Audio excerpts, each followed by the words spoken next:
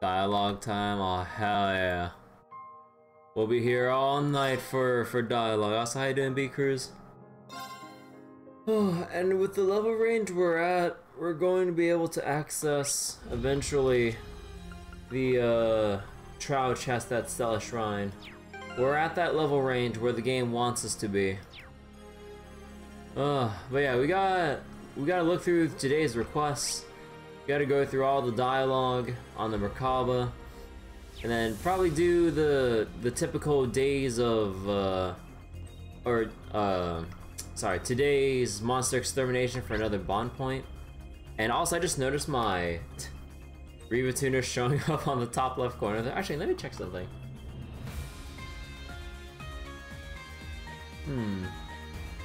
Yeah, usage is where I see it's at. Oh right, I think I have it as a startup with any game or whatever. Oh right. I think I have it as a global setting to have my hardware temps and power draw showing. Okay, so actually wait, we have like 5 bond points plus the extra one, so let's see. Juna, Duvalie, Altina, Alisa, Fie, Emma, and Ash. And bro, fuck, dude, we got 8, but only 5 or most likely 6 points to work with. And all 5 points that we have by default are just gonna be all for the bond scenes. Man, that's gonna be rough. And yeah, Crow and Duvalie could use like another star's worth of bond points each. And then Ash. Yeah, Ash is like 1 off from wrapping up there. Alright. Let's go take a look at this first.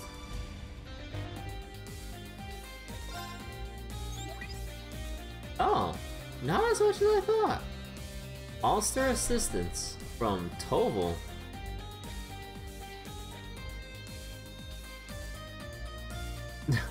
oh my god, this description here. I was originally supposed to tackle this request, but my plate kinda overflow with at the moment. You guys think you can check it out for me? All I know is that Kai and Tilly are having some trouble with an especially ornery monster over towards Ulster. I'm sure they'd be happy to see you again. Anyhow, Toval. And North Languedoc Canyon monster. Wait, Yidvanus? Yidvanus? Huh. Alright, so simple and north. Okay.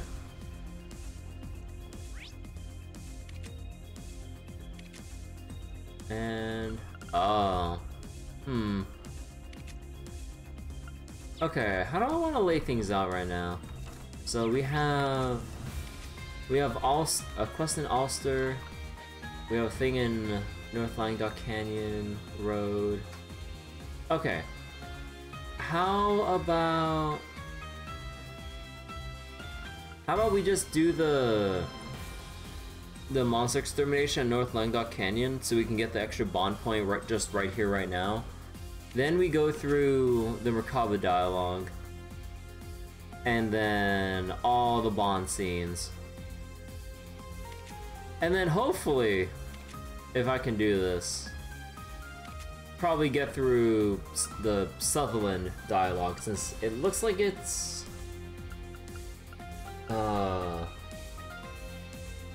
not as much as going through Ordis, Raquel, and Ulster here, that's for sure. And then Lee's is just Lee's is just a few places here, so that's not too bad. Oh yeah, wait, we gotta go do the trial chest as well for Gaius and Eustace.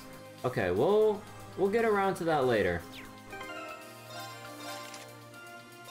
Oh, right. Oh, is Sharon? Wait. What the fuck? time the fuck out here. Sharon, you mean to say you've been trying to kick our ass with just tier 1 shit? What does Ouroboros even supply you with? Fucking beans for quartz? Attack 1, action 1, strike 1, EP 1, cavalry edge, tier, and cast 1. What the fuck?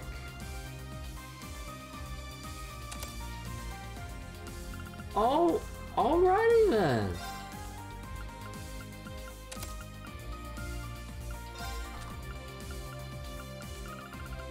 Novo gem it is.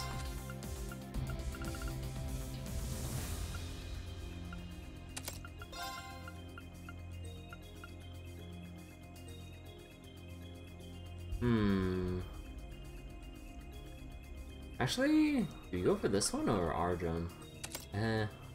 Maybe Argem?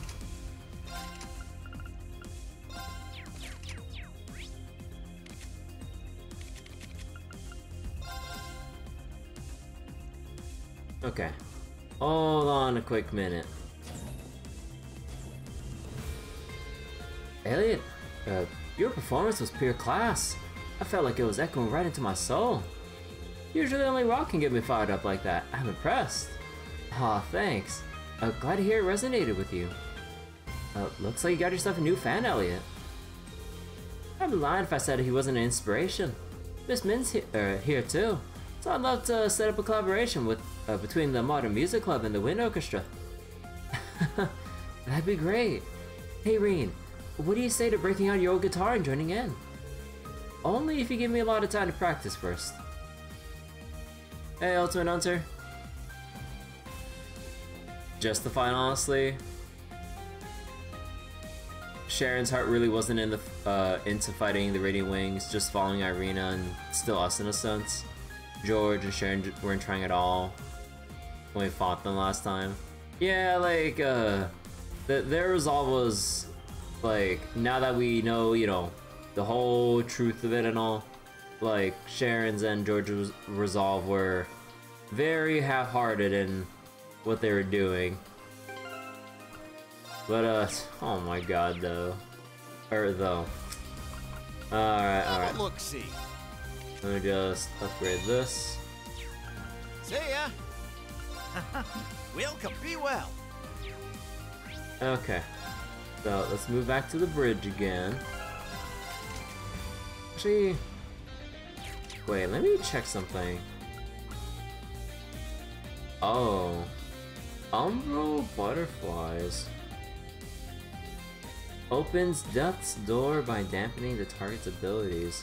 Knockout, nightmares, all stats down. Holy shit. Oh. Phantasma butterfly? 50% evasion. Recover craft points and health. Oh. Huh. Speed of movement down. Ah. Now I'm kind of seeing why they just defaulted Zephyr onto Sharon. Okay, you know what? If they want us to play like that, sure, we'll play like that. Wait, who else had Nightmare here?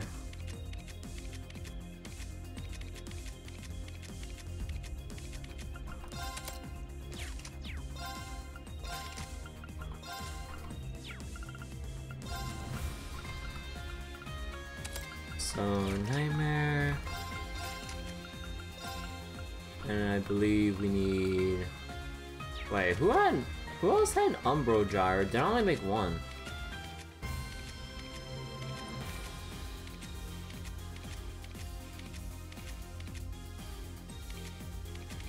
Oh, I only made one.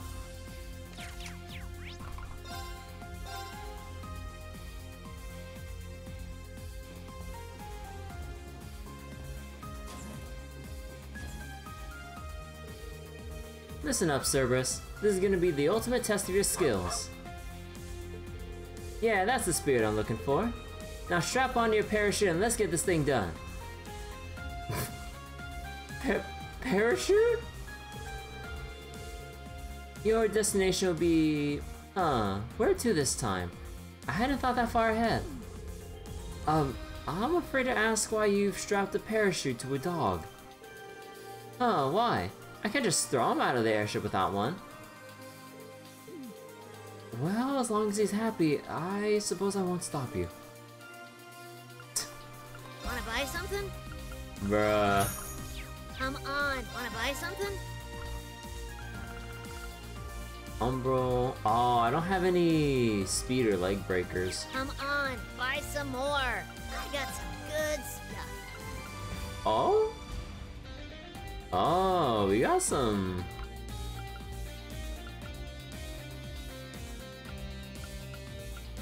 Let me see. Yeah, we can get speed improvements for a lot of people. Oh, and also, just everyone in general has... Oh. Oh boy. Done already? Okay, you know what? Maybe I'll get something else instead.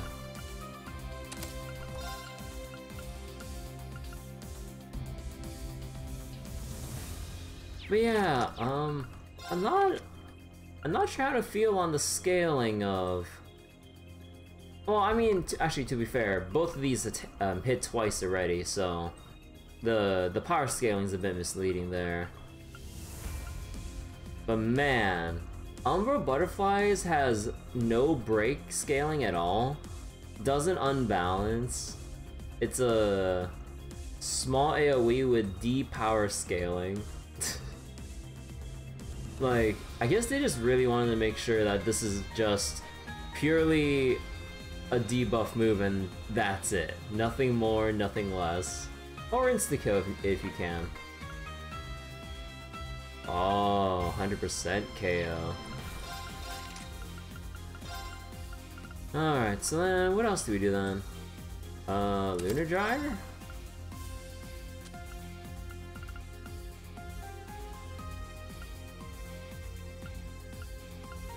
Refuse, Albion, eh.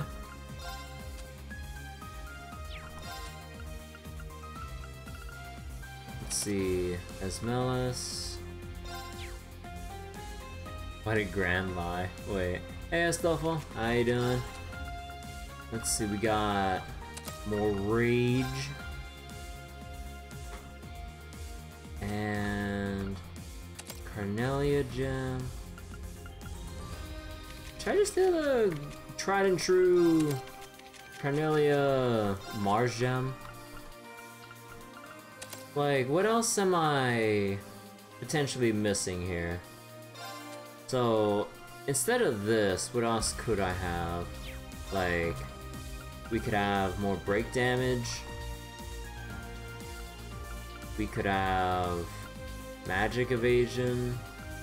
Magic evasion I'm not too keen on. Zeus for extra evasion, but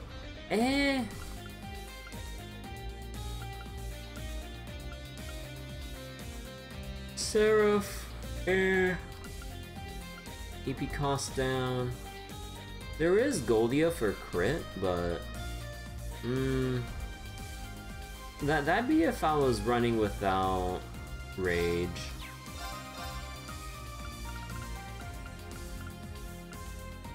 Arjum. And then there's Tamamo for Charm. Nah, I think this is pretty much what I want to run.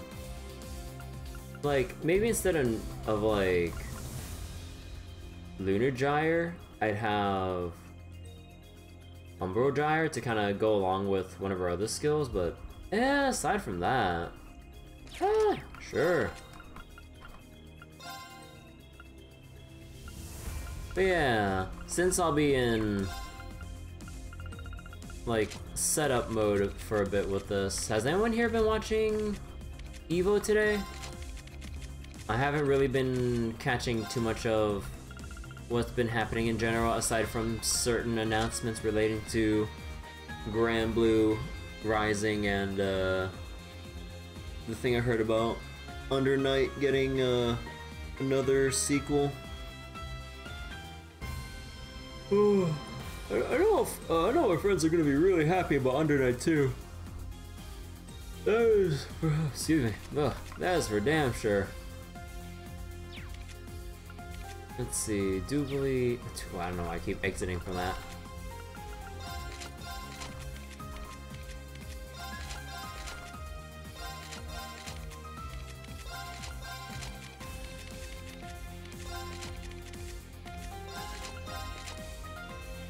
Under Night is indeed alive with re-recorded voice lines and much more. Yo, that's always nice to hear.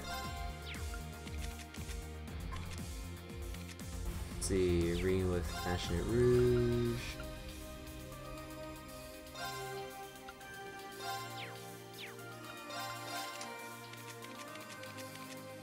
Let's see, Duvalie, Skanda, Rage.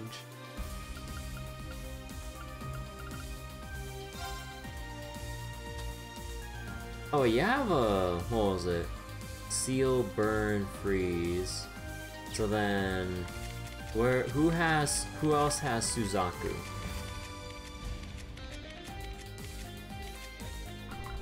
Ah, here we go.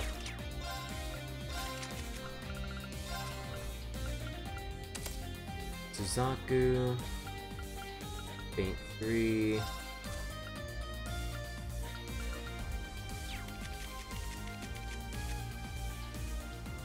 Carnelia or Mars?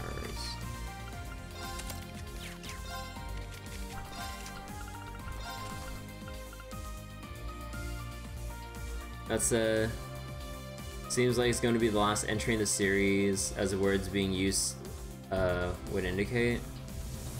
Be so short-lived despite. God, Under Night's been out for that long? Oh my god. Dang, I feel old. You know what made me feel old as well? Seeing the vanilla Marvel vs. Capcom 3 like cinematic trailers and shit. I looked through it when I saw a link of a collection of them. I'm like, damn, these look sick. And then it made me realize, like, man, it's been that long since Marvel came out, or Marvel 3 came out. I'm like, god damn. Oh.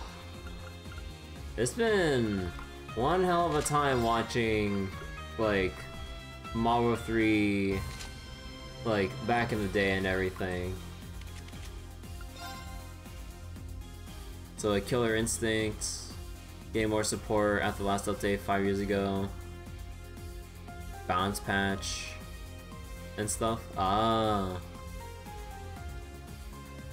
Under Knife, first arcade-only entry came out in 2012. Ah, Marvel 3 still looks good today. Like, there's still a big community behind Marvel 3 and stuff. People even rent PCs to have Marvel 3 installed on them, so people can play against each other, like, after organizing it on Discord and shit. Like, people still find new tech and stuff for Marvel 3, and also the modding scene is also kind of like keeping it alive with like cool characters, meme characters or whatnot. Like, my friend found a fucking Among Us mod for frigging Marvel 3. I'm just like, oh my god, why would you do this shit? I'm like, of course, dude, a freaking course. But yeah, let me see, what do I want out of these? Just go ham with this because I have Oberon, right? Yeah, just go ham with that.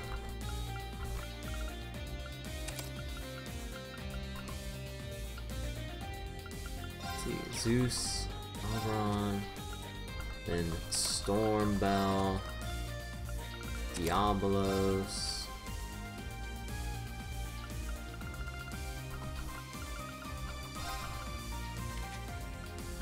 That's way too much overlap right there. How about Benver? I mean, you don't want to fuck around with Eustace. Like, he has some pretty good shit now. Parsec tourneys and all? Oh, yeah. The crewmate for Rocket Raccoon. Yeah. Oh my god, it's so dumb. Like, when you think about it, That's like a perfect mod replacement for a Rocket Raccoon. I'm just like, oh, I hate how much it kind of fits so much, dude. I hate how that fits so much. Also, I completely forgot to get new gear for everyone. Let's see. Oh yeah, wait. Actually, can I go to Play Small real quick? I need to convert my Mira.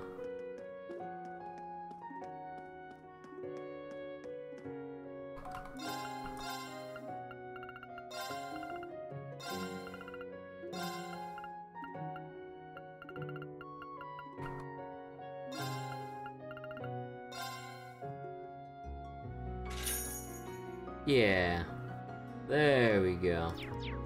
Oh, a lot more money now.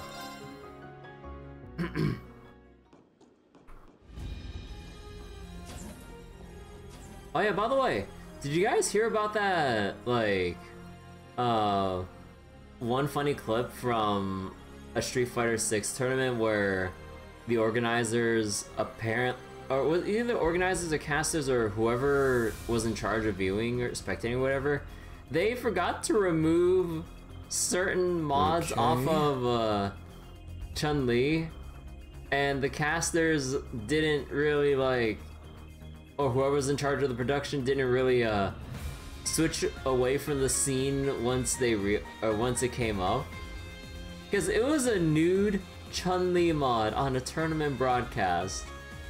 Like, bare nips and everything for that. I'm just like, oh my god. And the funniest thing was, like, what was it? The funniest thing is that, like, no one did anything for like the first several seconds of the match. So there's like no panic immediately. I'm just like, oh my god, it was so dumb, dude. Okay. But yeah, dude, the freaking horny mods that people have for Street Fighter 6. It's so hilarious. But yeah, like, I remember one of my friends tried out one of like the lewd mods or some shit for Chun-Li or whoever else he tried out. Eventually he just went back to vanilla or maybe a different mod because it ended up getting too distracting. I'm like, gee, I wonder why. I got some good stuff. Ooh. To music, alright.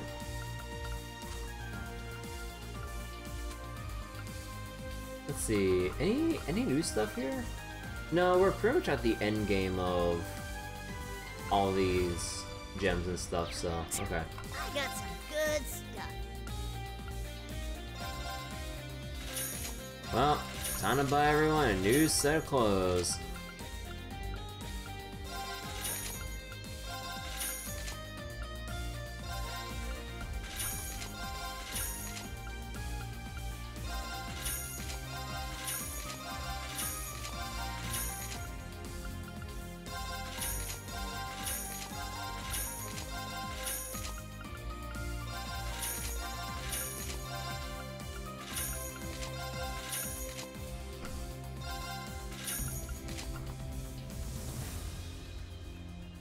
Actually, how much is that?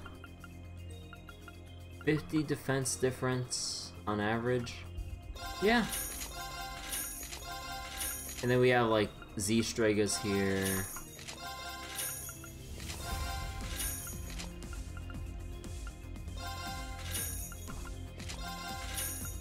That's like leaving the XXX channel on last when hosting a family dinner for Thanksgiving or Christmas. Oh, you know what's always funny to hear about? Those stories I always hear about people's Bluetooth connecting to like some families like or what was it? Like people's Bluetooth connecting to like the family or home like Bluetooth speaker setup or TV or whatever, and then it just blasts like full on pornography in front of everyone, and I'm just like, wait, why am I not hearing it from my phone? And then the realization just dawns on the person whose phone that came from, and it's like, wait, why do I hear it outside? Oh my god! I'm like, oh no.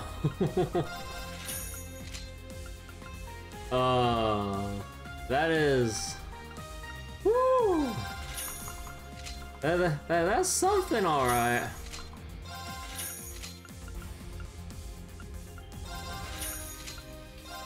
That was gonna be one really awkward thing to explain, that is for sure.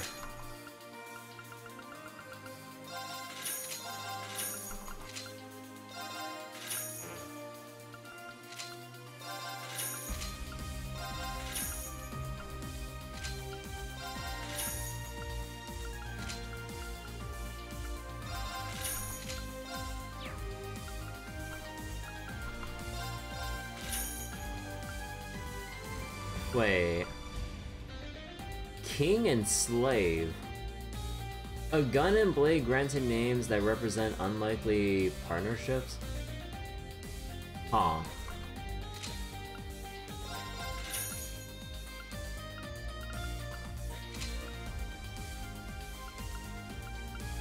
Come on, buy some more.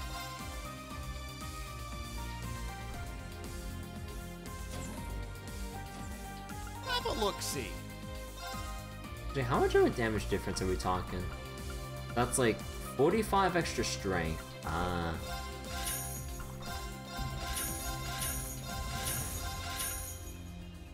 Oh, I might not. Oh, I'm not gonna have enough for everyone. I only just realized that. Okay, hold on. Wait. King and slave, queen and empress? Symbolize a noble-minded woman who is deeply conscientious of others. Aww.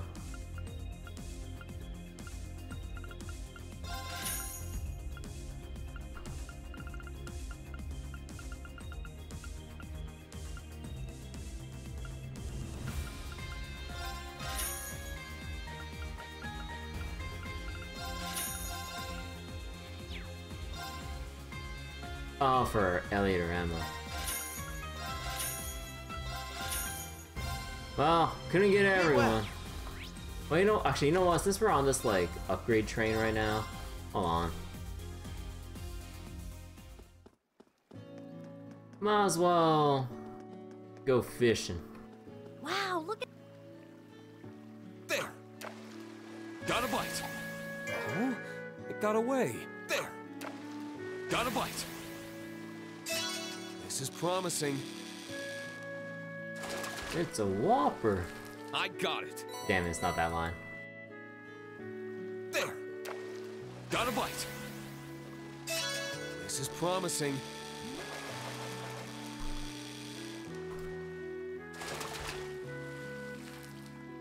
It's a whopper! Oh, he said the thing. I just need a couple more. Got a bite! That's a snow crab. Got away. There! Got a bite! Another snow crab. Got away. There! Got a bite! That is definitely not a snow Got crab. away. There! Got a bite! That is not the quicksilver. Got away. There! Got a bite! Oh my god, come Got on. away. There! Got a bite! Huh? It got away. There! Got a bite! Huh? It got away. There! Got a bite! This is promising.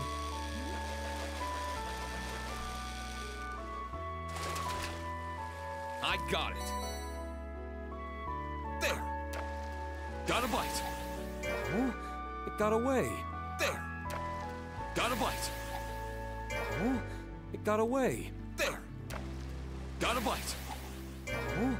It got away. There! Got a bite! Huh? It got away.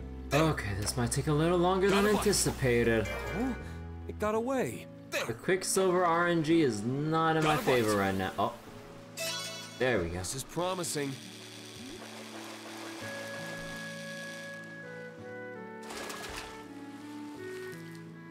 I got it! There! Got a bite! Huh? It got away. There! Got a bite! Nice.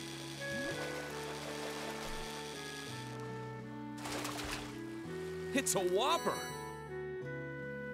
There. Got a bite. Nice.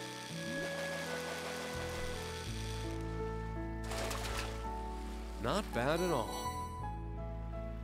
There. Got a bite. Oh, it got away. There.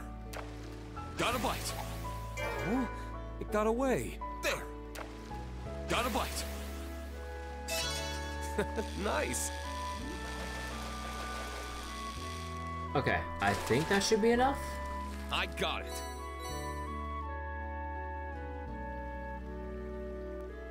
Oh, goddamn! I keep forgetting you can't. Ah, get me out of here.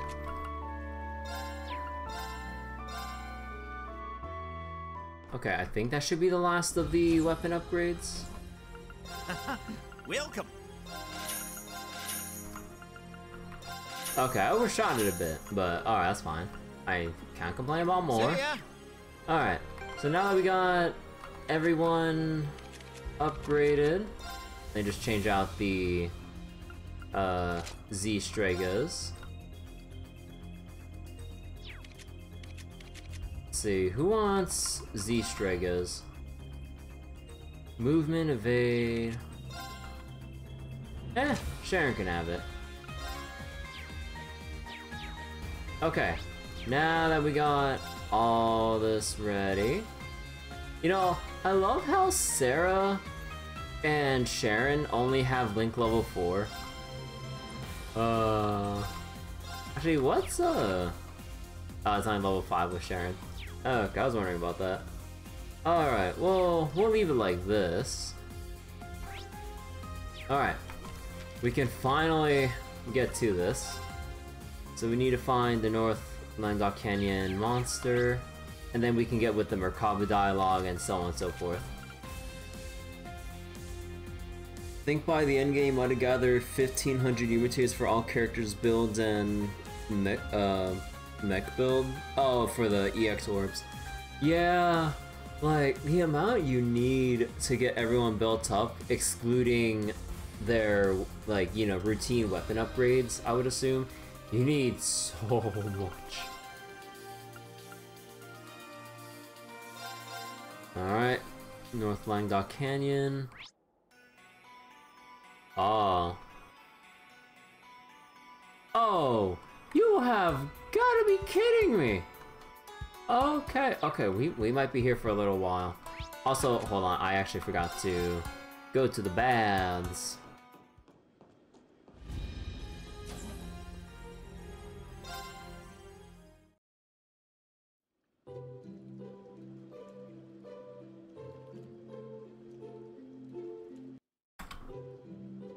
Whoops.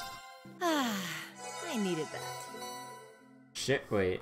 Sharon, Alisa's, and Alphin's bathing clothes. Alright, now we go.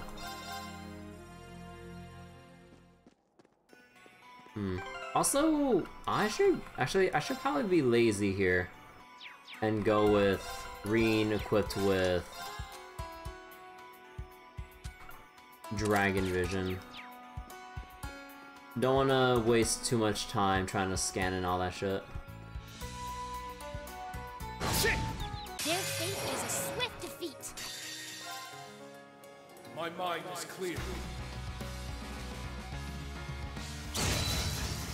All right, nice work.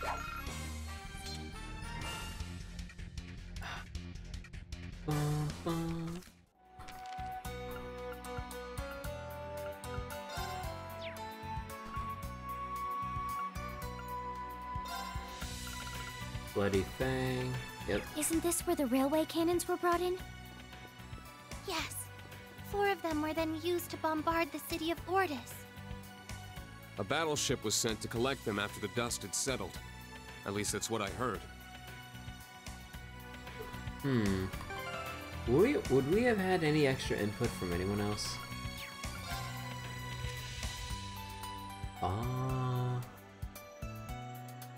Maybe not. Hey Mel, how you doing? There! Now's our chance! Death Stench. Wait, what name is that?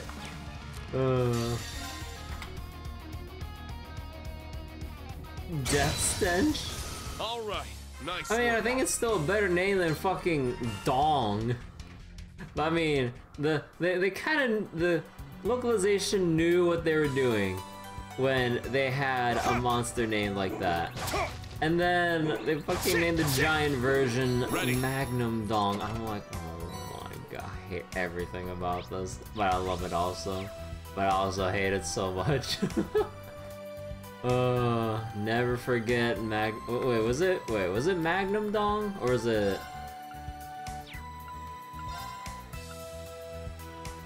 Yeah, Magnum Dong. Classic. Thanks, I hate it. Leave, the enemy is strong. Please brace yourselves. Light the way! Noble Arc!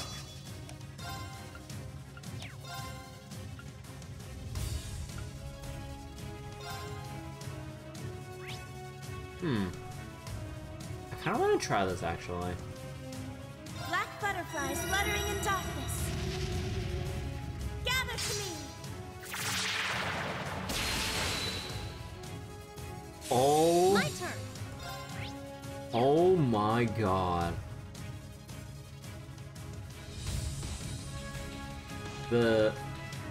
Holy shit. Yeah, that ability is so good. Like, forget the damage, like, alright then.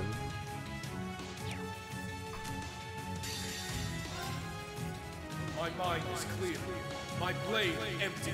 Okay, can Reen do enough damage while their defense, like, while they have massive defense down?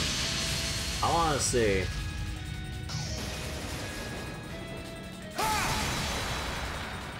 Action slash. Swing and lead.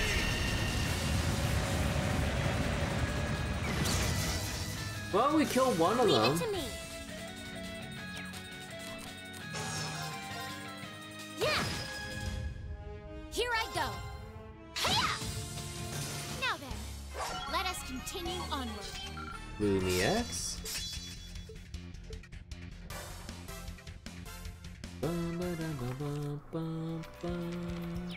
Wait, whoops.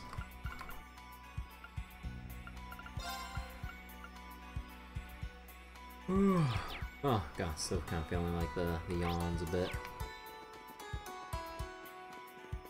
Shit! So who's this for? Alisa Sharon. Oh. Okay, we'll do that after the extermination. And once I, you know, go back to the baths for refilling brave points and everything. Shit! Ready.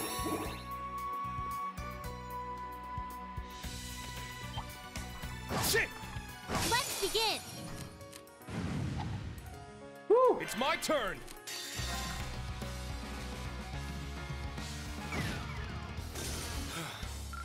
Everyone okay?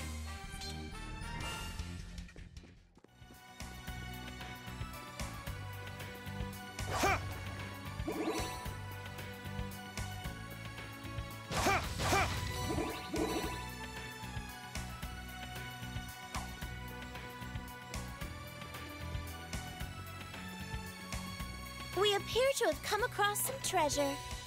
Nightmare 3. Alright. Shit!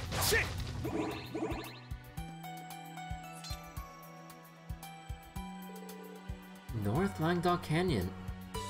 We didn't get a chance to really take in the scenery when we were here last. It's pretty breathtaking.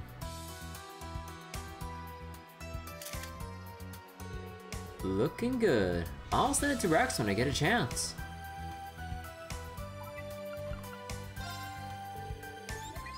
Hey, how's it hanging? Let me take a peek at the goods. Whoa, not bad. Here's a little something for your troubles. Of Lucy. Oh.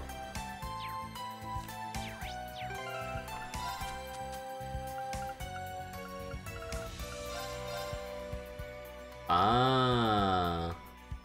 Cute. Wait, who's the Bengal for? For music. Ah. You know, I want to bother going for the spider again? Probably not this time. Daunting foe. Let's test our might. That's our monster of the week here, huh?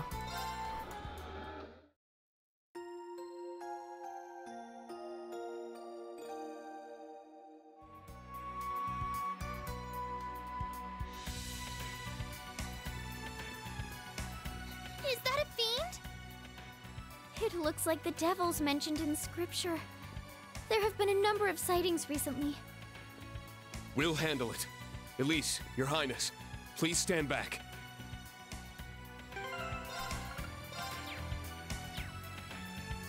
Looks like a toughie. Stay on your toes. Man, I forgot how that has multiple hits to it.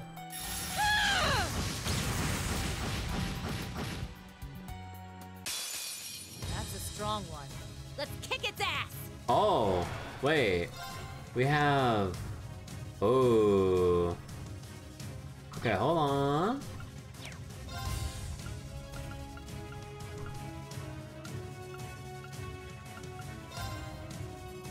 Light the way! Noble Arc! Oh, wait. We have the... Oh, we have the enemies to scan here too? Oh. Wait, actually, it might summon more. Okay, hold on. Because, actually, wait. Do we know how much? No, we don't know how much sympathy it would give. But... Okay, how about we do it like this? Time to get a little serious.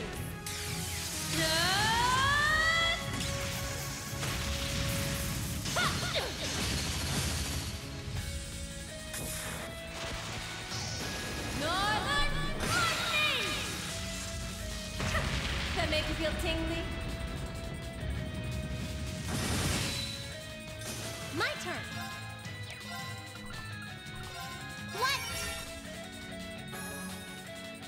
Here I go. Yeah, you have to resummon your ads. I'm mostly sure you'll resummon them. So wait, burn, seal, freeze. Seal's like the best chance we got.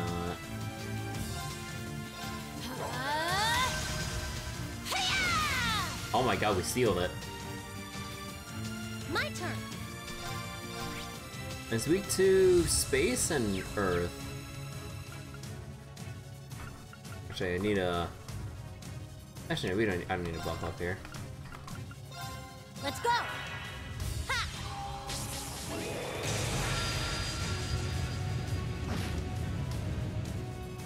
Here I go. Ha!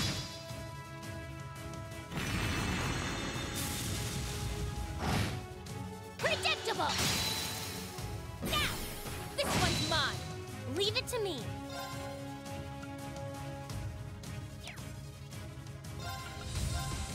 What? I got this. Ha! Very well.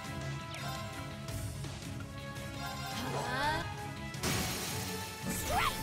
This one's mine. It's my turn. How does this suit you? Now! It's mine! Leave it to me. Let's go! It's my turn.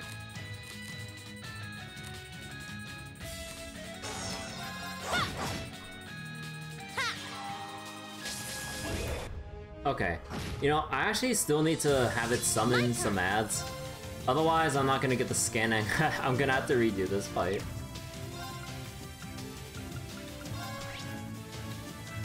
Oh, Skanda Gem. My duty calls. Hiya! Now! It's mine! It's my turn.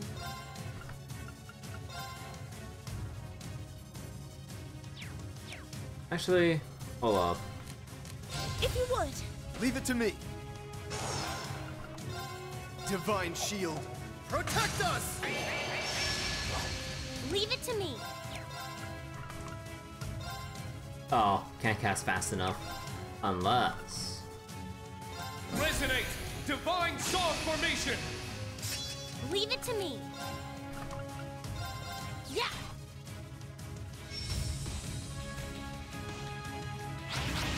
Oh! Oh, you did summon... Oh! Oh! There it is. Here's our chance. There! I got this. Okay.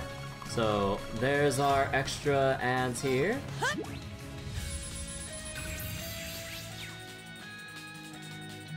My duty calls. I leave it to you. Leave it to me! Light the way! Noble arm! I'm up! My mind is clear. My blade empty. Now!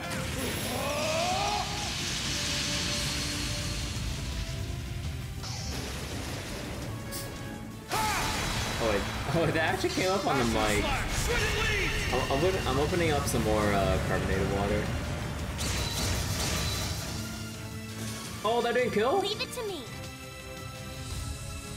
Oh shit. Will it kill? Yeah, it doesn't. Well, we did break it for the extra Skanda gem though.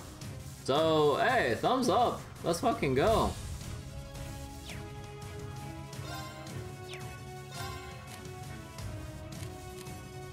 Sorry. Leave everything to me. Actually, wait, I'm curious. Ha! This is our chance.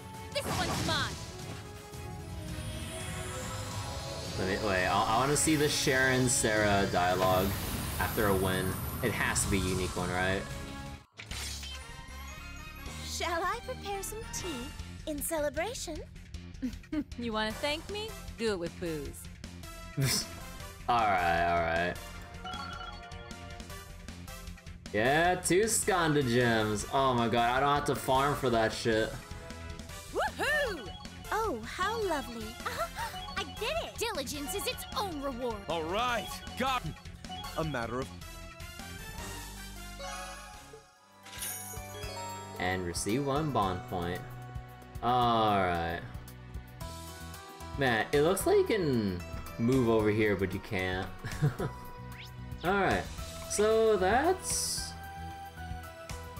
You know, for a whole new area here, this is like... Well, okay, not whole new area, given, you know, the railway cannon situation and all that. But like, it's kind of expecting, maybe more than just like a few strings of monsters every so much here. I mean, actually, to be fair, what else do you really do with this area? But yeah, okay, we got our monster extermination thing. Now we get to the reading. After a nice bath.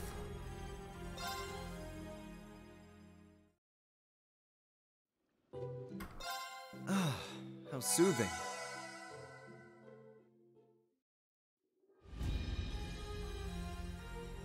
Oh yeah, need to make sure I don't delay on this anymore, but let's go give the gift to Muse. A bangle with beautiful, delicately engraved flowers. Well, you certainly know how to charm a woman with such a lavish gift, don't you, instructor? I picked it up thinking it suited you.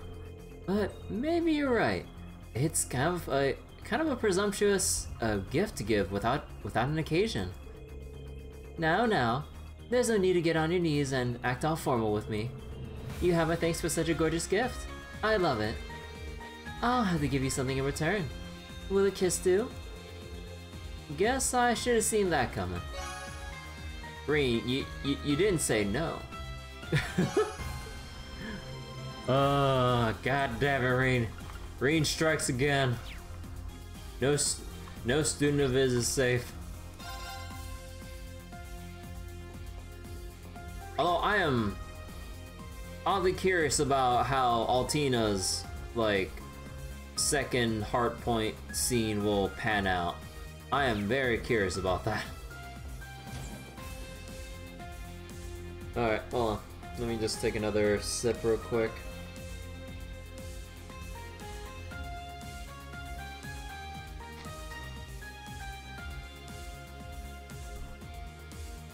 Alright. Let's get started with the front here. Crossbow's up next, huh? I hear Zin's operating in Altair these days. Yo, Zin! Altair is about as west as you can get in Calvard. Not too far from Tangra Fortress. If not for the border being what it is, I'd love to go say hi.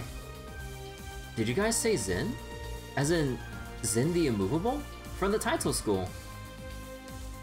Good evening. Hey, Say, how you doing? Yeah, I'm pretty hyped for Grimnir getting represented in Grand Blue Rising. I kind of wonder, I really wonder who they'll choose for the eventual Six Dragons,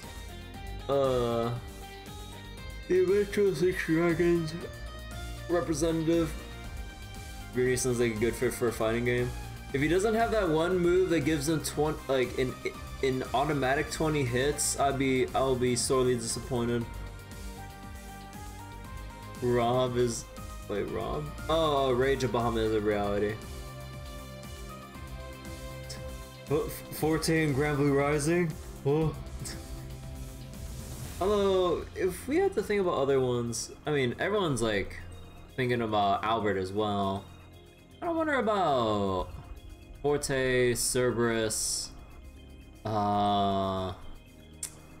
not that familiar with Rage of Bahamut in general, but who else does that open up?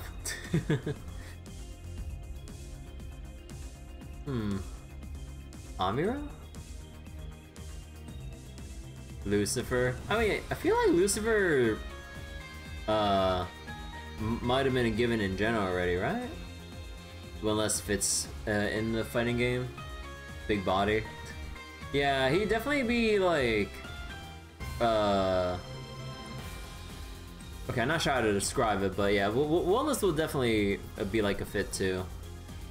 Out of personal bias, Fedio.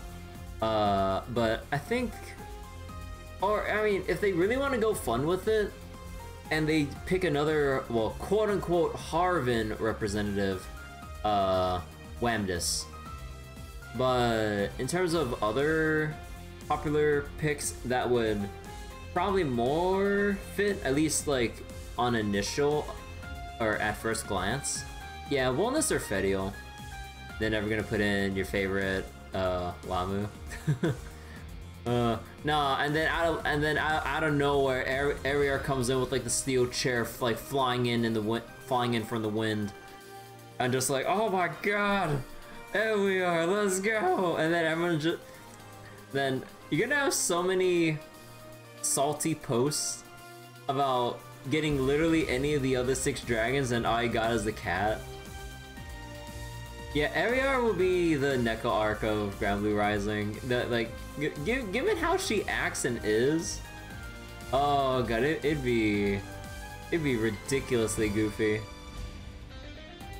But yeah, no love for a boy Luo, or also no love for Galleon apparently. Although I'm not sure about how Galleon's thing would be in how Galleon would be converted to Grand Blue Rising. I don't wonder about that. But yeah, if I had to put like my top 3 bets, probably like, I think Galleon's the second most popular. Yeah, I mean Galleon's like my second favorite out of the 6 dragons as well, for obvious reasons. But yeah, I think like my top bets on who would actually make it in order of like likelihood, probably Wilness, then Fedio, then maybe if they want to throw us off or throw us for a loop, then Wamdis.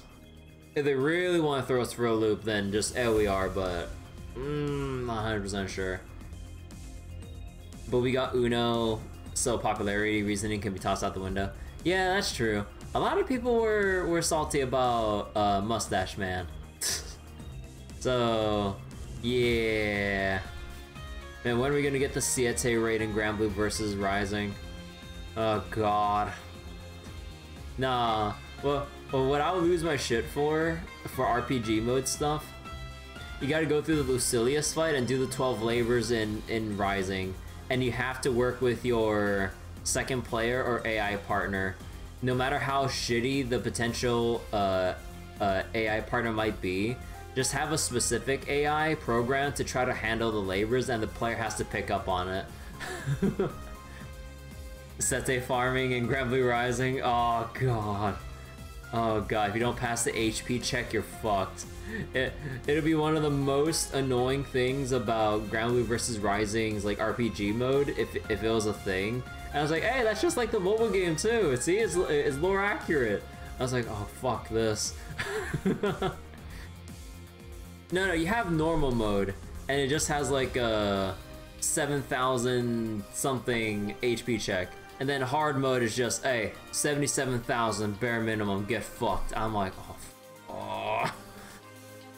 Granny's getting a blue skin.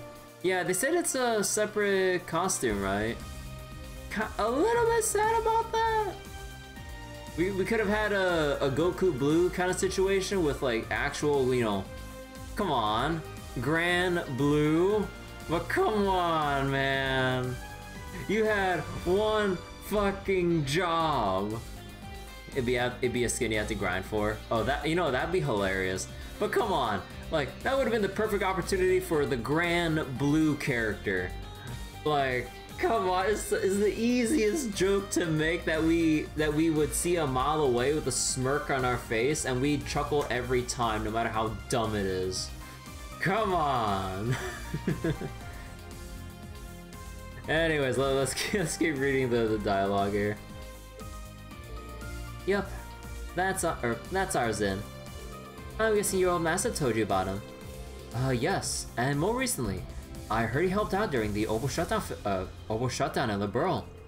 He's supposedly a master of Taito martial arts, and one of the most powerful bracers out there. That's right. He's even stronger than A-rank bracers A-rankers like me and Agan and Shara. The last I heard, he was working with Estelle and the others over on the Calvert side of the border. With things the way they are, I doubt he'd be able to enter Erebonia anytime soon. Man, I want to see our boy Zin again, man. Well, I'm gonna have to fucking wait for either Reverie or Kuro no Kiseki to see him again. Oh, come on. I want to see our boy one more time. So I played Grand Blue versus Fall Guys to grind for gold bars on Sunstone. You know, that'd be so hilarious if part of the costume grind, or what was it? If you had to grind for the costume, it'd be so hilarious if you had to grind out the Fall Guys mode. Oh god, that'd be hilarious.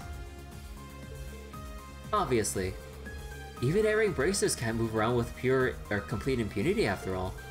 But just the fact that we have allies we can count on in the Republic is something to be grateful for. Yeah, there's that. All this has got me thinking. How are things between Zin and Kilika these days? I think you probably know more about that than me. Zin never tells me anything about his personal life. A lot of this is going over my head. That's life, I guess. That's life for anyone who's even thinking about skipping parts of the Trail series and going straight to Cold Steel onwards. I was like, Zin? Kilika? I was like, who this? Meanwhile me, where's our boy?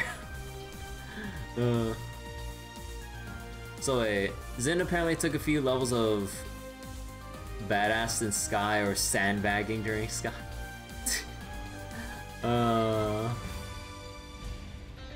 But yeah, like, I remember I didn't really, or actually, I don't remember how Zin was in gameplay for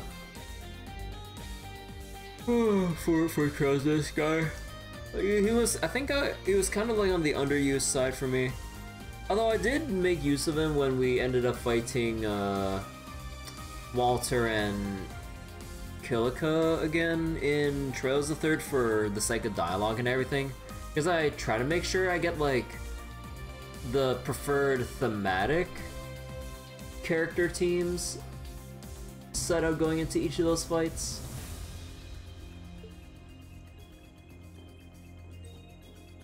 Oh, whoops. What are you up to, Gustav? Maintenance? Yeah, the military finance guys and gals have plenty on their plates, so I thought I'd take care of that for them. Besides, I might get put in charge of the artillery. You never know. I may as well tool around with the equipment and make some tweaks now. Sounds like a good use of your time. He may be in combat tactics, but Gustav really lights up when it comes to tasks like this. He's a natural. I've always liked fiddling with machinery. Since I rolled out Thor's, my interest in engineering has only grown. I have Pablo and Miss Mint to thank for that, no doubt. Gustav too. Also, wait, other people have updates, right? Or did I read them before? Skilled engineer. Though combat tactics is his major, Gustav has also branched out into military finance and engineering, thanks to Pablo and Mint. Okay, we good here. Crossbow. It's been a while. If the circumstances were different, I'd love to perform there again. And what, have Jingo kick you off the rooftop? Sounds like someone's pretty taken with the place, huh? Huh, Your Highness? I still remember that time 2 years ago when you charged into that jazz bar and started playing the piano.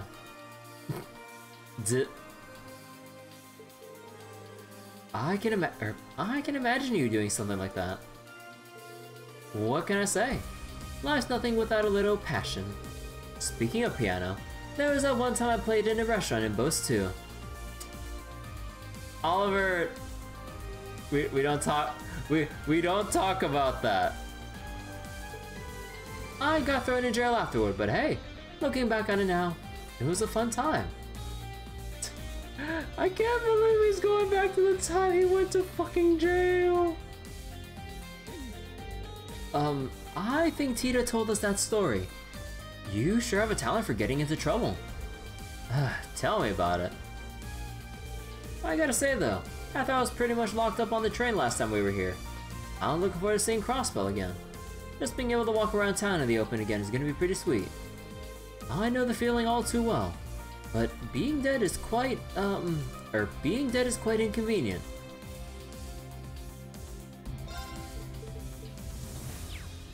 Alright. Alright, right, Yuna's right here. Alright. More dialogue from... Okay, you know what? Just so I won't forget or have to search again, I'm just gonna accept the side requests as I see them.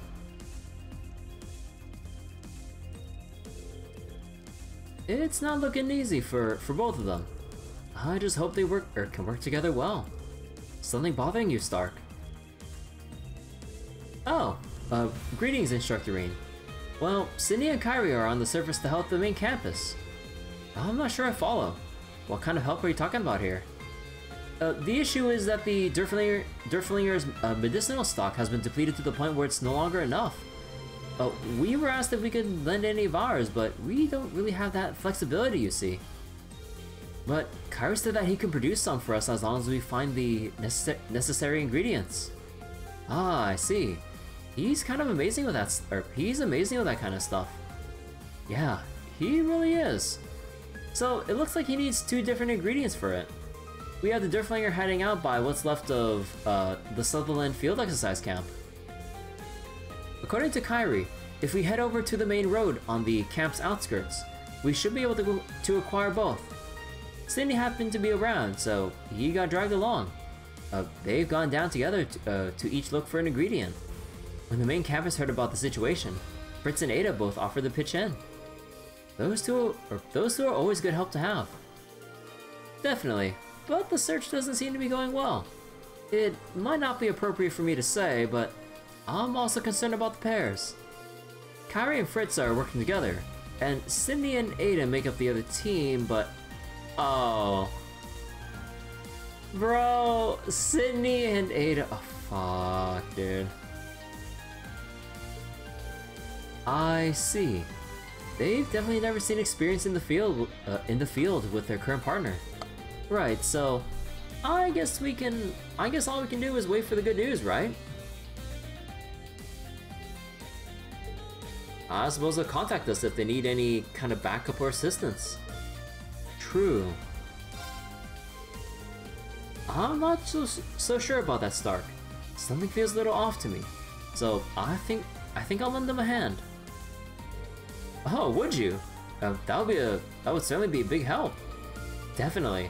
I don't mind at all. I'm free right now anyway. What are they searching for right now? Well, Kyrie's on Hommel Road and Sydney's on Palm Bay Road. Thanks again, instructor. I'll get in touch with both teams as a precaution.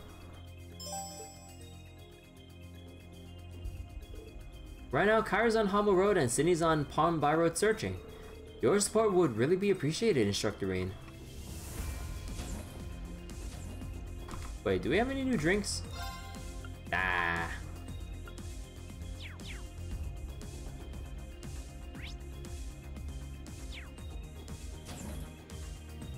Oh. Huh.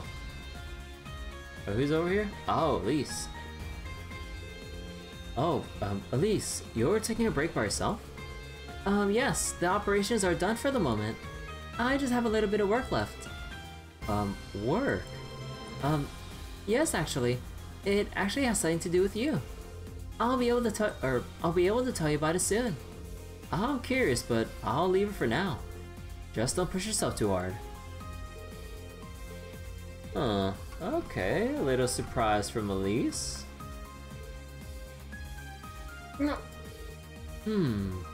Interesting. Huh, pretty good, right? Oh no.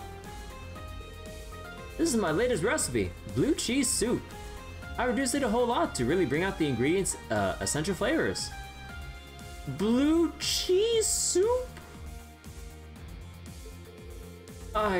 Well, listen, I've got nothing against blue cheese in itself, but getting it in such a concentrated form is a little overwhelming. It packs a real punch, that's for sure. I knew you guys would like it. It took a lot of work, but knowing it measures up to Class 7's high standards makes it all worth it. Okay, that is absolutely not what I said. I'm getting some serious deja vu here. Blue cheese soup? Fermented foods have been are a big part of Nord cuisine, but I never encountered anything with a smell this pungent. Still, you can't knock it until you try it. I'll just have to let my taste buds be the judge over my nose. On another note, I've been meaning to ask, do you play Palm Party, Reen? Ah shit, let's go. Yeah, wait, don't tell me you do too.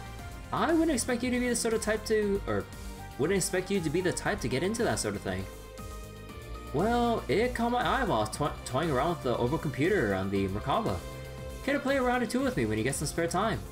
Sure, that'd be fun. Alright, we gotta fight. Wait, so Gaius is way down on the list of opponents. He's gonna be pretty good. Ugh, since I've gained a taste for alcohol, I'm starting to like blue cheese to an extent too. But even then, the soup. Haha! I knew a person of discerning taste like yourself would appreciate it. Hey, what can I get you today? Hey, what can I get you? Come on, you've got good taste. When did I get this many snow crabs? Oh no, maybe I've always had them. Come again. Alright. Let's get this started. Palm Party. Okay, hold on, let me readjust my seat real quick.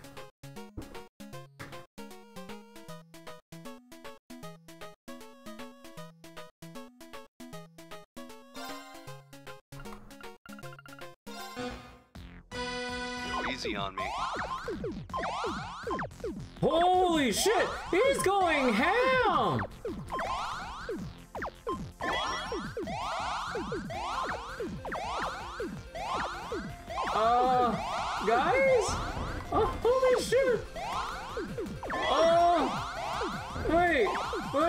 spare me real quick.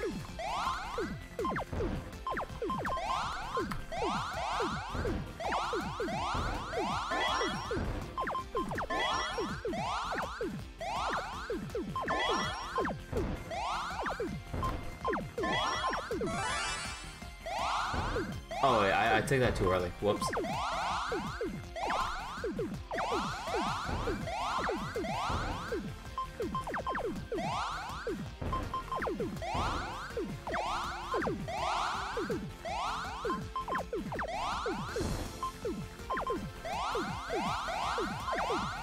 Oh my god, he's getting ready for the kill! Oh shit! Oh wait, oh fuck. I had the win. I pressed the wrong button too. Okay, I mispressed as well. I was supposed to flip it. Also, wait, I can't pause that, I gotta sneeze. Oh my god, excuse me. Wait, bro, hold up. Wait, give me a break here.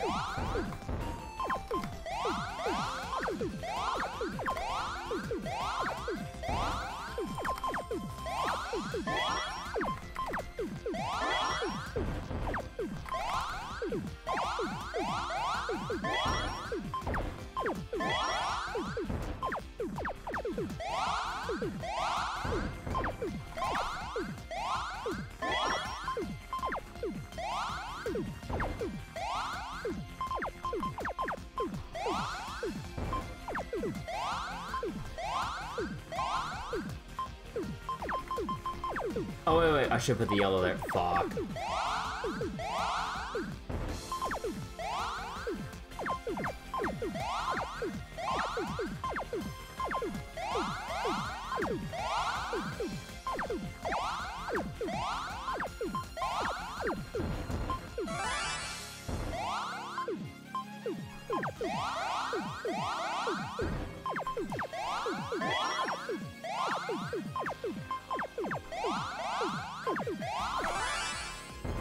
Well played. Oh.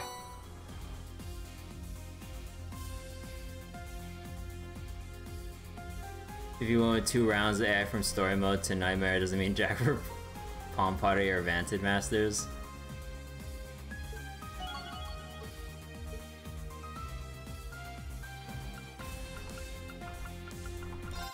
Okay, you know what? I want to go again. Best 2 out of 3. Easy on me. Go easy on me, he says. The gall of this man.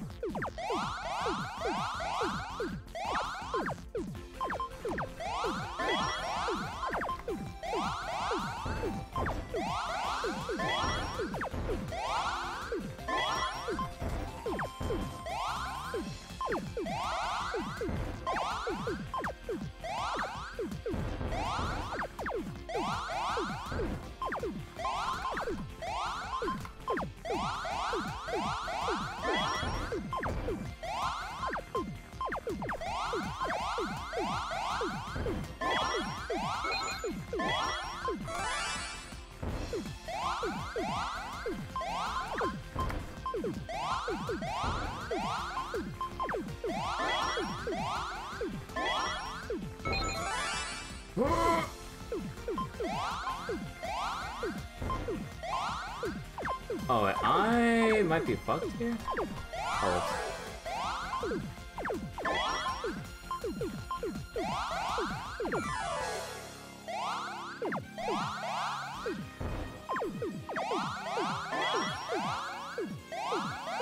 Oh my god, is he chaining shit? Oh fuck. Oh wait, I should have done the other way around. Fuck. Oh wait. Oh, the RNG.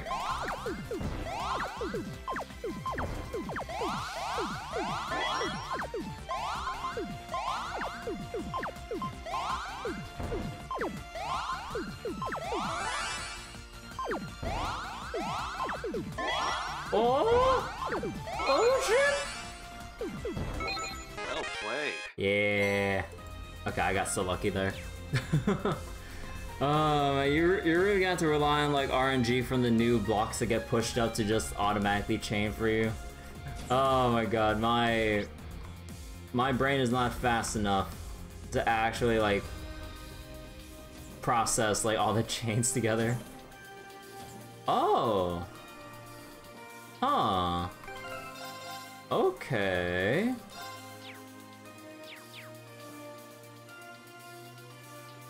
Huh. 104 military combat maneuver 22. Plunging slice. How am I supposed to improve this attack? And this isn't the only one giving me trouble. Why the hell is it so difficult? Like I've said a million times, you're overthinking things, Wayne. It's not just recreating how a move looks from the outside. You need to grasp the logic behind it. Not that I'm in a position to offer much advice. Jessica, Wayne, hey, getting a bit of training in. Instructor Reen. We are in a certain sense. I've asked Jessica to observe me right now. Even though I know she wants to focus on her own training. I'm sorry, Jessica. I'm being selfish.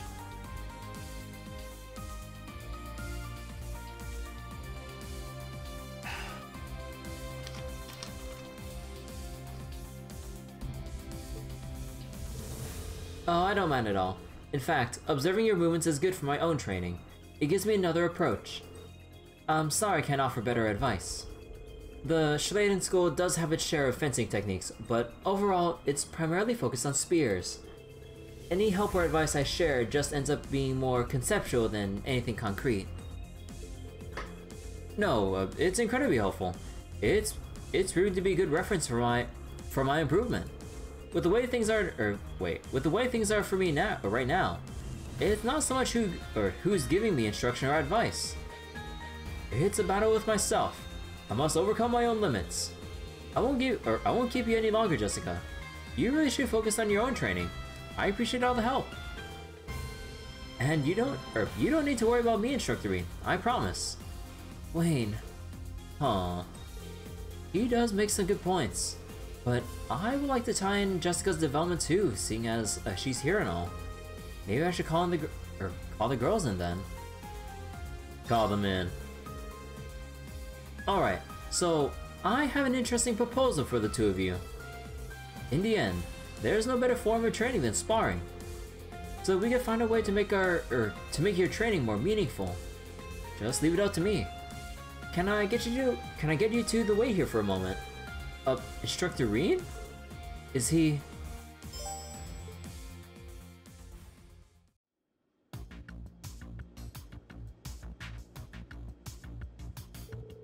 how the hell did I wind up here? Duvalie. Huh, you grumbled, Duvalie, but you were kind enough to help out in the end, were you not? I just thought it would be good to get in, or get some exercise in. I'm just here for my benefit, that's all. Instructor Reen, what's... Laura S. Arcade and Duvalie the Swift. Does this mean that you're going to have a spar? You got it. You and Wayne are going to fight as a team. That's... I'll finally have the honor of seeing your Schleiden School techniques from up close, Jessica. One of my dreams have come true. Thanks to you agreeing to be involved. But what's with this arrangement, Instructor Reen? Your 104 military combat fencing techniques adopt the various forms of the Arcade and Vander styles. And Duvalie's sword technique, the basics of which she learned from the Steel Maiden, shares many points in common with the Arcade style. You'll find much more to learn from than my 8 leaves 1 blade style. And the same can be said for Jessica's Schleiden School techniques, of course. Yes, that's exactly right. That makes sense. So this is probably the ideal type of training for us. It seems like a real challenge, but that just means it's truly worth doing. Huh, let's get started. I won't be going easy on either of you. Nor I. I want to see both of you reach new heights. It'll be the groundwork for your future development. Yes, ma'am. Understood. Now draw your weapons. Show us the strength that dwells within you. Oh my god. I don't have items? Oh! Oh! Oh no.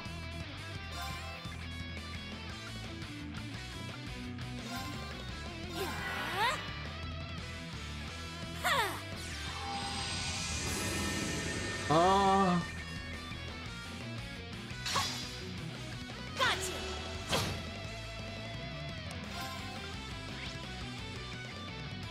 All right.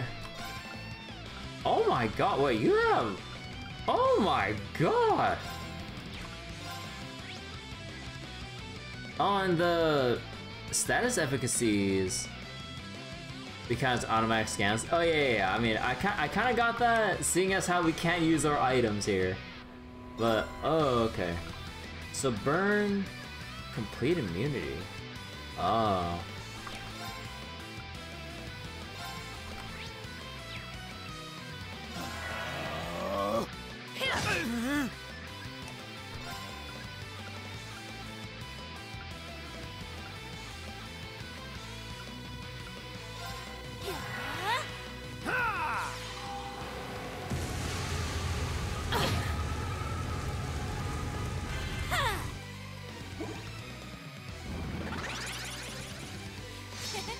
Try and see through this. That'll be good. Or mine! Or mine! Oh boy, okay.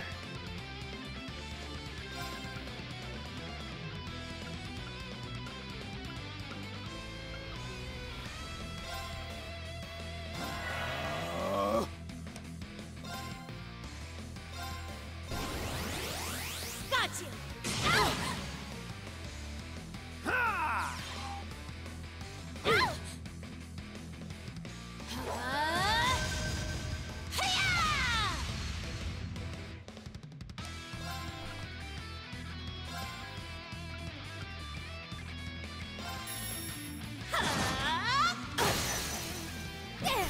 Oh, I should have rushed. Fuck.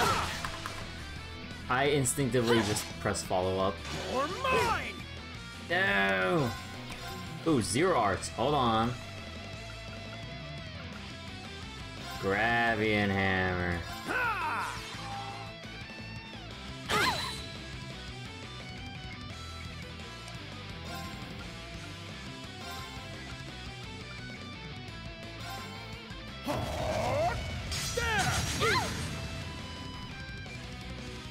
Azure Cleaver. Oh. Now.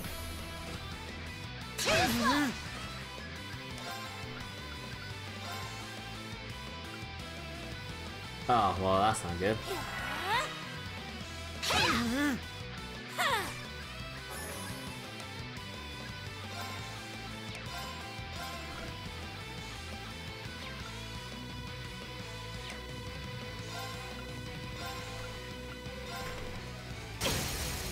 Or mine! Jessica, help me!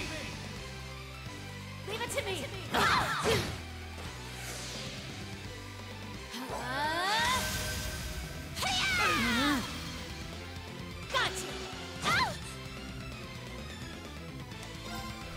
You know, she needs to reapply this.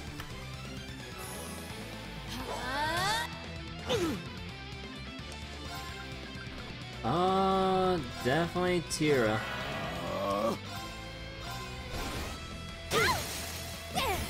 Let's go, Ron.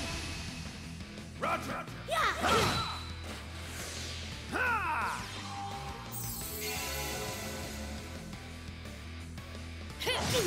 Oh! It's off balance. Too slow.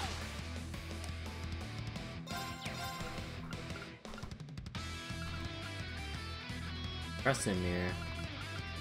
I'll go with this one. We need strength up.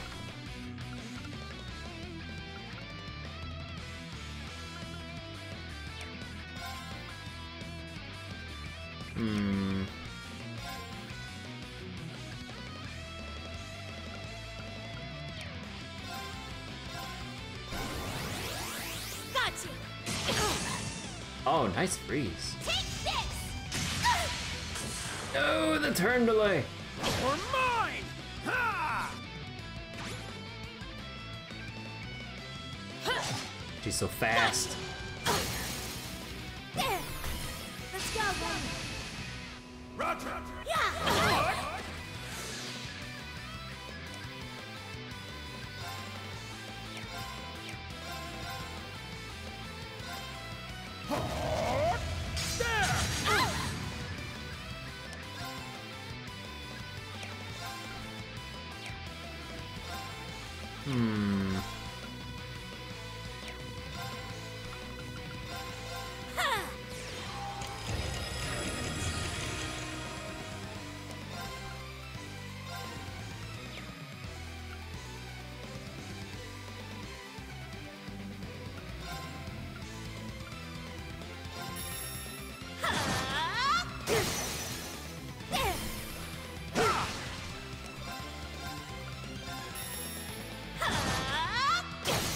There we go. There! Let's go, then! Roger! Oh, I was hoping to done. get both of them I'm at the same impressed. time. Or mine! There we go. Ah, Impressively done. not too bad. That's enough.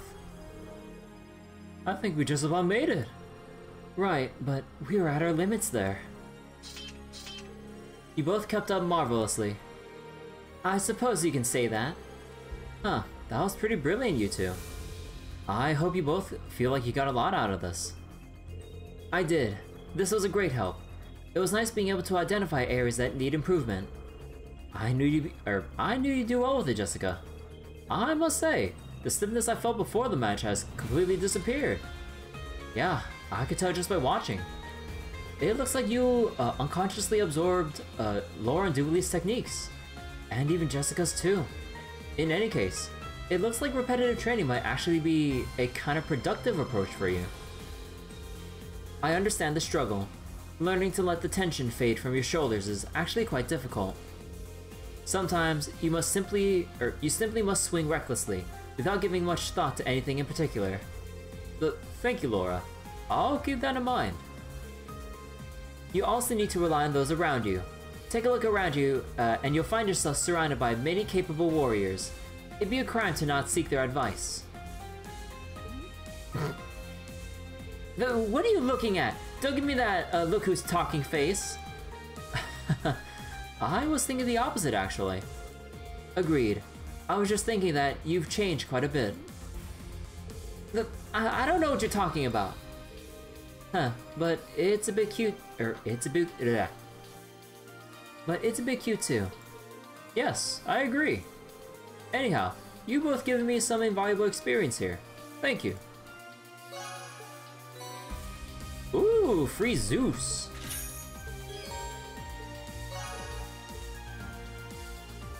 Wait a second. Oh, the battle training. Oh, we have the type 2s at this point. Oh. We'll stay here a while longer to cool down. I feel like I learned a lot from that match. Huh. You did a good deed today, Instructor Rain. Thank you. I actually find it quite difficult to avoid thinking about how to move.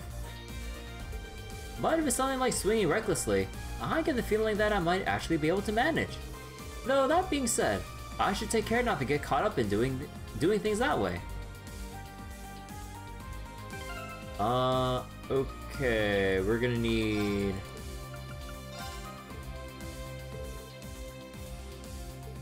Yeah, okay. That's a strong one. Let's kick its ass! Oh wait, our brave. Okay, wait. Now, Wait, hold on. Actually, wait, what does Jessica say if we abandon this? Yeah. Because wait, I need to refill my brave points if I want to try to burst down the Sleipnirs. Also, this gives me a chance for another water break. Hey! There's Oliver.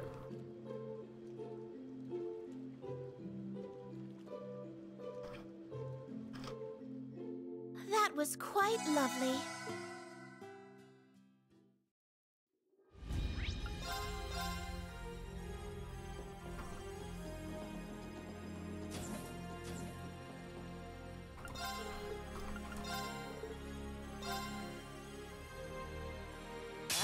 strong one.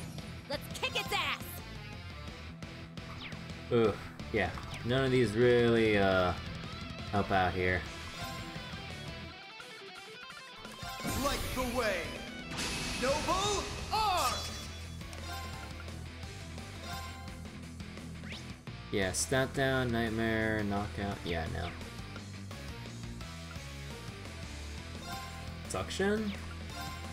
Eh. Here I come. Shadow Stick! Now! This one's mine!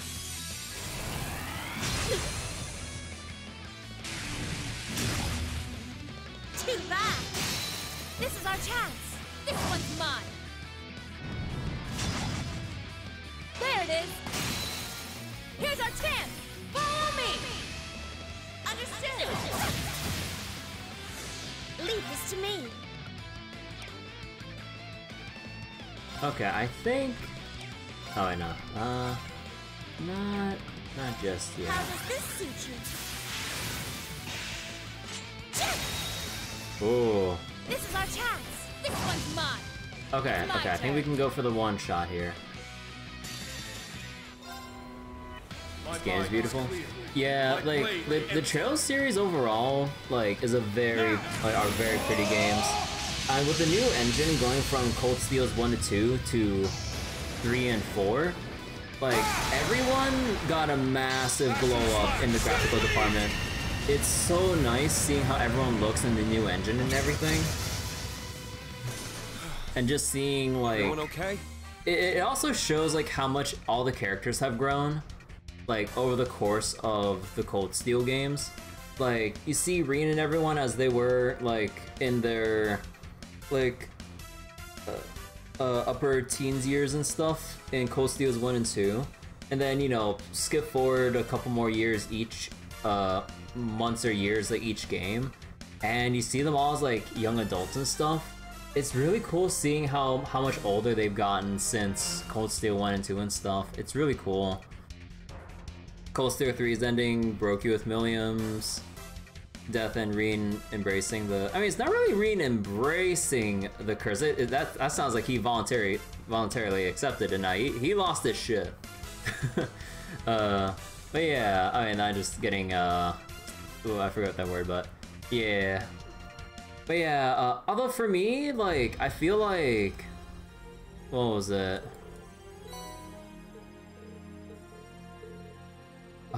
What was it? Like, I had my 2 cents about the ending for Cold Steel 3 in general. Like, it would have been nice overall if they haven't, or if they'd actually, like, slowed down the pacing, because everything leading up to the big fight at the center of the Grawl, everything was happening way too fast. Like, with, you know, the Courageous and all the big fights between everyone. Milliam rushing in to, like, sacrifice herself to protect Altina, and then just everything. And then the Trails tradition of, like, somebody triggering the biggest fucking cliffhanger ever. I'm just like, oh, you gotta be kidding me. But, like, I mean, overall, like, I'm okay with the events themselves, but again, like, it's just like, just how fast that pacing was at the end just was really jarring for me. After that, the beast had no chance. Oh yeah, for sure. That holy beast was pretty screwed. Discord. Actually, I actually have it on. I think I have it on this command. Yeah. He set up a bit of a different by using the tilde instead of the exclamation mark Okay. modifiers or whatever. But yeah, I don't really advertise my Discord too much, but if people do want to find out about, or do want to join in, then go ahead. The Discord's like relatively small and all, so we just kind of like chill and kind of, what was it? Like, just chill, maybe like share some funny or cute pictures or whatever of, like, you know, anime stuff, or just talk about game stuff in general. A good amount of us play gacha games as well on Discord. I think at the moment right now, most of us are pretty much playing Honkai Star Rail. We still do play, or well, at this point, just mainly me that plays Grand Blue still. There is a section for Fate Grand Order, though it's been relatively inactive since not many other people really keep up with FGO besides me, keeping up with the story updates from time to time in FGO and the events as they come up. Hey Juna, how's it going? At least I didn't have to wait to play Cold Steel 4 like people did when it first came out. Had to wait 5 weeks.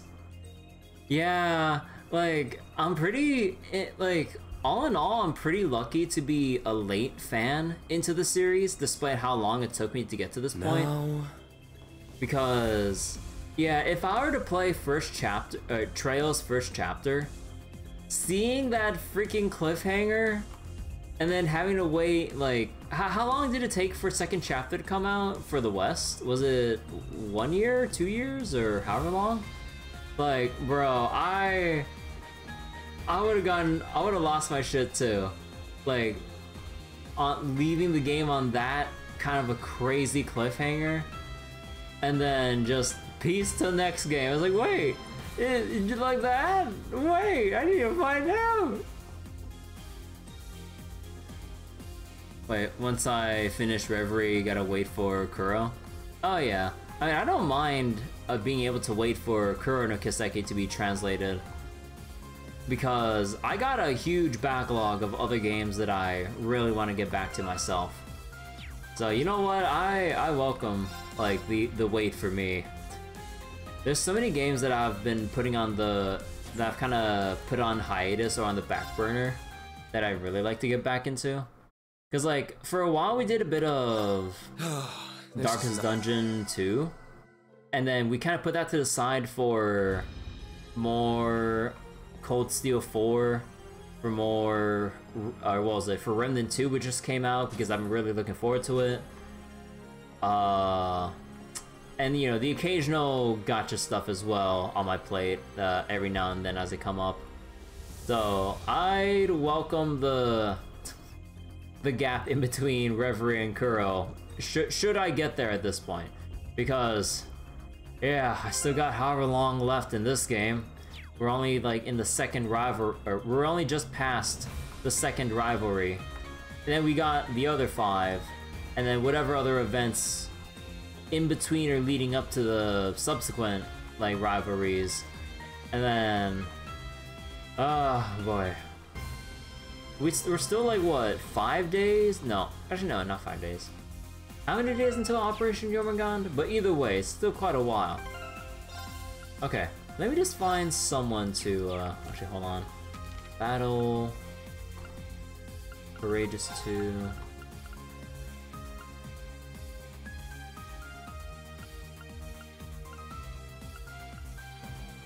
Vulnerable to water.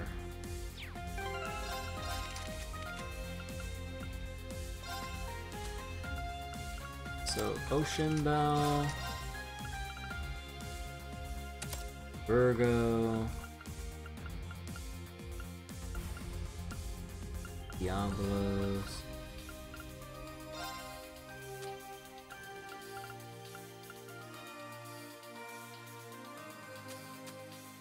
wait, who had, wait, Sadie.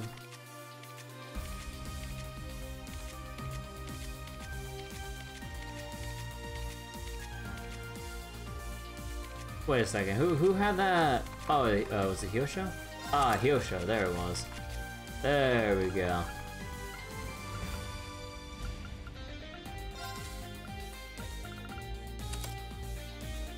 For Diamond Nova. Spent 187 hours in this game. So far, doing so good. But that's just due to streaming. Yeah, I mean, also, there's a fair bit of off-stream grinding that I've done as well for fishing, because you cannot believe how long it took to get all these gems for pretty much most of the characters here so far. Oh god. The amount of quicksilver fish I had to fish up Oh my god, dude. You know, it is a good thing that I have plenty of sources of things to watch or listen to in the background while fishing. That, and as a veteran gacha player of Grand Blue, Fate Grand Order, Saga RS, even though I just put that down recently, and okay, Star Rail doesn't really count for grinding because like you run out of stamina so freaking fast, you just book it for the day. But yeah, Grand Blue and FGO, like this grind is fucking nothing. Like a couple hours or maybe like 5+ hours of dedicated grinding is like child's play. Obviously, you just need to find some time to actually do that off stream, should I get the opportunity. But yeah, I'm pretty sure a fair amount of people wouldn't have the patience for this shit. But I like to go the extra mile. I've done so with like the Trail series since Sky 1, I believe, when I streamed it all those years ago.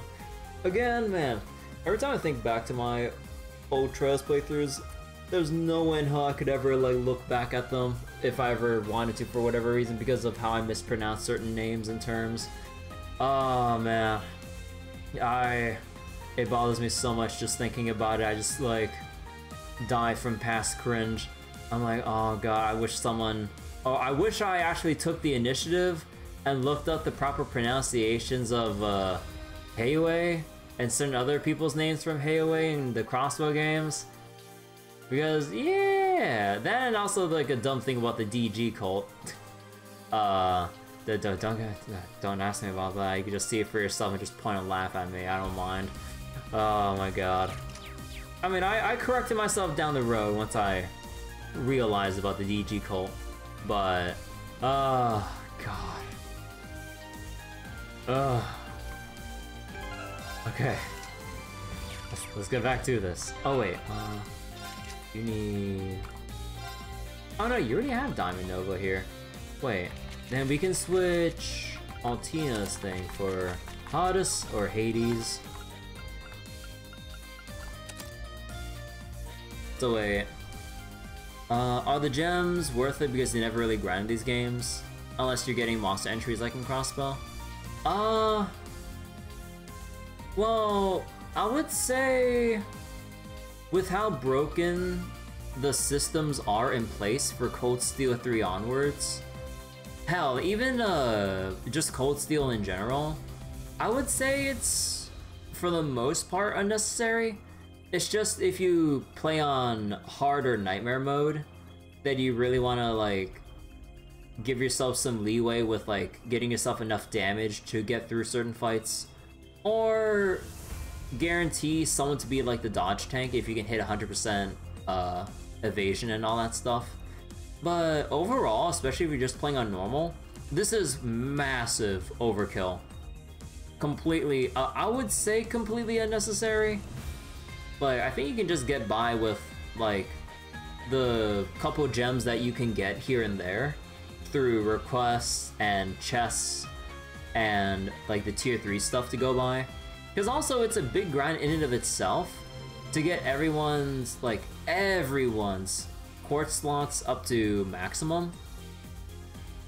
However, I will say for certain parts of the Crossbow games, even, well, especially if you're playing on hard mode or God forbid Nightmare in Crossbow, I would definitely say go the extra mile and try to secure like everyone's maxed out slots and the highest tier quartz possible for your current point in the story, or for certain parts of the story. I will just vaguely say for Trails to Azure, Chapter 4. Like, if you intend on getting maximum AP, you need to have your shit together.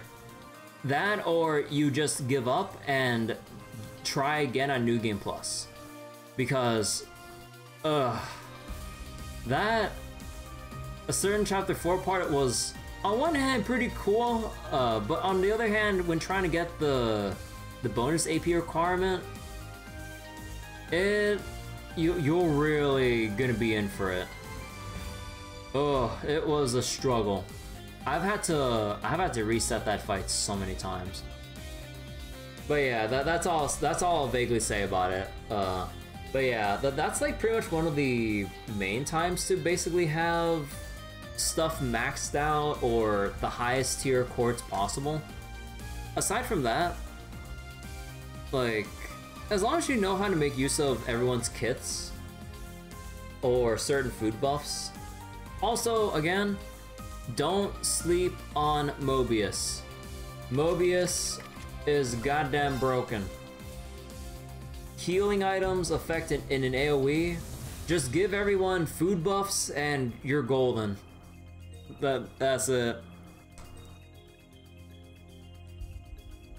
You heard about chapter 4, you saw what you need to do for that one fight. Oh, your stomach went, so you want to get max DP and everything. Yeah, that part took me quite a bit. I think I was stuck for like an hour and a half or 2, and then I just quit for the night. And then I literally first tried it the next session. I'm like, man, I'm so mad that I actually didn't struggle. But I think like a lot of stuff kind of lined up for that fight. Because, oh god. I mean, the thing was, I was only playing on hard mode.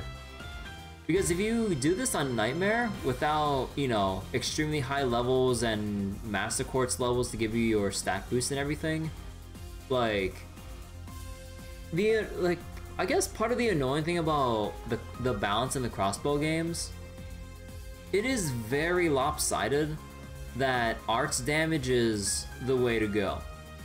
Like, I mean, some crafts and stuff do some respectable damage if I remember correctly, but when you get to like the very challenging bosses of certain chapters in crossbow, you can really tell they have ridiculous levels of physical defense compared to arts defense. It's very strange. But that's why, like, in Trails from Zero, pretty much my strat, tried and true, just build up Ellie and Tio, Lloyd and, what was it?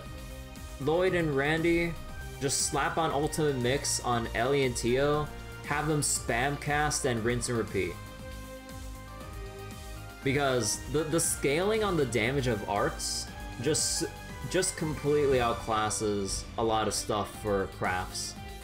I mean, again, it's not like they're completely useless in a lot of the other fights, but it's just like in key big boss fights, like I go, man, my crafts or S crafts, even buffed up, can't do anything.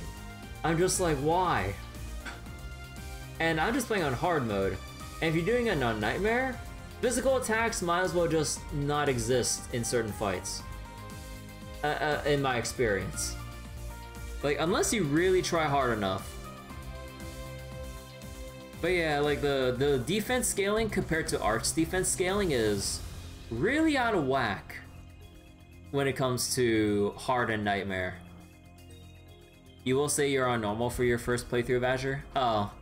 But yeah, normal shouldn't really give you that tough a time because it really enables the general use of your crafts in general.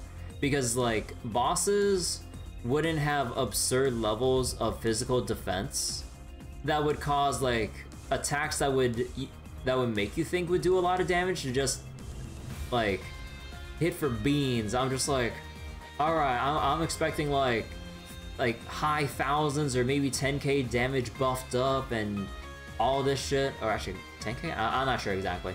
I'm expecting a lot of damage. It's like low thousands. I'm like, huh?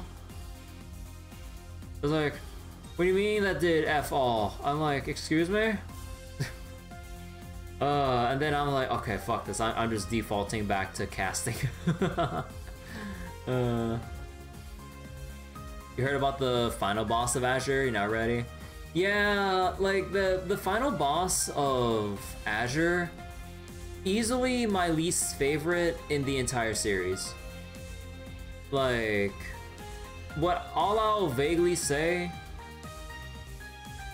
I hope you have your burst orbs ready. Do not waste a single one of them. Although on normal mode, I think you might be able to just do it fine. But I had to cheese the shit out of it with burst orbs because a key phase just ended up really. I mean, I think the fight overall, design-wise, just really irritated me with like all the mechanics that were going on. Oh my god, dude. Every time I look back at Azure's final boss, I'm just like, bro, this is just rage-inducing. Like, every other fight, like, had either... Well, it was just a pretty unique fight in itself, but oh my god, all those stupid gimmicks. You saw that in your guide? You're not wasting them? Okay, good. Like, burst is a pretty cool mechanic, but then you get to the final boss and realize, oh, you kind of have to use this or you're fucked. I'm just like, because like when I try to reflect back on how that fight could have went, there's really no real clean way to go about it. You just have to spam burst orbs and just power through to the very end. Like, oh my god, that is just not good design. It's just the it really soured. I mean, I still like the ending itself for Azure, but man, was that a big sour note on Azure. Okay, anyways, let's have Eustace tear shit up right now.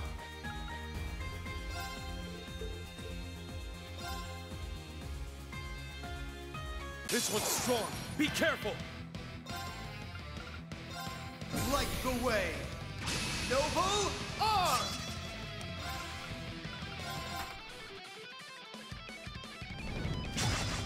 There it is! Here's our chance! Follow me! Understood! It's my turn. I'll shred you to pieces! Ah!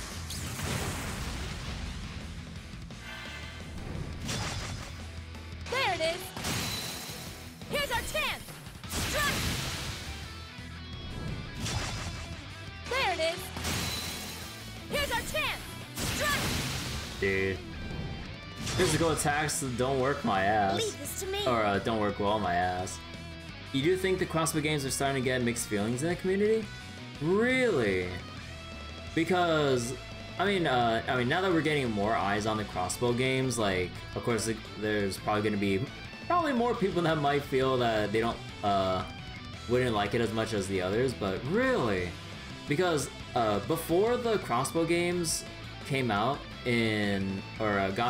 or officially released, before they officially released, pretty much everyone, including myself, say that the crossbow games are pretty much like the pinnacle of the Trail series.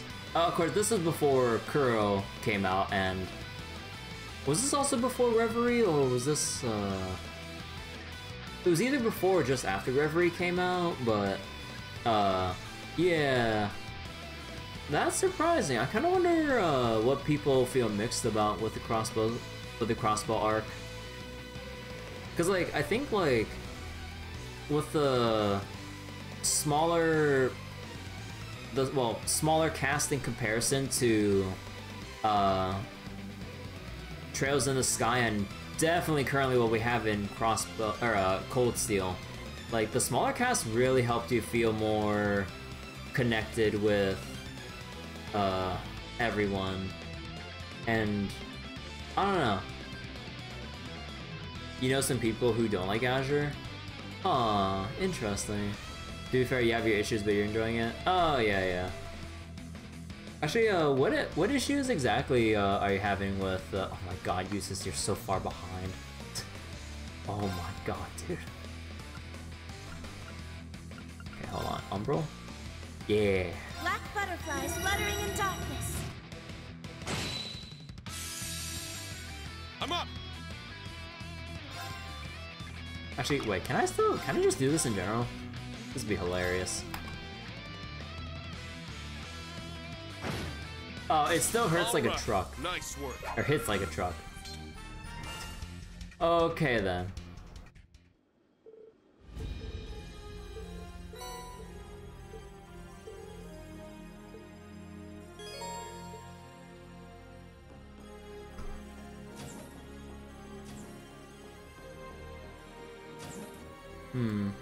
But yeah, at least so far leading up to where we are in Cold Steel 4 right now.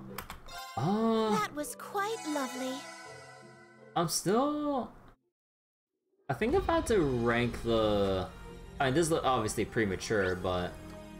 I think I'm about to rank the arcs so far.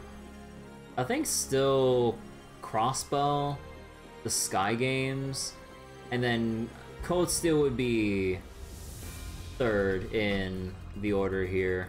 Not that I mean Cold Steel itself is bad by putting it on the lowest rung of the ladder here, but there's definitely I mean, like, overall, a lot of the Cold Steel games have been pretty fine story-wise, but I might share a bit of the similar sentiment with some people about the whole Curse of the Great Twilight deal. It does kind of feel a bit cheap?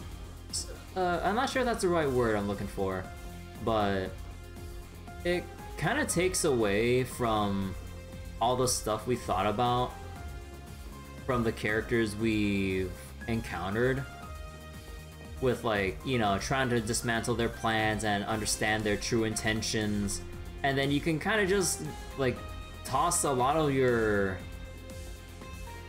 you know, the theories you've made in your head out the window by, like, oh, Osborne, like, curse, you know, like, the Ebon Knight, is controlling him, or Black Alberic, you know, the Ebon Knight shit, Curse of the Great Twilight, and all that stuff. I'm just like, really? Like, I thought, because we really could have had, like, a more...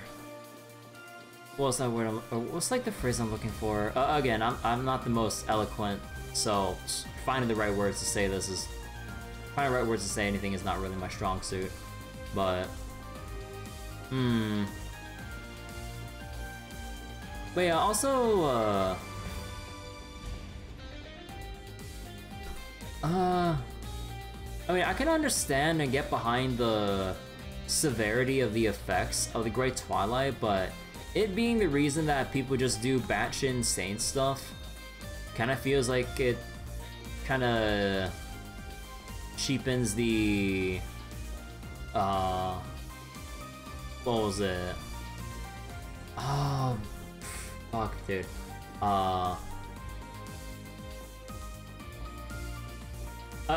Dude, I'm sorry. I'm like the worst person when it comes to elaborating on my thoughts on stories. I would like to reiterate, I did not do well in my English classes. Critical thinking is, or at least story review is not exactly my strong suit. But yeah, I don't know. I just don't like how arbitrary it is. Like the slightest bit of like negative emotions, like, oh, death to Calvert. Oh my god, I'm just like, oh, fuck off with this already. It's like it takes out a lot of the personal element, I guess.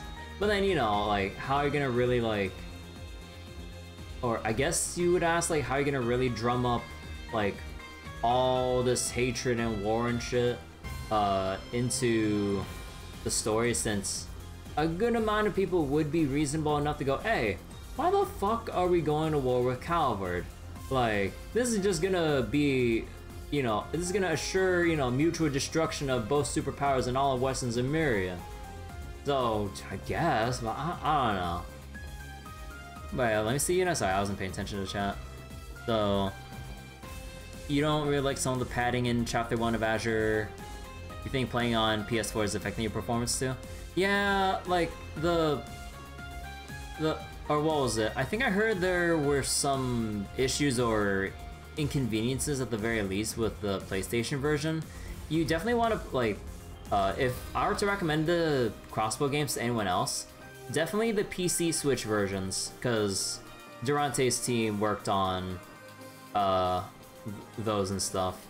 So, actually, wait, what's the name of the studio? Or is it just I feel like I'm being disingenuous, I think, by just saying Durante's team. Sorry, but yeah, because basically they worked on the PC port and Switch versions, where you have a lot of other quality of life and optimizations and all that stuff, and the same team did not work on the PlayStation version, so there's probably some issues there on the technical side because of that.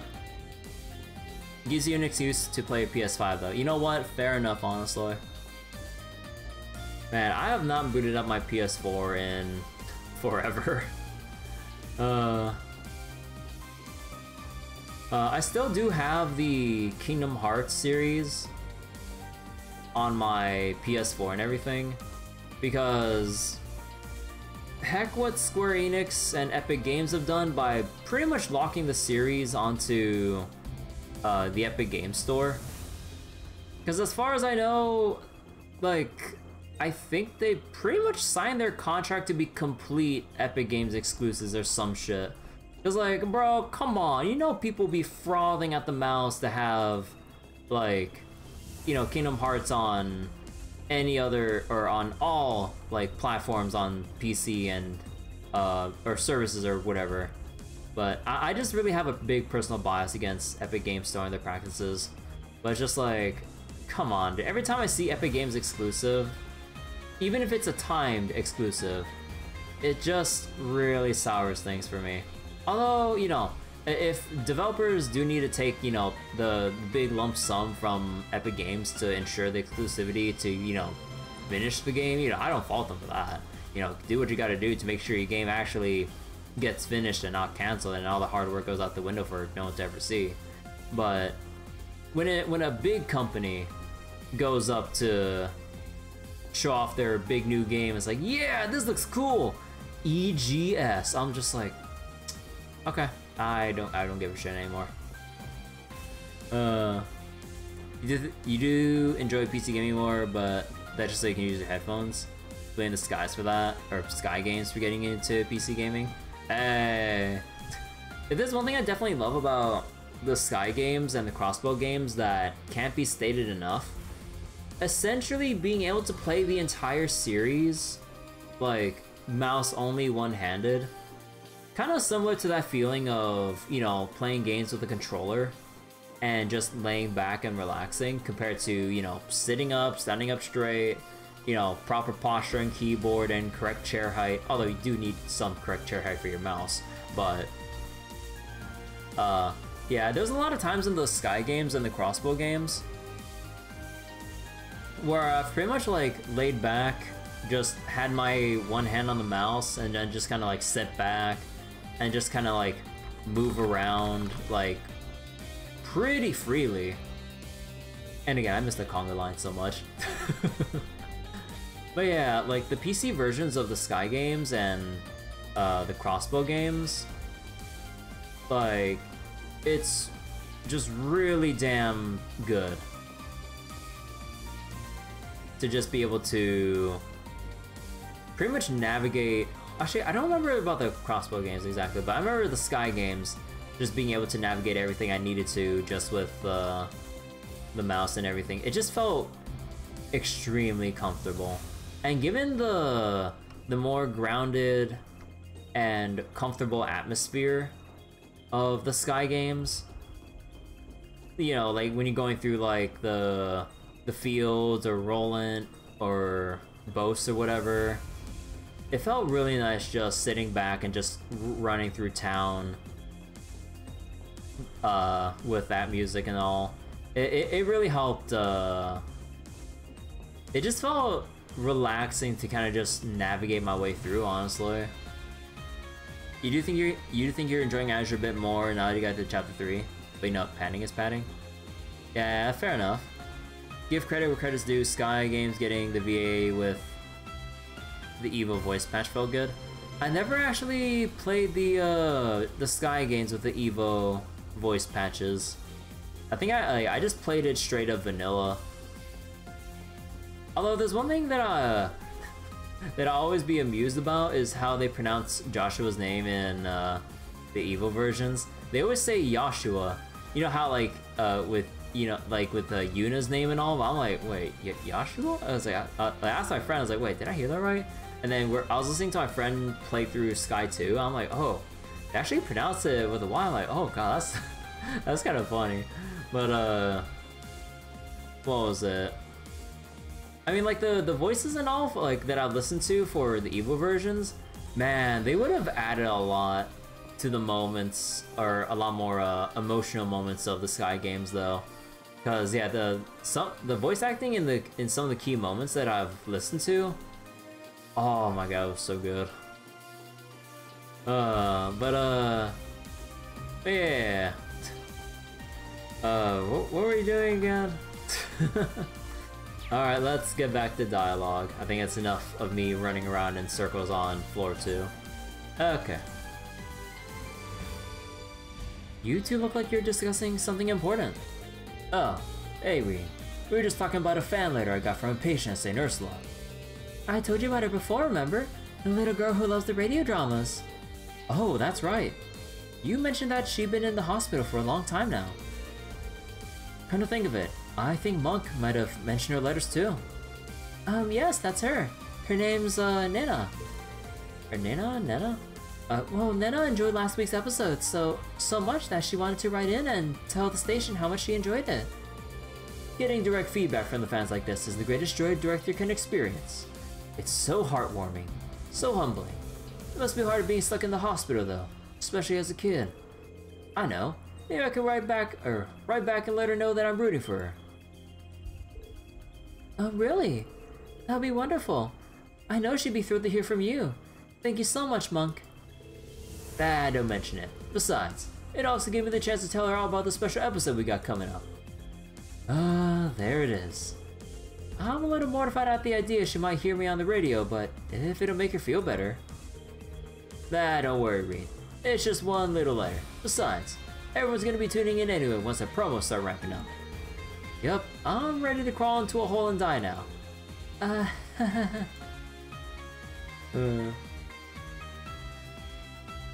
You wonder if the Joshua's thing was due to the J sound being obsolete in the Japanese version, or in the Japanese language, if you're correct. Okay. Is there no J sound? I'm not too familiar with Japanese in general, with like the characters they have in their language and how they can pronounce stuff. Wait, let me think. Because like I looked into Japanese a little bit, but I'm very bad at trying to self-study. Then I'm not being able to, or not fully immersing myself anyways. Yeah, it doesn't really lend well to learning Japanese. There's no J or Y sound if you remember correctly, but you're not 100% sure about that. I don't know either. This patient has been sending in some incredible listener letters. It's really inspiring. Recovering from a mysterious illness like that must be quite the ordeal. Maybe I should write back with some words of encouragement. Oh, get away from me, Monk. I was just writing a letter to Nena. I thought I'd give it to her along with the one from Monk. She loves that show so much. It's going to blow her mind getting a message from the director himself. Let me know what you need. Stay healthy. Okay. Now we have... Oh boy. Oh boy. Instructor Reen, were you eavesdropping on our girly conversation? You naughty man. Hey, I was just passing by. Don't get any weird ideas. I can pretty much imagine what kind of conversation this is anyway. The idea of reimagining our conversations is a joy in and of itself. I would certainly like to hear exactly what it is you were what exactly it is you were thinking we were talking about, in explicit detail, if you please. I didn't mean I was thinking of anything specific, just a general impression.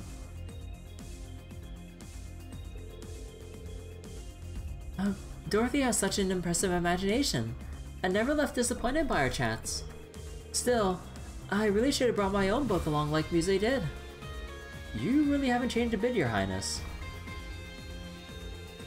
I heard that Tatiana got Dorothy's autograph at the summer festival in Heimdall. I was a little late, but I also got the book I bought signed. Now, this is now an Eager family and by proxy, a Kayan family heirloom. Oh my god. Yeah, I don't think it works that way. I never imagined that the prince would have such an encyclopedic knowledge of my favorite genre. It's quite an honor, really. I'd like to take the opportunity to talk about this and that and oh, even that. It seems I've gotten carried away again. I should probably try to keep myself more composed in mixed company. Good luck with that.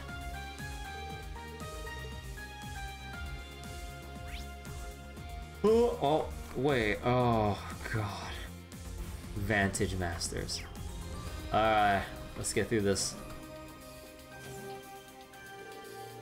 By the way, how are you planning to get back, or how are you planning on getting back? Cerberus turns his head around, showing Reen a compact piece of communications equipment attached to his collar. What? Jingo gave Cerberus a collar with comms equipment on it? So you're gonna use that to figure out the Courageous 2's next port stop, huh? It's a dog-eat-dog world out there. You gotta make sure that you don't get hurt, okay? Bro. Fucking Jingo making some kind of like a delivery or whatever for Cerberus to just parachute down from the Courageous. And oh my god. This will be the last errand for Cerberus. I'm gonna make him work for tonight's T-bone. Huh. But where to send him next? Maybe I'll come up with something. I got some good stuff. Come on, buy some more. Oh, Becky and Toa. Is everything alright? Everything's fine, Reen. I'm just looking into a little something for Becky at the moment. This is the Jingo. This Jingo, the same woman who knocked Olivia down the stairs in Azure? Yeah. The exact same Jingo that knocked down Olivia from making noise like on top of 9 volley and shit. Never change, Jingo. I wanted to get a read on what Kleist and Co are up to. My options are a wee bit limited up here in the air, and I figured Toa might have better luck with it. Can't say anything good about it from what we learned though. Right, Hugo's company has been rapidly expanding their distribution network and gotten involved in munitions shipping. And with that unprecedented growth has come a deluge of scandals and complaints about how they do business. It even sounds like some of their employees are getting a bit out of control. Yeah, we've seen it firsthand. I've heard rumors. Sounds like it's getting worse and worse every day. Cheers for the help, Toa. I'm gonna try and analyze this data to see what I can learn. Sure, I'm here if you need any more help. And let me know if you come up with any leads. You're not the only one who's worried about Hugo. Cheers to you, Reen. Cheers to you too, Reen. I'll do that. Kleist and Co have been expanding their operations with more vigor than ever. But from what I hear, they've also had their fair share of scandals. I'm sure Hugo's aware of that too. You know exactly how things are going over at Kleist and Co now, thanks to President Toa. Their sales are 5 times what they were last year. There's a whole bunch of dark secrets behind the company having to grow so fast though. Hugo, how long do you plan on keeping this going? Use a shout and I'll get you what you need. Oh, Bell for Celine. Oh, Imperial Chronicle. Catch you later. Oh, this is good. Right away. Oh, excuse me. A wishing star bell? Odd name, but at least the design is nice. Anyway, why are you giving this to me? Well, why not? You can wear it on your collar. It's just a little gift. Nothing more, nothing less. Okay, well, I suppose there's no harm in accepting it. I'd be glad if you did.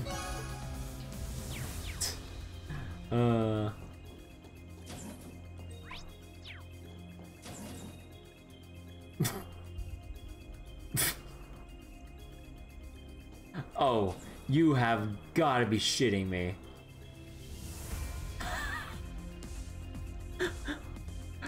Oh no. Oh no, dude. I gotta fight Sharon! I actually heard a bit from Celestin when we were in the dorm. In addition to having gorgeous looks and ferocious combat abilities, Sharon is more than a competent chef. It's fate that brought us together to the galley, so if anyone has any recipe recommendations, I'd love to hear them. You're always so good about learning new things, Sandy. Did you need something? Please come again. Okay, I'll talk to Sharon last. So, Leonora's headed to Ordis then. Yes, she's going to Miranda's tavern. She sees Miranda, the woman who runs it, as something of a mother figure. Leonora was worried she wouldn't be able to visit her after the war starts. Good for her. I know I'm not one to talk, but do you get along with your parents, Valerie? You probably still have some time to make an appearance in North Ambria if you like. I don't think so. Things are pretty bad there right now. I wouldn't want to risk it. Besides, my parents are a lot like me. We're not a terribly emotional family. As long as we can hear each other's voices over a comm line, that's good enough for us. I see. For someone who claims to be unemotional, you really care a lot about how others are feeling. So while your parents may seem nonplussed on the surface, I'm sure they're thinking about you all the time. Well, maybe. I think Maya's exactly right. Valerie always seemed a little distant, but she's actually a very considerate person. Taking that into account, I'm sure her parents might seem that way, but they actually have a lot of faith in her.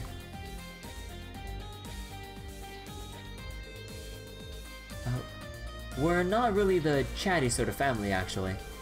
But there is definitely a certain trust that everyone shares.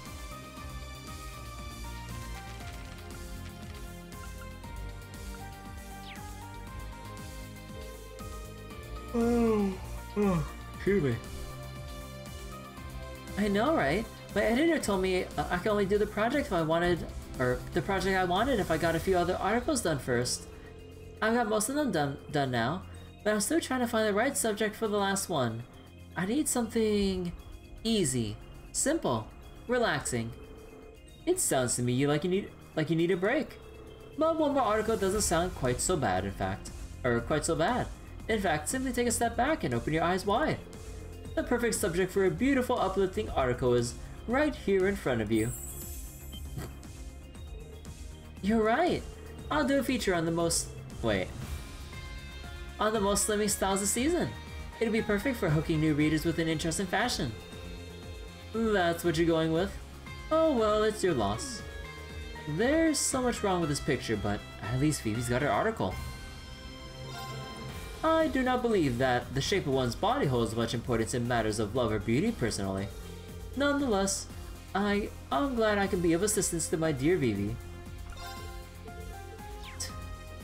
Oh god. If you look closely, Margarita's got an amazing complexion. What's her skincare routine? I could totally see her running a beauty column for us. Oh, but her body transformation magic? Yeah, we've got to keep that a secret. Isn't that a little dishonest? Oh. Oh, look at this. All Class 7 swordsmen together in one place. And purely by coincidence. Although once we were here, the conversation naturally started to gravitate toward swordsmanship. We were just discussing who we all look up to the most, whose level we aspire to reach someday. Instructor Reen, is there anyone from your school you admire like that? come to think of it, I never asked you that myself. I imagine you've got no shortage of skilled 8 Leaves practitioners. Oh, excuse me. Even I know some of them. We met Cassius Bright not long ago. There's also Aris McLean, the Divine Blade of Wind. True, even if Cassius has hung up his sword, so to speak, there's no denying the both of them are the kind of swordsmen I can only dream of matching up to someday. The thing is, Cassius has mastered the first form, and Aris is the master of the second. They're pretty different from my 7th form. In that sense, Master Fie is the only person I can truly aspire to match. I see. That makes sense. The Arcade and Vanderstaus have a lot of variation within their different forms, though I get the feeling it's even more pronounced in the 8 Leaf school. I must agree, really. After all, aside from the 7 forms Reen spoke of, there's even an unarmed combat form. Oh!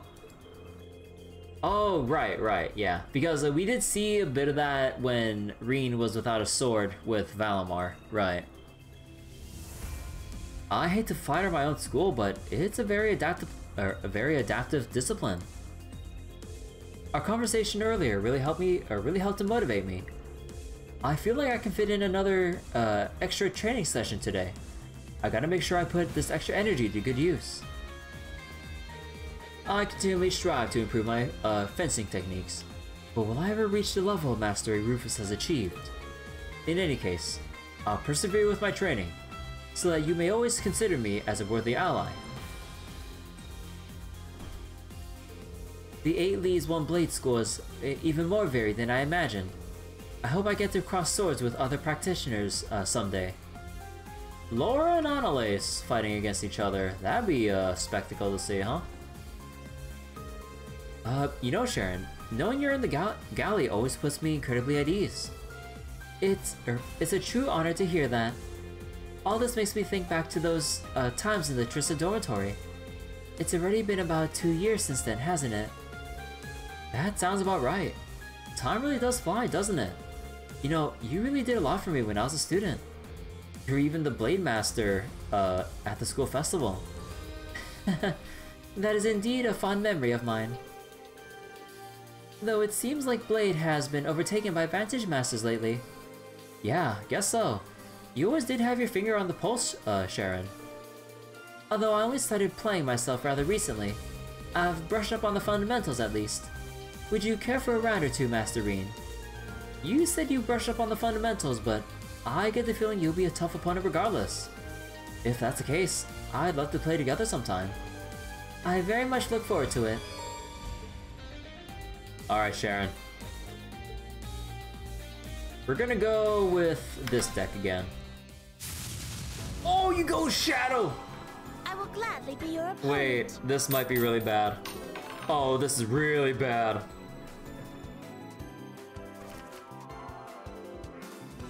Okay.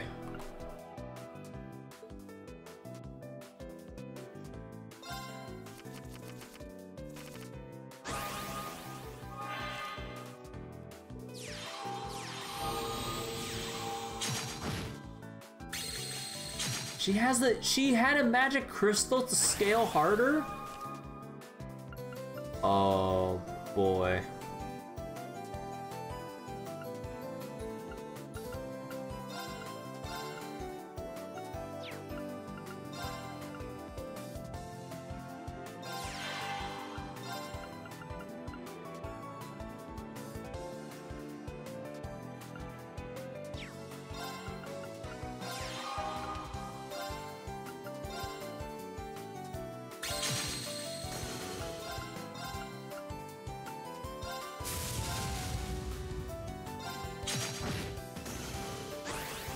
That means you're gonna destroy my transmitter dock home.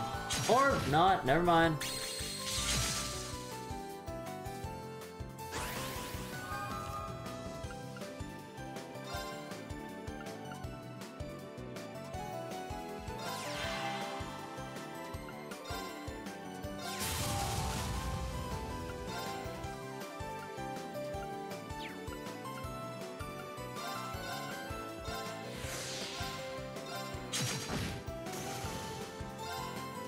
Oh, right. Counterattack range attacks. Right. Counterattack this.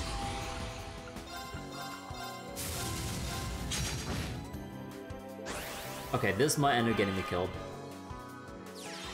Oh, oh, no, it's fine.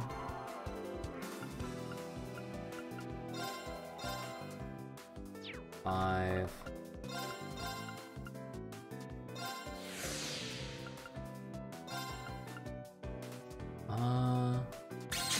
Yeah, I just do it like this.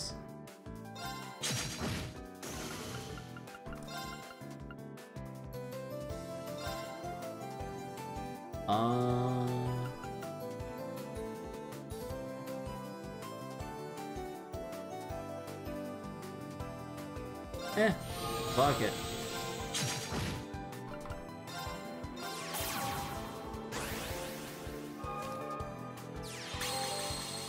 Wait, what?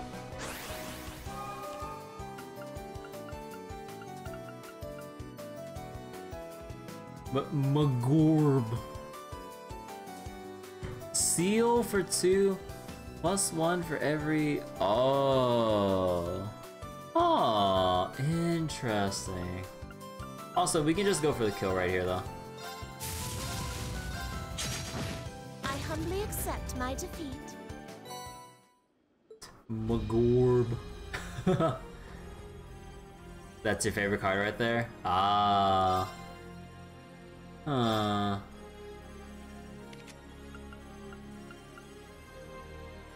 Seal, huh? So, an even more expensive Zamo pen, but that can also scale up if need be. I already have enough high cost cards as it is, so I think I'll just leave this for now. Unless I want to get rid of my Blixes.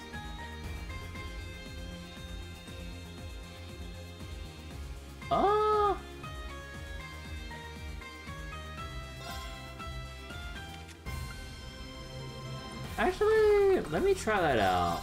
This is gonna be top heavy as heck, but sure. Perfect with Sorcerer.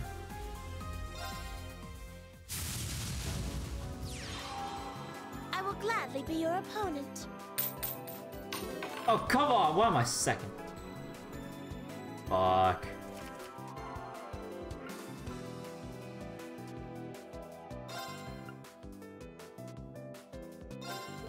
I need to see if I can grab a...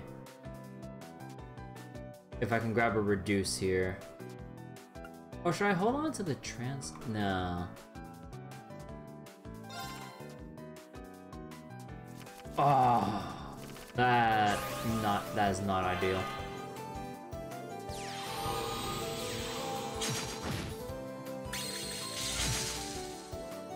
Okay, I might have fucked up a little bit.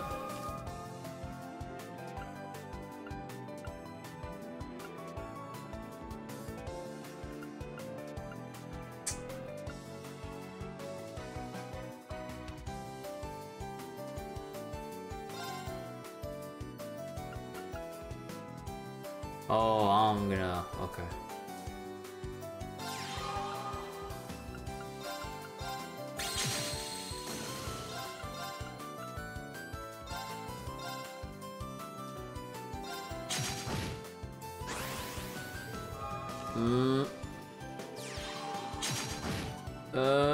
Oh wait, you ended up attacking instead?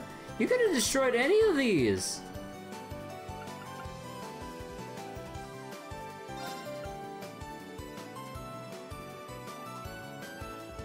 Ooh. Okay, hold on. How about we do this instead? Transmute.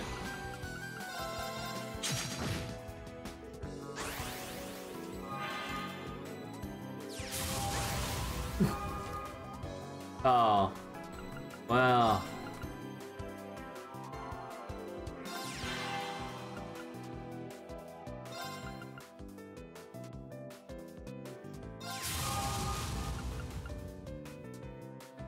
Actually, I kind of miscounted there. It's only 7? Oh, it's only +1. I keep forgetting. It's the counter attack that's -2.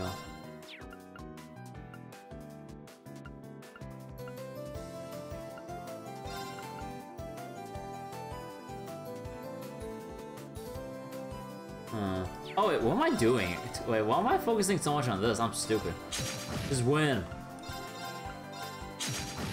I humbly accept my defeat.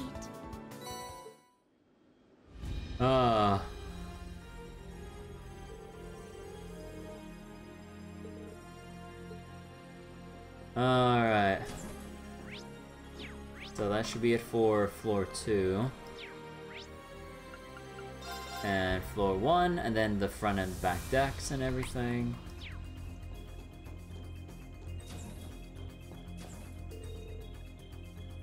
The Water Music Club and the Wind Orchestra should be able to come up with something upbeat and fun for us, or for our collaboration. If we're really doing this, I really want to reach out to Bridget and see if she'll play keys for us. If you got the soul, then the genre doesn't matter. We're gonna rock this one. I can just feel the practice hours in my hands.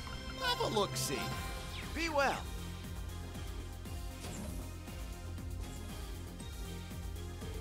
Oh, what's with all these papers? Is there a problem on the ship? Oh, not at all.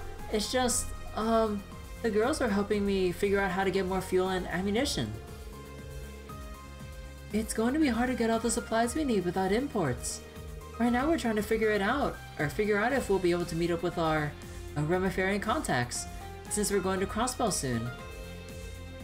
Of course, that would only drive up the cost even more. So we're trying to see if there's anything we can do to whittle our expenses down. I see, so you're all combining your expertise then. Given that you're all masters in your respective fields, I imagine we're going to be just fine. Okay, hold on, I need another drink, dude. What? I think my throat's feeling like a little bit dry from the weather and the reading.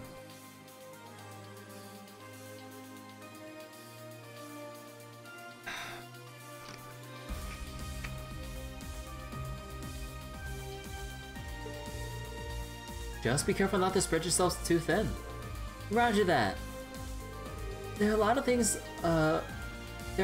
regarding supply issues that I can't take care of on my own.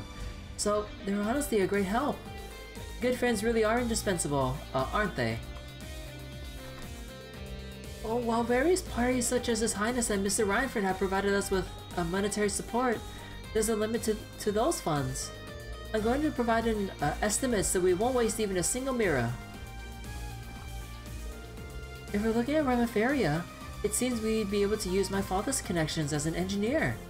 It could turn out to be a little expensive, but Tatiana and I are working on a solution for that.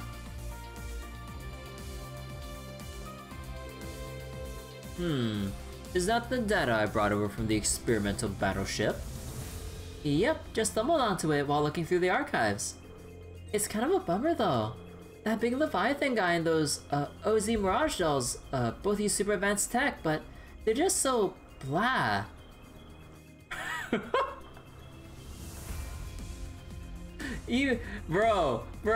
Guys, even Mint is giving Black Alberic and the workshop shit for their tech. Bro. Although wait, what do you mean they're so blah? If I were in charge, I had a little coolness, a little cuteness, a little something like clackety clack. This. Are you doing on-the-fly modifications to some of those fucking designs?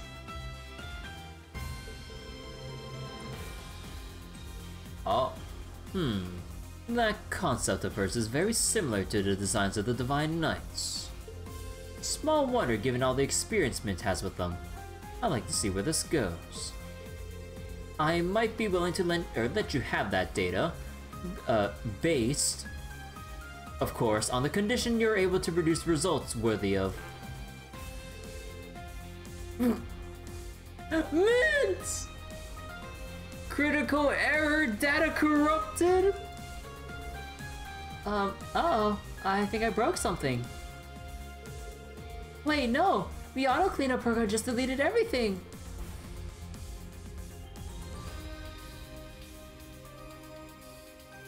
Mint! How? Well, what happened to backups? Does no one provide fucking backup for this important experimental or secret tech? Like, to, you know, in case something like this happens?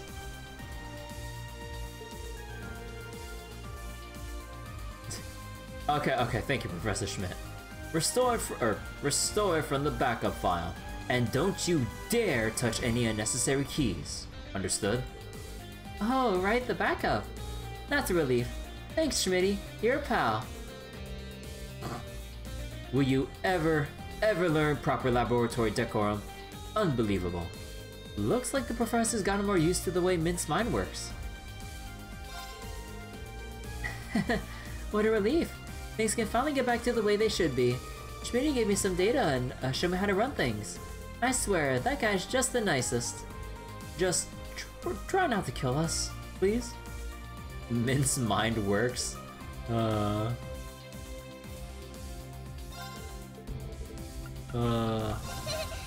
itching to get started. Huh?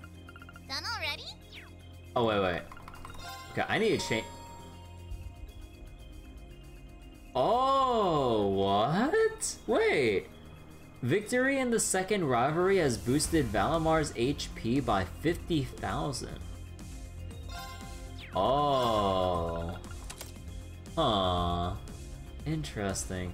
But yeah, I'm definitely gonna switch off from Power Orb to Shield, so I have more leeway on, like, actually surviving. Because all the other Divine Knights at this point slap for so much damage.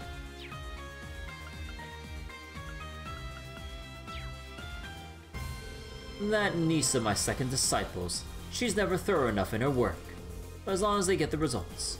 However, the results have to be exceptional enough to make the mistakes seem like nothing. If that isn't managed, it wouldn't be worth it. Alright, and Crow here. Oh, hi Celine. What are you doing here? I just wanted to take another look at Valimar. He's changed so much recently.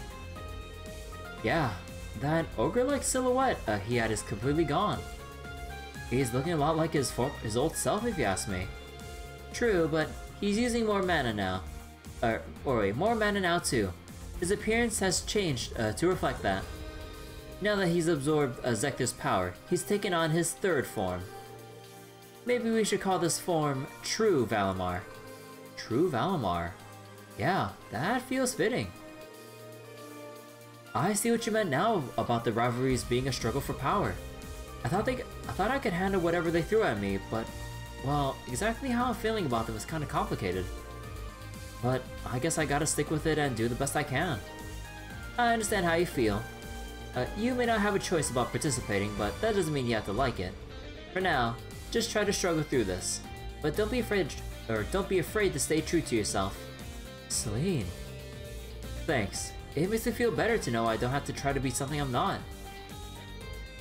You and Valimar are way stronger since your victory in the second rivalry. There's no doubt about that. I bet you could even go toe-to-toe against the Argent Knight now. For now, just try to struggle through this, but don't be afraid to stay true to yourself.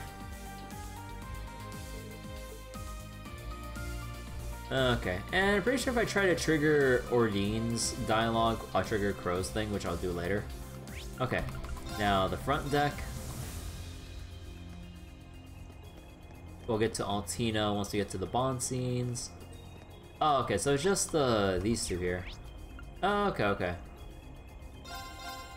Oh, and actually, before we get to all the Bond scene reading, let me go. I'm gonna go use the restroom real quick, and then we can get to all the Bond scenes. Oh, need to stretch a little bit too. Oh, okay. Be right back for a moment. Then we'll get to Bond scene reading.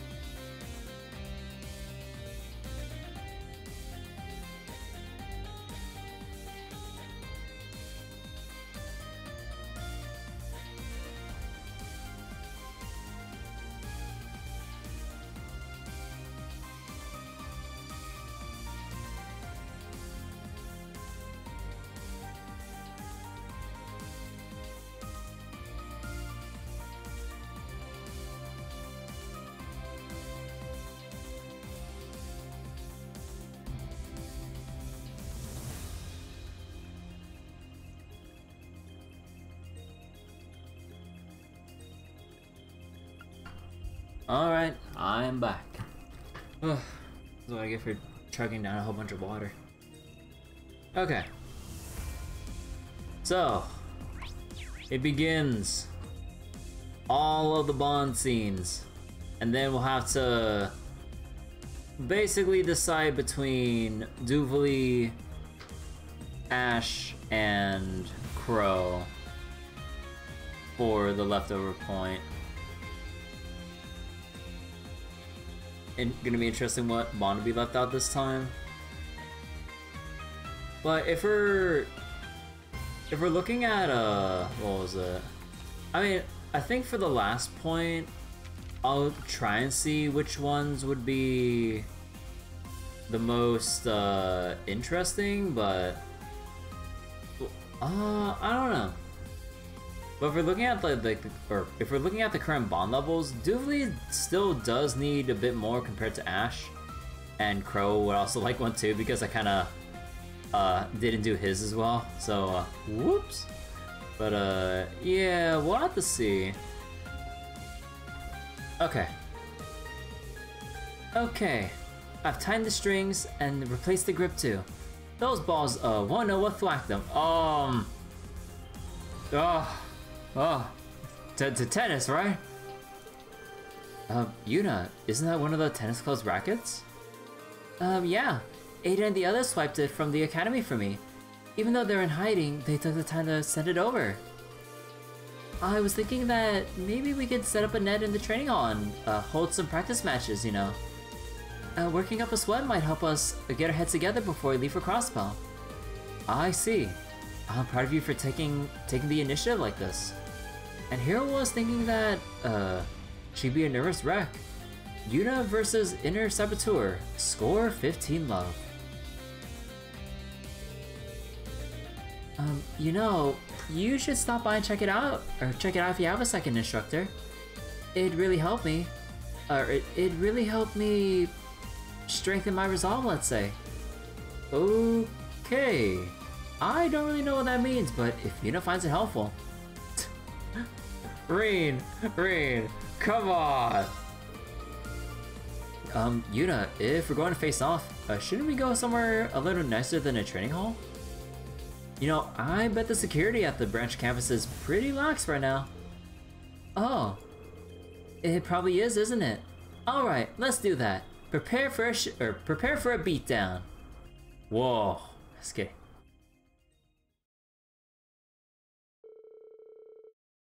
Reen got in touch with Jessica and Louisa and headed to Leaves. While his friends were collecting intel, he received permission to practice drills at the branch campus.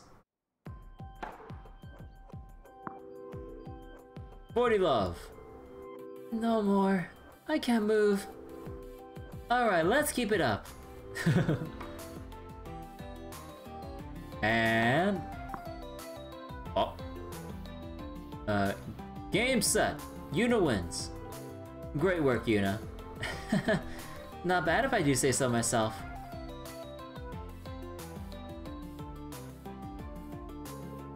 That was a good match. Juna's up by 2, Jessica's up by 1, and Luis is down by 2. I wanted to get at least one win. Just what I expected, Juna. You didn't give away a thing. I've tried picturing this in my mind a bunch, but you two didn't make it easy for me though. I think it's important to do your best even if you can't win. Do you have any regrets?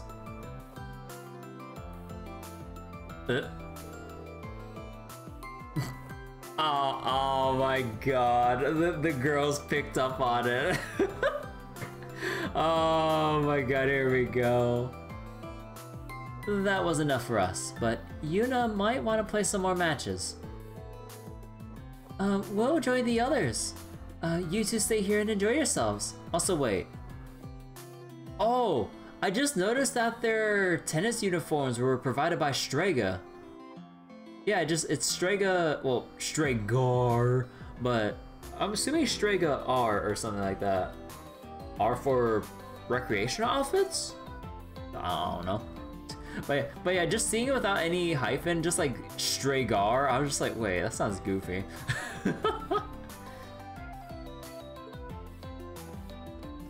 Reen just gonna draw a question mark? Huh, both of you. Thanks, guys. Instructor, can you play one last match with me? Me? I've read the rules, but I'm a total beginner. Oh, I'm sure you pick it up. With your physical abilities and the intuition, I think we're evenly matched. But, if I win, can I ask a favor? Oh? Sure. But if we're doing this, I'm not going to hold back. Go ahead and give me everything you've got. Right. Oh boy. Reen and Juna started their practice match. They both threw everything they had into it. The ball went back and forth as the match went on until the victor won with one final smash shot. Take this. Ah. I did it! I did it! Juna. You got me. Good work.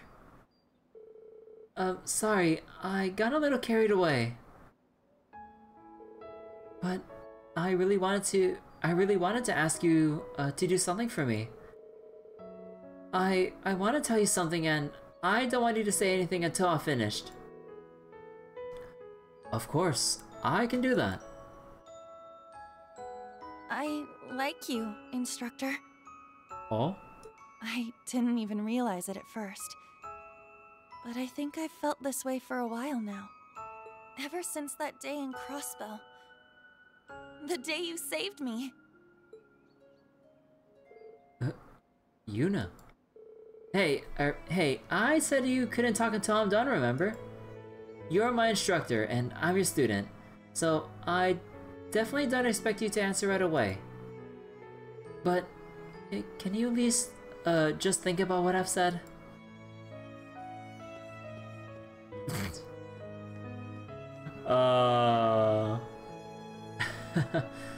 Alright, well, what else can I say when you're asking so earnestly?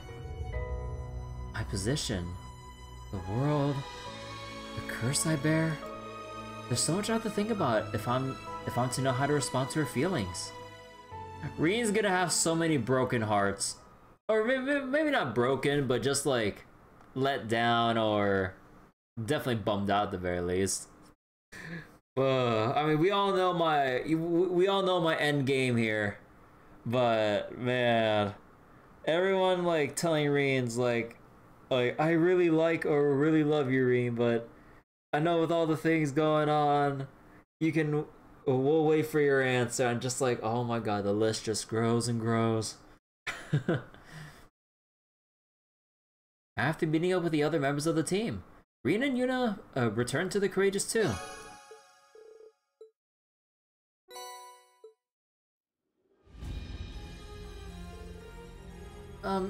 Instructor Reen. I'm not sure how to react given the situation. What I said to you earlier still stands. But what we should be thinking about right now is the next rivalry. I'm glad to have you with me in that battle, Juna. I'll have to mull over what she said and come up with a response eventually. Well, one down. Oh wait, oh no, we'll have to leave Duvalie for later. Okay, next up. Okay, actually, wait, I am morbidly curious about this. Okay, no, not morbidly, but I'm very curious about this. Altina, who are you talking to? Oh, Instructor Reen. Actually, perfect timing.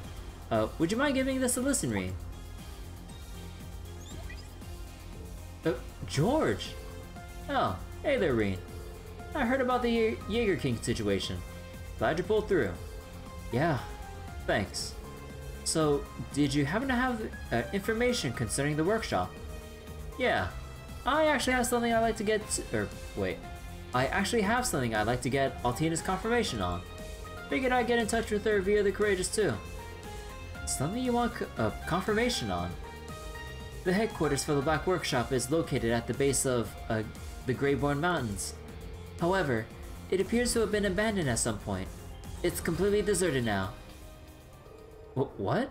Wait, You mean the place where I was held captive? The very same. Not only is Albert gone, but he took in enormous stores of research data and the experimental Zauber soldats with them. When I checked around this time, it had already been wiped clean. I had no idea they were planning anything like that. Maybe I simply wasn't trusted with the information. I was hoping I could get your thoughts on this, Altina, seeing that's where you're originally from. I wish I had something useful to share. Unfortunately, my memory of that time is still a bit hazy. However, I think this might actually prove to be a good opportunity for us. How so?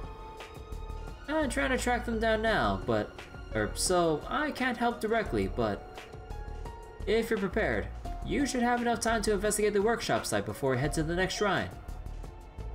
Gotcha. Then, well, it definitely could be a good chance to find some new information.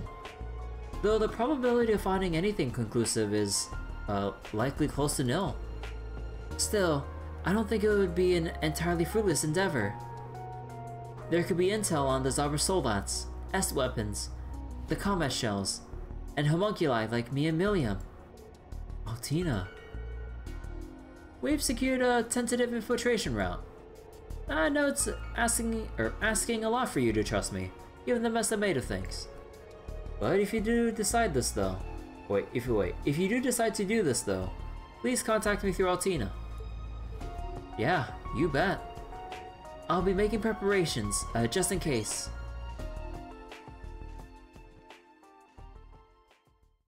Man, Oh, okay. I'm guessing this might be one where we have to actually fight.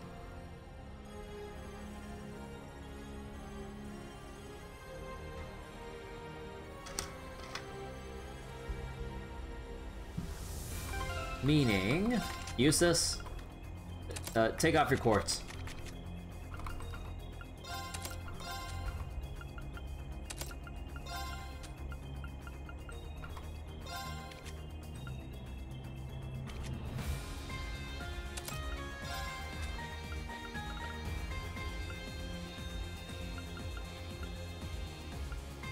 Let's see.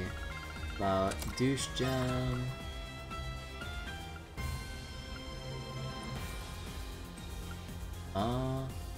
Water, space, earth, fire, space, wind. Wait, do we have like a... Oh no, that's only that one. Okay. Let's see, Diabolos. Novel.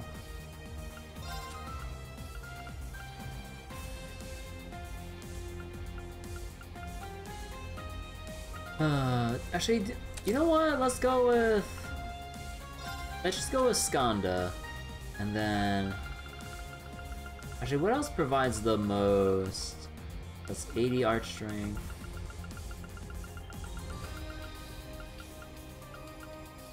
Yeah, it would have to be just Odin Gem again.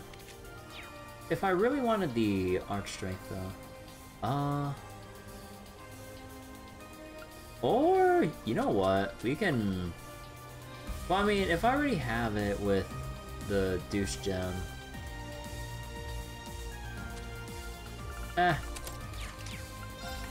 We'll just slap that on and see how it goes.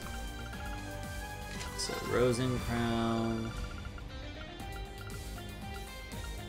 Still blue... White garment,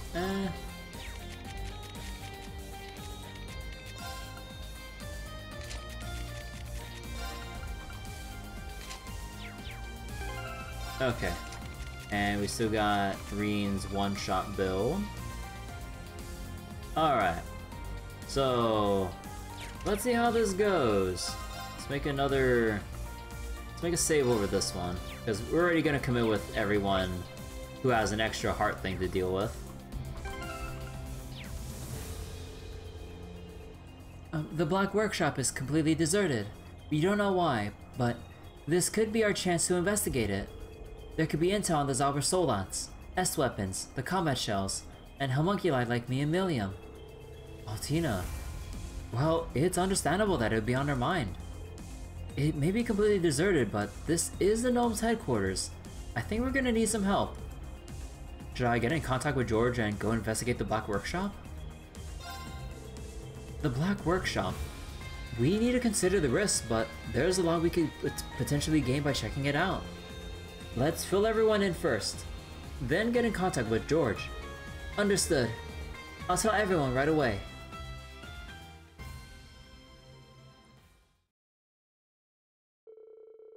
Re-brief those on board about the situation and receive approval for the plan to investigate the Black Workshop.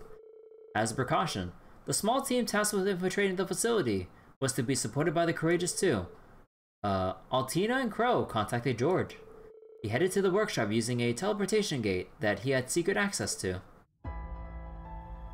Ah.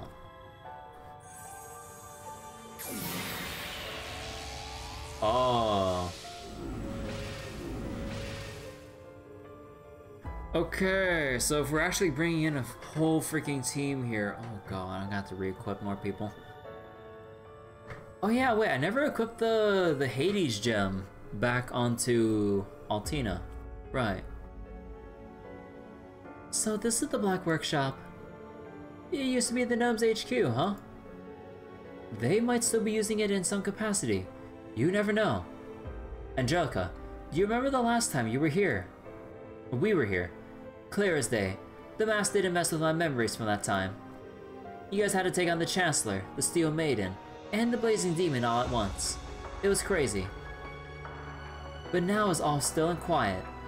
Frankly, it's unsettling. Not a soul here besides us. It feels abandoned. These conditions are ideal for us. We can conduct our investigations without interference.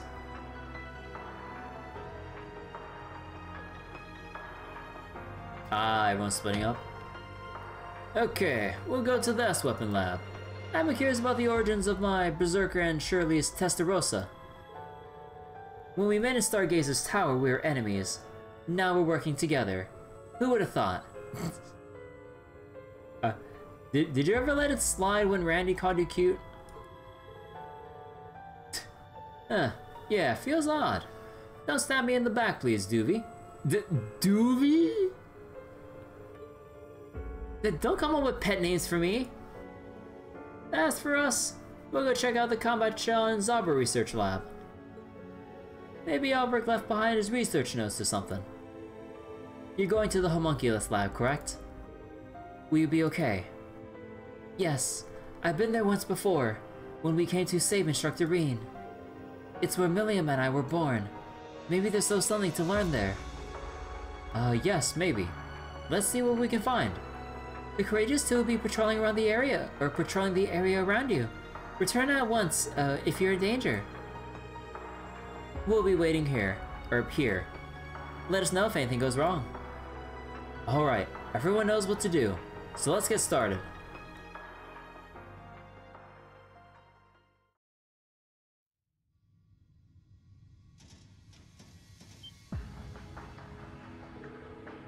Huh, I think I know what these are. OZ series incubation tanks. Test subjects which failed to become Milliam or me. They were discarded when we were born. That's disgustingly cruel. The DG cult was researching something similar a few years ago. Instructor Reen. DG cult referenced by Reen this time.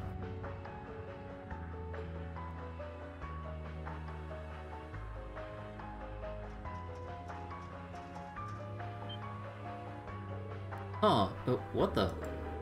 An OZ Mirage.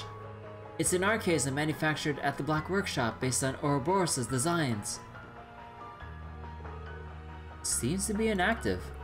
Perhaps it malfunctioned. And they left it behind when they moved to a new base. Huh.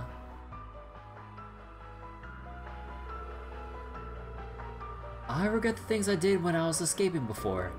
I didn't do anything to this particular unit, but still. I feel sorry for it. Left like this. Let me at least lean it against the wall. Instructor.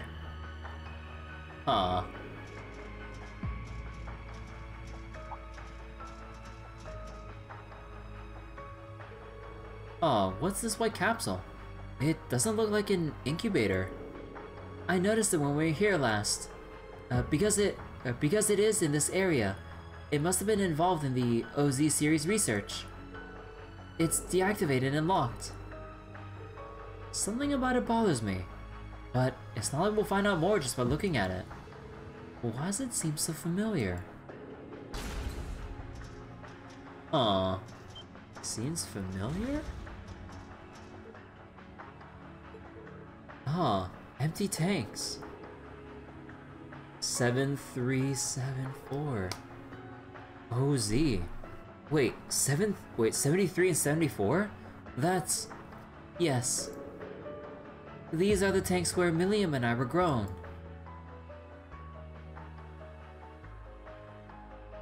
So this girl's my sister, huh?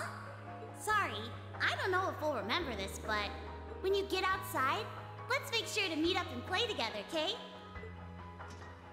Aww.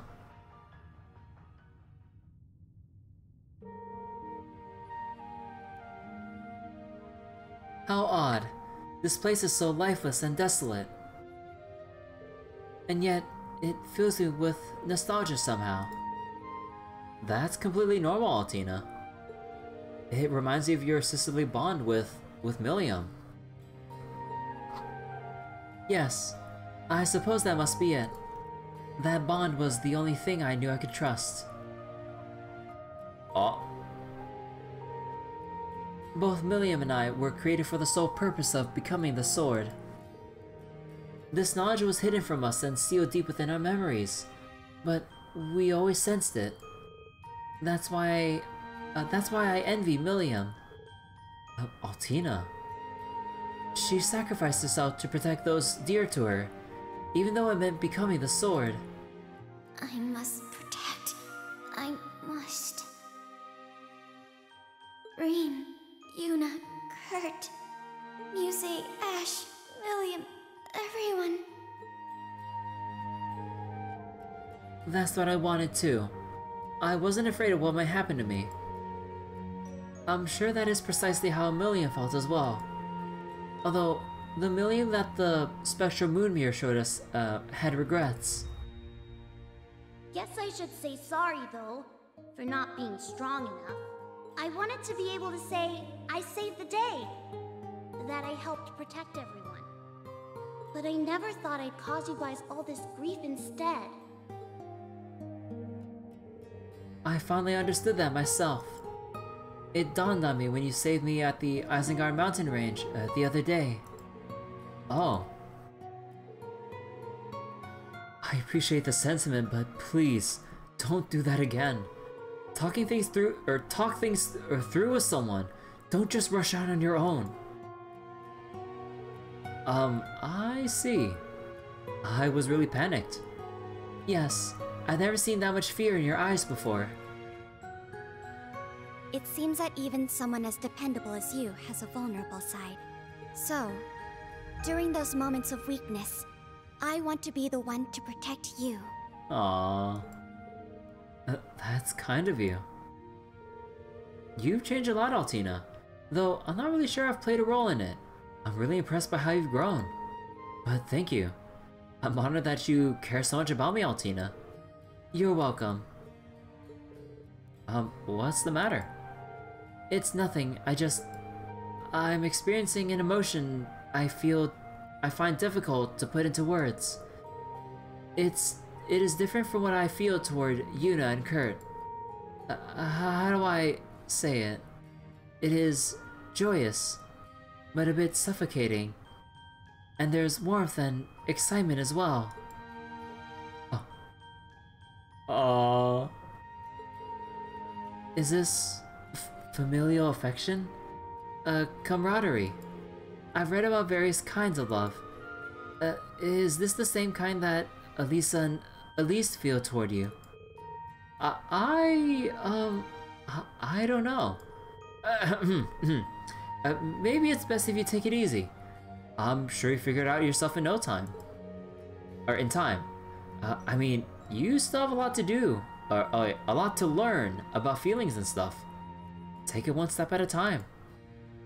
Instructor, it would seem you're trying to hide something. Oh my god, I had a feeling the conversation would get down to this. Perhaps you'd like to share? Or is your mind filled with inappropriate thoughts? Oh no, no, not again. Huh? Of course not. It's true she's become more emotionally mature. I'm both happy and concerned thinking about her future.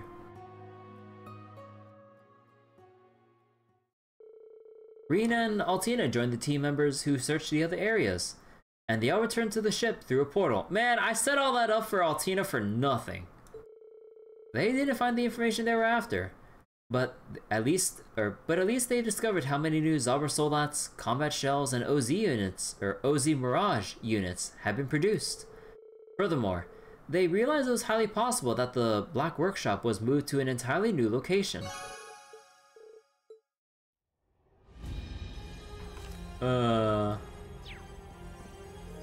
Despite its dark history, this is the place where I was born. It's very dear to me. I'm only able to think of it that way now, thanks to everything I learned from you and the rest of Class 7. I hope I can keep relying on your support. Yeah, I really look forward to seeing how you grow from here. And one day soon, I hope that I can clearly define what my feelings are for you, Instructor. Well, I don't want you to rush to find an answer for that. You'll know when the time is right.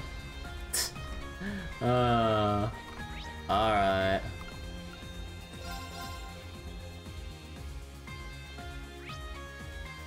Alright. Let's see who we got here. Oh, right. Oh, yeah, it says over here, but... Okay.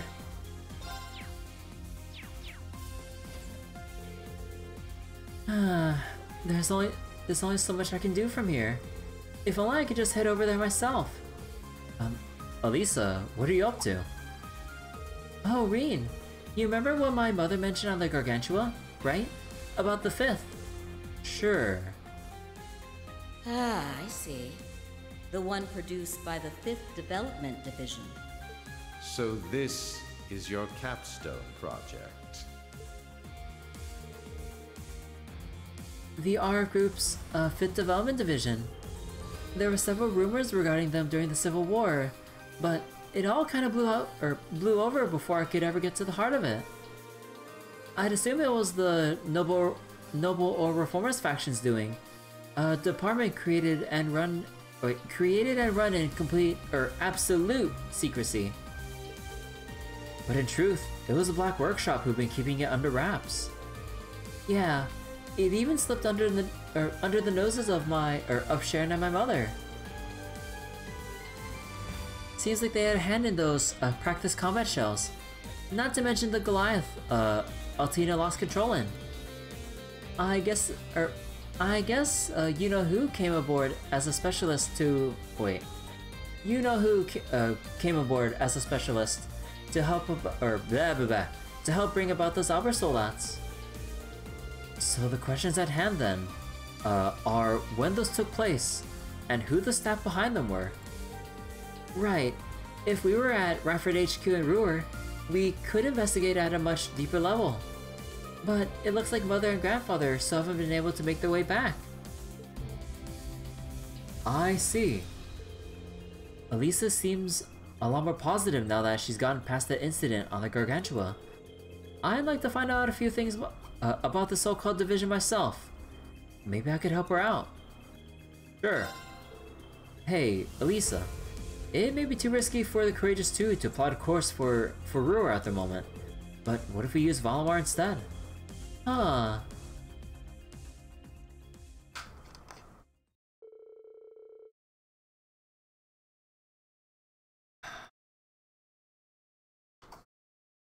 Hold on. Alisa then gratefully accepted Reen's rather convincing proposal. After inviting Sharon to come along with them, the trio had Valimar take them to Ruhr via the Spirit Path. Nortia Province, Ruhr, Reinford Group, Corporate HQ.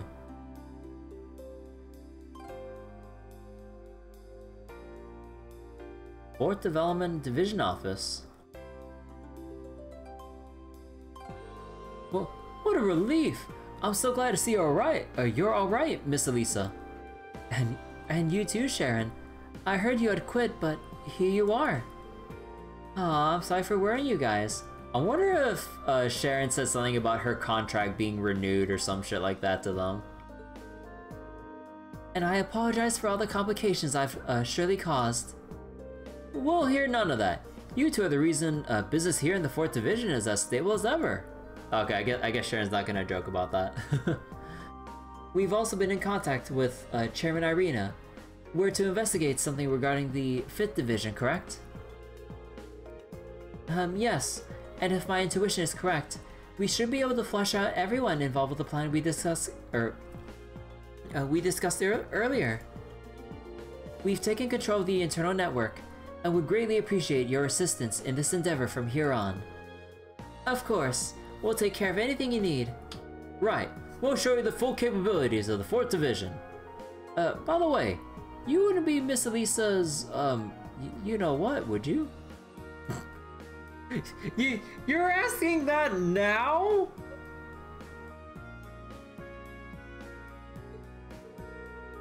Adios, what's wrong with you? Don't you know how to read a room?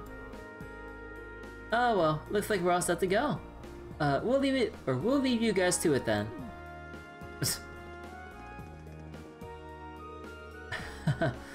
The 4th Division really comes through in the pinch, huh? Alisa. They truly are the most excellent, each and every one. The only thing they dedicate themselves to more than their work is learning all the details of their beautiful general manager's love life. Let's just leave that topic for another day. We have an investigation to get to, don't we? Thanks to the vigorous efforts of the 4th Development Division members, the group managed to gather information on the company's internal activities. With Alisa and Sharon working together, Reen offering his input as well, the group eventually drafted a hypothesis of sorts. The crux of it being that the 5th Development Division, as it stood in an official capacity, was just a front. It did not operate as a standard division, but rather as one in the shadows, maneuvering and directing members from each of the other divisions in secret. This seemed all too possible, given that numerous members across the departments had been confirmed to be engaging in mysterious and inexplicable acts. Furthermore, they discovered several employees who were currently on leave of some sort, some of whose whereabouts were completely unknown. With this intel in hand, Alisa made an official report as general manager to Chairman Irina. The group then developed plans to amend the issues so as to prevent any underhanded activity from harming operations.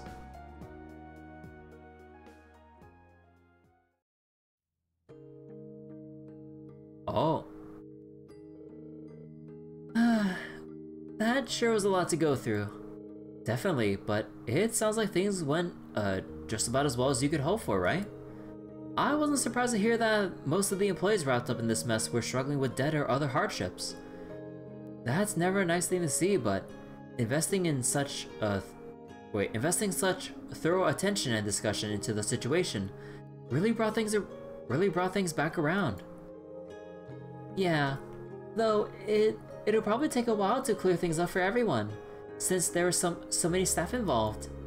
Still, even if things aren't 100% up to par yet, I can tell we're moving in the right direction. I'm sure. You know, Alisa, I think this is the happiest I've seen you all day. Oh. Yeah, to be honest, I was having all kinds of weird thoughts for a while. I just got so worked up over one thing to the next. But after what happened with the Spectral Moon Mirror and the Gargantua, I've managed to solidify my determination. No more doubts. Well, I guess Sharon coming back and reconciling with Mom played a big part in it too. But that sounds pretty self-centered, doesn't it? I don't think that it sounds that way at all, Alisa. Or maybe drawing near. What if the RF group reestablished itself as the upstanding company it once was? It would inspire all sorts of people. Depending on how things develop, It's possible this war might not last long without an increase in arms production. That's true, of course. We'll still have to contend with all the complications the National Mobilization Law throws our way. But all the technicians and engineers out there do have their own ideas and dignity to uphold. If this incident causes a stir, it's sure to be a source of hope to them, and whoever else may need it. Thank you, Reen, for bringing me this far. Don't mention it. All I did was open the spirit path. Hey, wait, give me a minute here. Yeah, I need more drinks right now.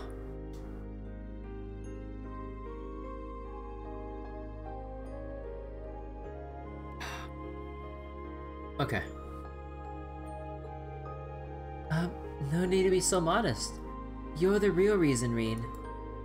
It's the courage you gave me this time, wait. You gave me time and time again that's made this all possible. Facing Sharon and Mother. Being ready to confront the man who used to be my father. All of it. So thank you. I couldn't be happier to be here at your side. Alisa. Do you remember the talk we had during that maintenance checkup a while back? Oh, that. I never ask anything unreasonable of you. I know how complicated things are, trust me. But it wasn't impossible to take the first step to rebuilding a massive company like RF. You've even begun to patch things up with Sharon, as well as between you and Irina and the others. So, I can have my hopes at least, right? Reen, I don't think you have any right to say this knowing my endgame for you. With Sarah. I don't think Reen's in the position to offer his hand like this. Oh my god, this is gonna feel so dumb down the line.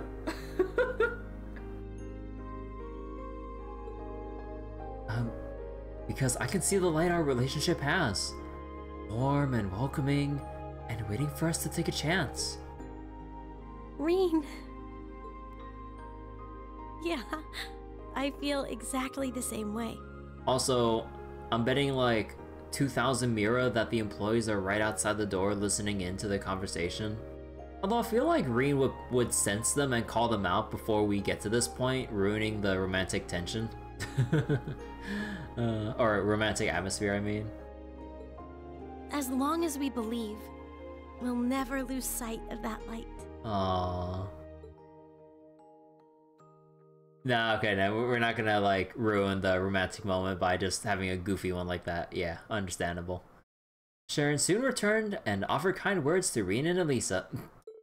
They then headed back to the Courageous Two together, after saying their goodbyes to the 4th Development Division. And maxed out. Okay, I just gotta say, it feels really funny seeing Alphen's hair like move aside every time we spawn in like this. Oh no, 2nd floor. Yeah, like the way it just automatically parts side to side, when normally, you know, when she's standing it'd be just standing straight down, but then it loads her hair like default at first, and then once we load in everything here, it then loads up, oh, she's sitting down, now part the hair so it's like on the sides. It's kind of goofy. Yeah, the way it just parts like that is always so goofy, dude.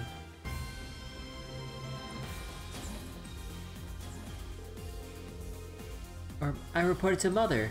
We can expel the Black Workshop's Dark Shadow from RF soon. Now that there's nothing holding us back, we can keep moving forward. I know I keep saying this, but thank you.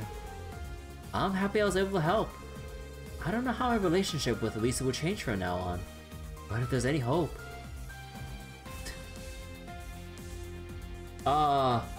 Okay, things still feel a little bit awkward with Reen's lines right now. I mean, you know, this is still going off of the whole, you know, or I'm pretty sure this is still going off the whole prior romance in Cold Steel 3 that's making Reen say this.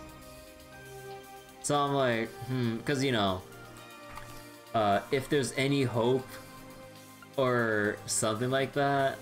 Because I kind of wonder if you don't romance Alisa. I kind of wonder about this little line of dialogue here. I'm pretty sure it's relating to that.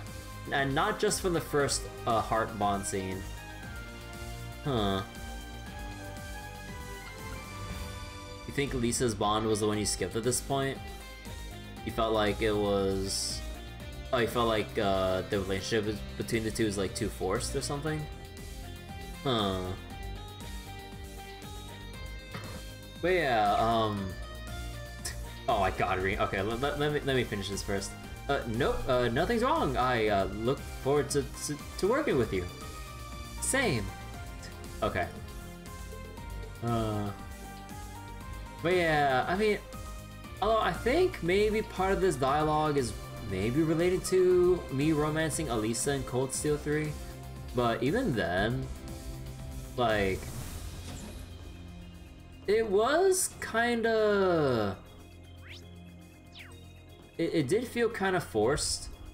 Or, well, maybe not in like the worst way, but a little bit. You can kind of see like the preferential treatment, I guess, in the bond scenes with Alisa and Reen versus all the other girls and Reen.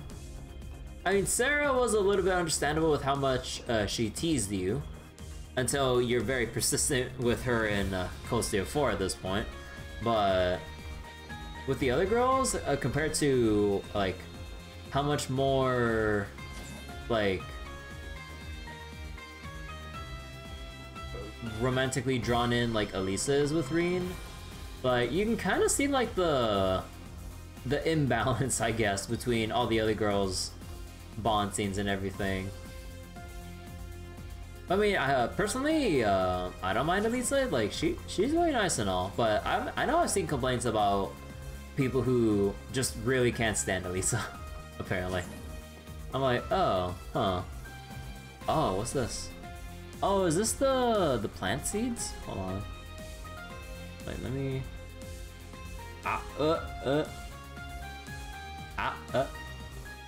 Yeah, that has to be like the seed case or whatever. Okay, let's get to reading. Let me... yeah, we'll keep making a save on here. Whoops.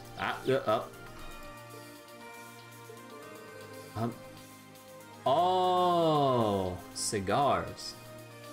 Hey Fie, that a box of cigars you got there? Yeah, and a lighter too. The boss left them behind. I was thinking it'd make a decent, or it might make a decent memento of them. I see. He was into that sort of thing, I take it. Yep, heavy drinker, heavy smoker. Goes hand in hand. I heard Sarah's dad was the one who converted into this brand, actually. Really now? That does seem like the kind of things two Jaegers could bond over. Make sure that you take good care of it. I will. With the lighter, at least. Not sure what to do with the cigars, though. I'm not so keen on smoking them myself. Actually, are you free right now, Reen? What? Wait, are they gonna like smoke together? Oh shit! Nah, just kidding. They would never have any of these characters like legitimately smoke.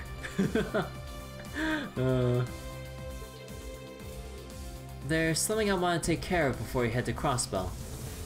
I think I see where this is going. What with that what with that box of keepsake cigars? I'm guessing you're going down to the surface.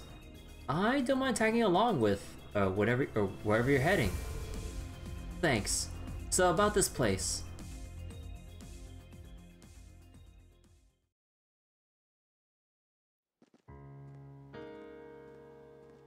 Oh. Huh.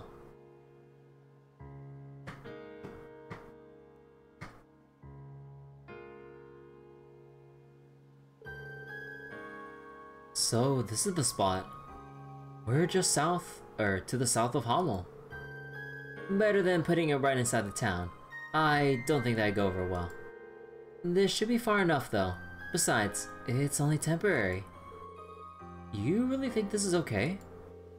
Yeah, Leo and Zeno have already finished paying their respects. I wish I could smoke with them, but whenever I ask, they look at me like I sprouted wings.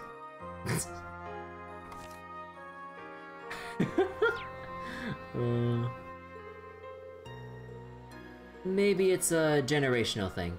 Not a lot of women used to smoke in their day. Yeah, that's probably all it is. Still, it kind of feels like a waste to throw this whole box away. Wait, oh shit, wait, no way! Wait, no fucking way! I mean, Reen's of age, or like at an age where, you know, it'd be fine if someone like Reen or whatever. Wait, no way! Do you mind if I have one? I don't know if it'll really count, but I'd like to try. I didn't know you smoked, Reen. I don't. This will be my first time. Trying one with a youngster like me probably won't mean anything to Rutger. Don't say that. Do you, know how to do this? Oh my god. Oh my god, beginner's first smoke. Let's go! I think so. You snipped the end first, right?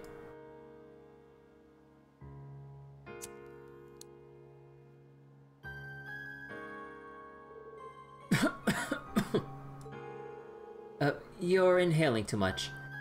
Boss always said that was a rookie mistake. Don't try to pull the smoke down into your lungs. Just let it drift around inside your mouth a little. Oh, okay. I gotta be honest, I don't know what people see in this. Yeah, it's not for everyone. We can give the rest of the boss some other time. Hey, how about you let us in on this?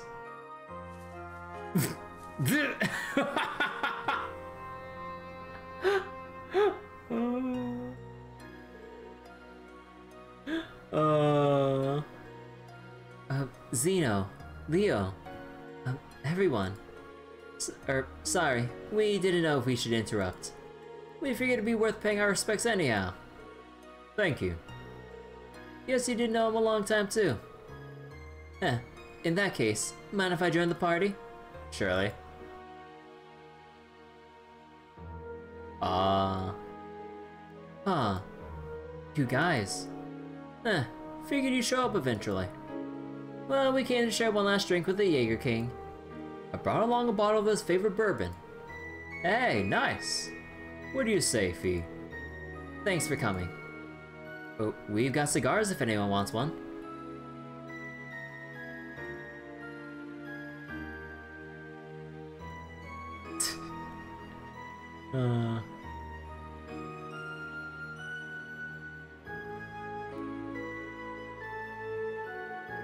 Hey, so, what are the chances I can get you to pass some of that stuff over to me?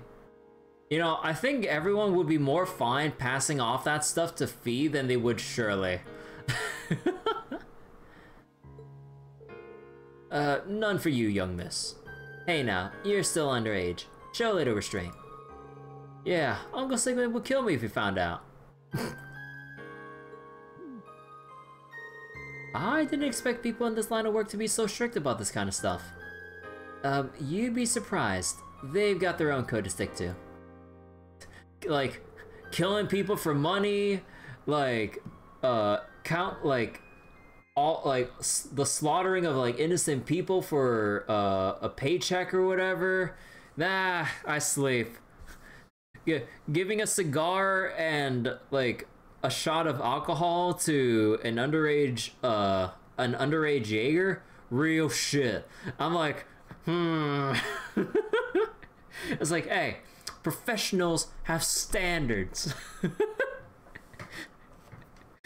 You know, that is one sight that I would love to see.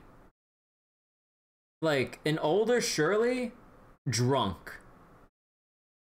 I would love to see what crazy shit we'll see from that from a drunken episode from Shirley. Huh. I kind of wonder if either Shirley would have an even more wilder side when drunk, or if they go kind of the Gatmoe route, or maybe like maybe a more emotionally vulnerable side to her. I don't know. I kind of want them to just lean more into the route where she just gets more fucking wild, and then because of that, like literally everyone just goes, okay, Shirley, no more alcohol, no. Like even as like an adult, all of the other Jaegers and whoever else she'll talk with, it's like, okay, no, you do not touch alcohol. I think that would be an even more hilarious route to go down. It's like they'll have like the incident or the drinking incident with Shirley like some more years once she's old enough to drink. That would be hilarious, and I would love to see that route. It's like, yeah, no, like not even like the other enforcers like fuck around with alcohol with Shirley. Like no, like it's like a big like no even among the enforcers. I would love to see that, honestly. Everyone passed the time reminiscing about the Jaeger King. Eventually, everyone except Rien and Fie had said their farewells and left.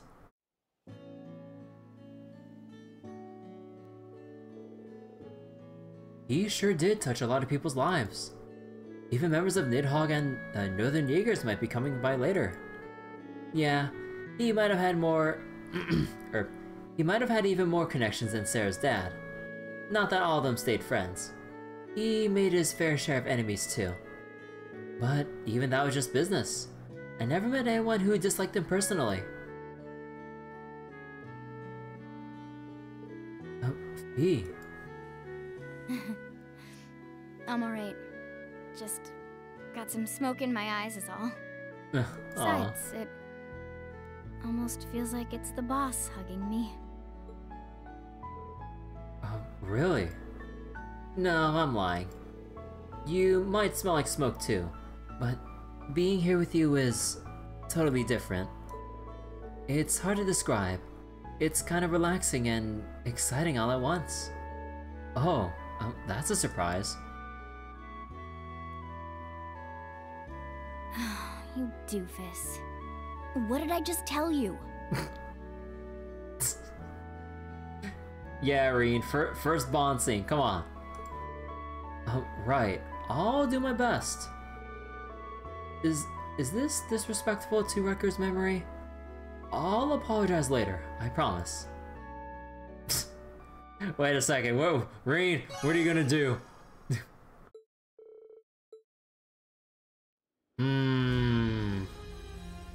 The suspicious fade to black. Nah, just kidding.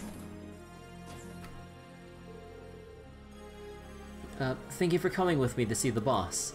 I didn't think anyone else would come. I'm sure the boss was happy, or was really happy. Let's visit his grave again once we've taken care of the Great Twilight. That would make me really happy. And, thank you for the hug. You're welcome. Alright, now we got the cafeteria.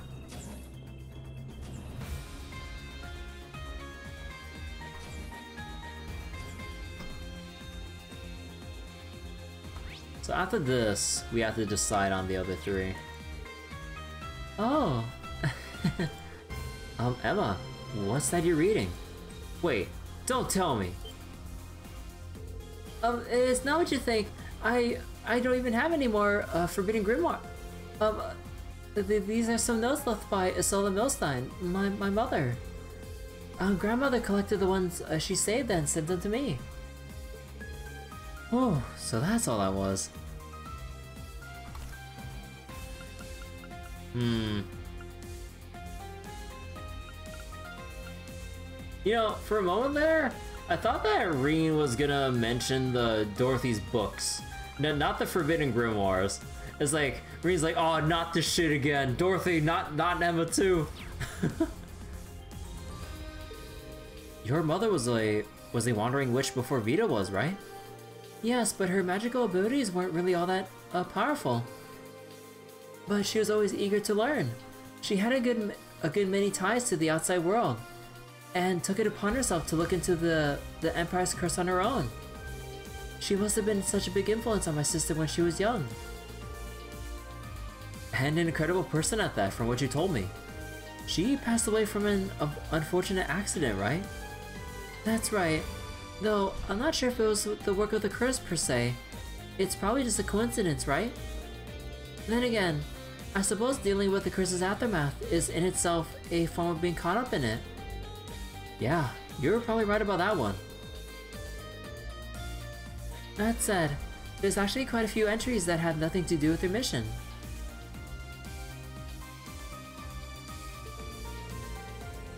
It's as if I'm rekindling the memories I've had of her from when I was young. It feels nice, you know. Yeah, I can imagine.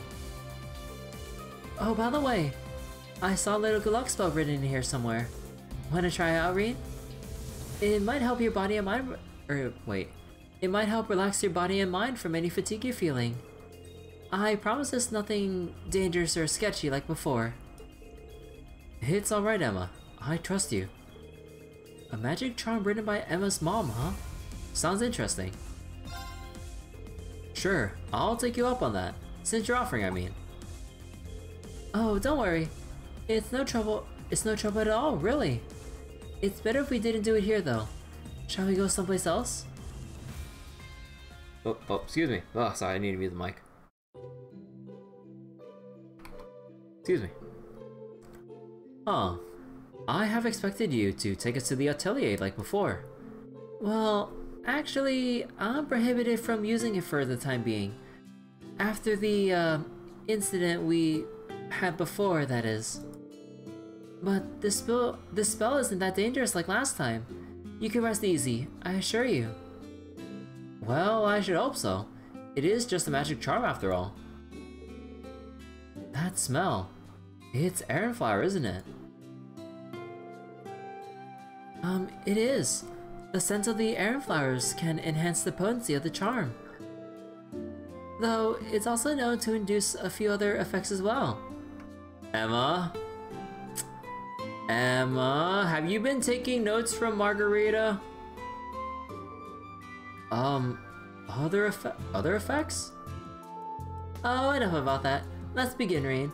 Emma! Oh my god! oh no. Could you lean forward a bit just like before? Got it.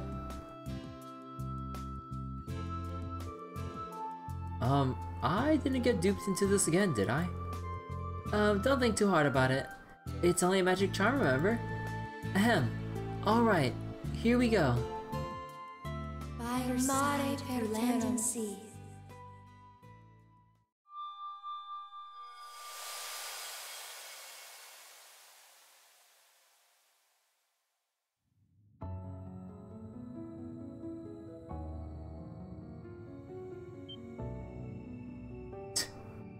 Naked ass Rain.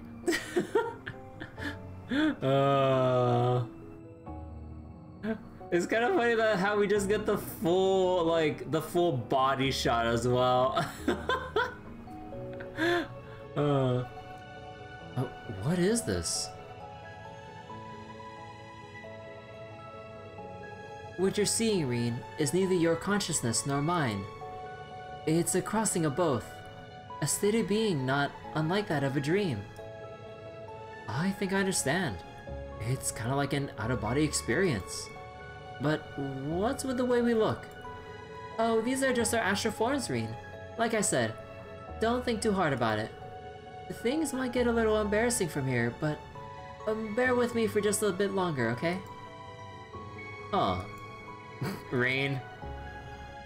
Rain, now you're staring? Oh. Duvalie takes Sleipnir.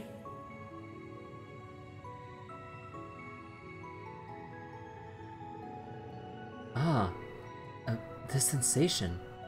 Where have I felt it before? But not just Lucia. Or Lucia, I can't forget. Goddamn, Reen, you lucky bastard. Reen?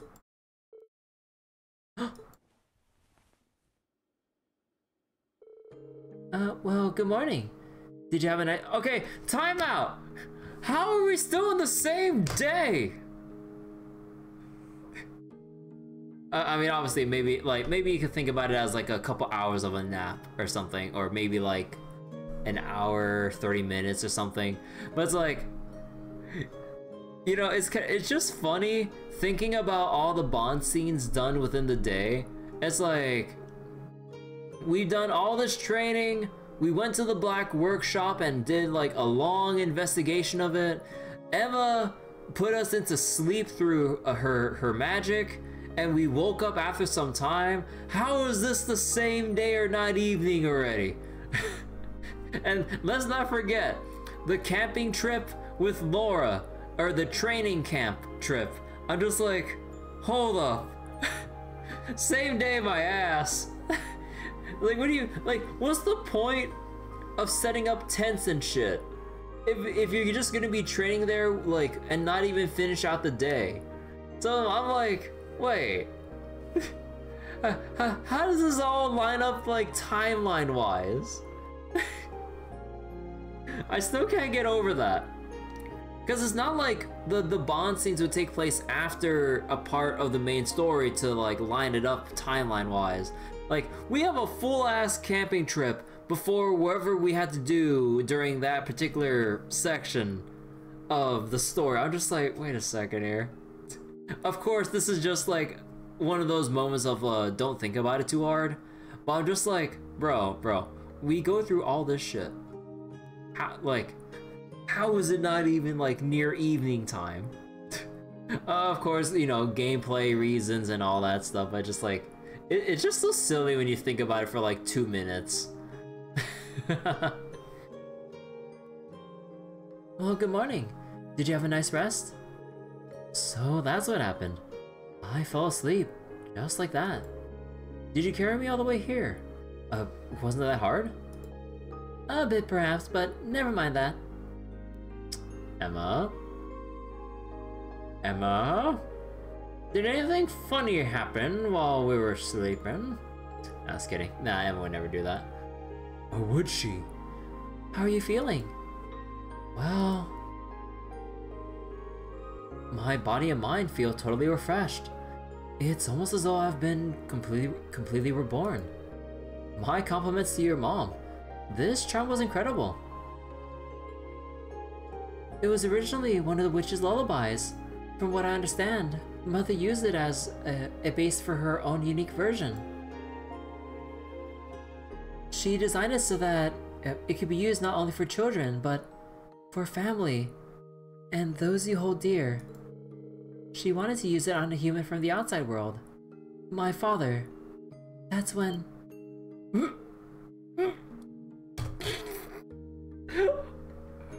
Oh, are you saying Sola? Wait,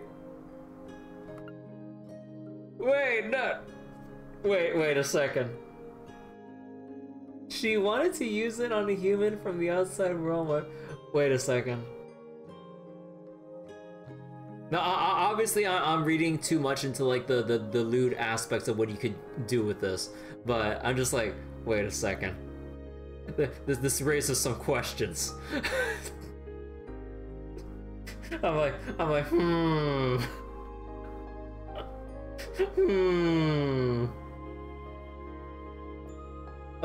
a good luck charm spell to put not just children and family to sleep, but the ones you hold dear as well.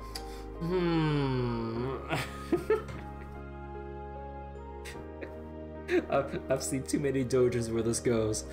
Oh no. Oh no. I get it. That said, that astral form caught me pretty off guard too. It was a little embarrassing to be sure, but I guess it really is something best kept for family members. No,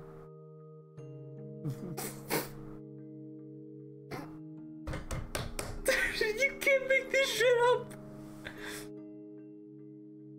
No, that part was likely one of the effects of the Iron Flower.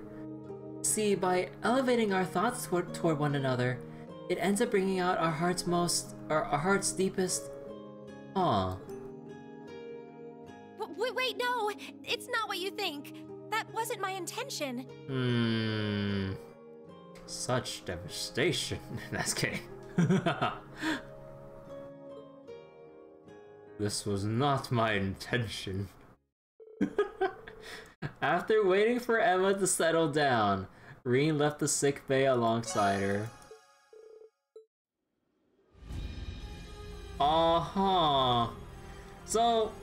So normally they wouldn't look like that without the Iron Flower. So it'd just be a totally normal thing. But should you burn the Iron Flower for its other its other effects or other similar materials to induce such a form?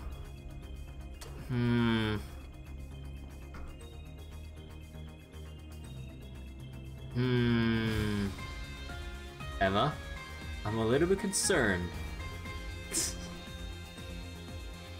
Oh my god, though. Just let me know whenever you think you might need help keeping things under control. I want to find out more ways to help. As a witch and as a member of Class 7, I want to help you more than anything, Reen. Thanks, Emma. Really. Let's keep what happened between us, shall we? Yeah, of course. Bro. Reen is like the luckiest fucking bastard ever. Alright, so we only have three other bond scenes left and 1 point left to spend it. I definitely think at this point, Reen definitely has Lloyd beat out when it comes to, the, romantic situations between, like, or, with the or surrounding the both of them. Well then. Alrighty then. Alright. Let's go see how everyone's bond scenes are. Oh, are you performing a webmip? Okay, hold on. I definitely feel like my throat's been giving out with all the reading and stuff in general. You know, maybe it was a good call that that tomorrow, that I'm not gonna stream tomorrow. Yeah, definitely want to give my voice a rest after all the reading and the constant streams and stuff. But okay, hold on. Let me have another water break.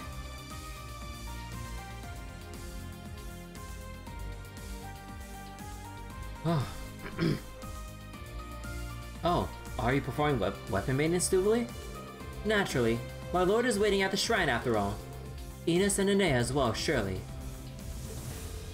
But no one asked you to babysit me, Schwarzer. Focus on taking care of yourself first. Now that I think about it, the shop should be done polishing what I have, or what I left there. But by the time I use it, but the time to use it hasn't yet come. For now, I need to keep my focus on what's directly in front of me. Huh, looks like Duvalie left something pretty important at the shop. If you're not opposed to it, do you want to get back to that now, Duvalie? What? It's fine. It's nothing that needs to be taken care of immediately anyway. But it's important to you, right? If leaving it for later will bother you, then it's probably better to take care of it before we face off against the Steel Maiden. You're as nosy as ever, Schwarzer. But you're probably right in this instance. Okay. I'll take you up on the offer then. This one time.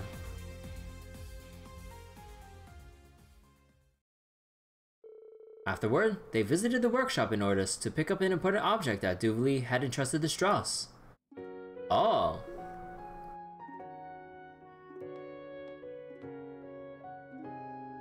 Excuse me. Oh, this is... Your armor and even your helmet too. You've had some work done on them. Yes, there are some minor scuffs that were starting to stand out. I heard talk of a skilled artisan working here in Ordis, so I decided to take a chance and ask them to mend it. This isn't the usual sort of work I've been expected to do since I first began operating here. But your request was so earnest, it gave me more than enough inspiration to take the job on and give it my full attention. Much appreciated. Such a beautiful shine. This level of technical ability is just what I'd expect from an artisan favored by the Dukes. With this, I'm one step closer to fulfilling my oath. Duvalie. Huh. No idea what this is about, but if I may offer my thoughts, you don't appear fully prepared to me. Oh. Huh? Decades of working as a glass artisan comes with its perks. I can tell when someone's heart is clouded, shall we say. I've polished up your helmet and your helmet and armor back up to their original luster. Now you have to make sure that your spirit matches. Oh. I see. Thank you for your services. Damn. Perhaps I've gonna run my mouth. Oh, don't worry about it. Thank you again. Reen spoke to Duvalie, who was standing stock still outside the workshop. He invited her to the harbor district, suggesting they might make use of their time in Ordis to go look at the sea.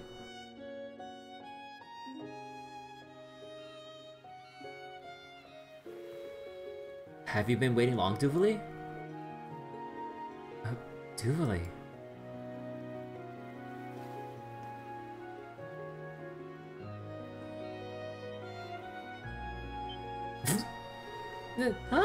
That's cold. What do you think you're doing and what is that? Sorry, it's gelato. I found a great place for it last time I was here on field exercises. Want some? It really hits a spot on a hot day like this. Honestly, I can't believe you. We got an important battle coming up. Can't you be a little more serious? This is just how I am. I think it's fine for you to just be yourself too. Be... myself? To tell the truth, I've always been a little envious of you. Even when you were with the Society, there was something very earnest about you. And even now that you're with us, your swordsmanship is so just as confident as it's ever been. I can't help but admire that. I feel like ever since I was a kid, all I've ever done was doubt myself. I can see why Aryan Road would make you the leader of the Stallritter. Schwarzer. Don't worry. You'll get through to her. I'm sure of it. You've already seen through her true intentions, right? Perhaps. Then all that's left for us is to give it our all. I hope I'll get to see you in your armor again sometime soon. What? Oh, blast it all! Why'd you have to ruin the mood? I think I'm starting to see things more clearly now. Maybe the real reason why I chose to ally with him is... Wait...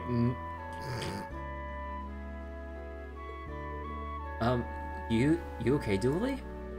Huh, I'm fine. It's none of your business.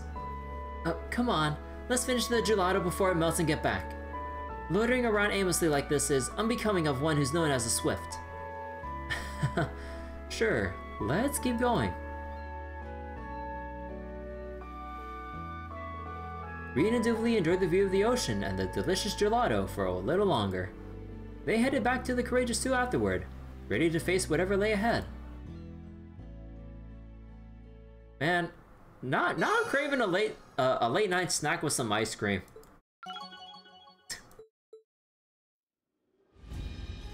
Honestly, that was a really nice scene. Nothing too much, but it was kind of just heartwarming seeing Reen and Duvalie just kind of just chat and hang out, I guess. Although the little thing with Duvalie at the end, though, maybe the real reason I chose to ally with them. I'm like, oh my god. It's like, dude, you don't even have a hard point. I really wonder though. I really wonder how things will end up after the whole thing with Aryan Road and, well, Cold Steel 4 in general, and hell, even Reverie. I really wonder. We'll have to see, obviously. Okay, we gotta reload. Wait, Duvalie's thing was pretty nice. Let's see. Now we got Ash. Oh, also wait, give me another water break.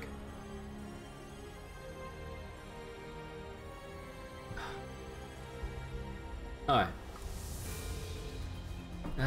Man, you're always asking for something. I don't know what's on your plate, but I'm pretty busy with my own shit here. Alright, well, I'll let you know.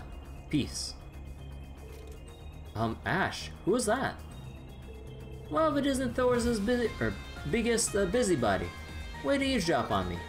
That's nothing. A bad influence from back home hit me up, that's all. A bad influence? Come again? Yeah, you met him once, but he's not the kind of guy goody two-shoes like you would cozy up with. Name's Brad. He's a real shit stirrer. Oh wait, I think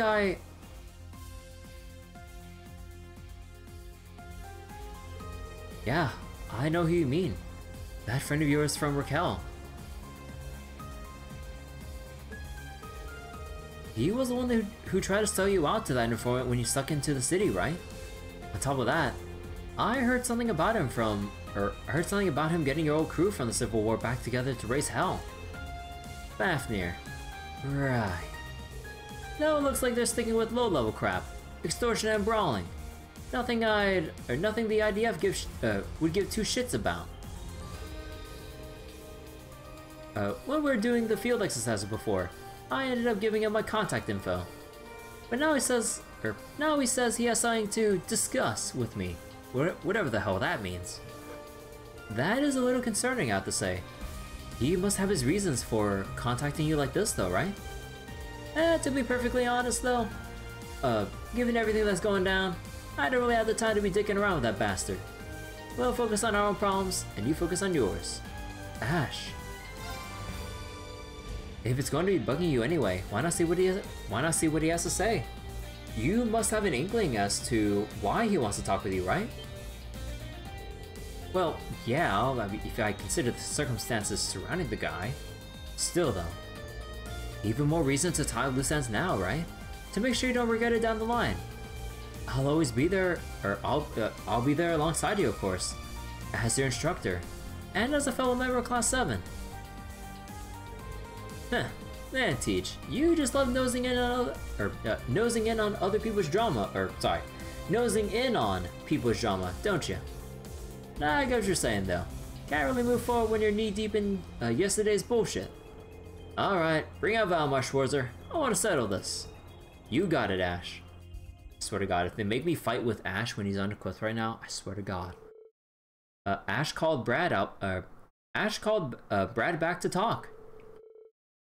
They met at Deccan's in Raquel, and Brad told Ash everything. Ash! Oh.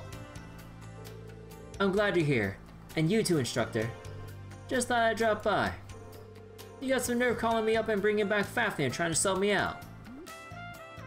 But I feel stupid about that. It's like I was possessed or something. I mean, you have a legitimate reason for that. You were quite literally possessed. And I couldn't think of anyone else who could help with this. Please help me.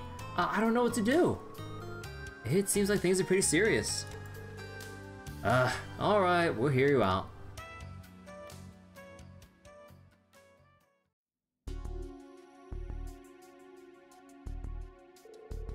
So, you and your friends committed blackmail and other misdemeanors. I was about to say dismisdemeanors. I was like, wait, no, that's not right. In the shadows was your informant, Miguel. Yeah, that's basically it.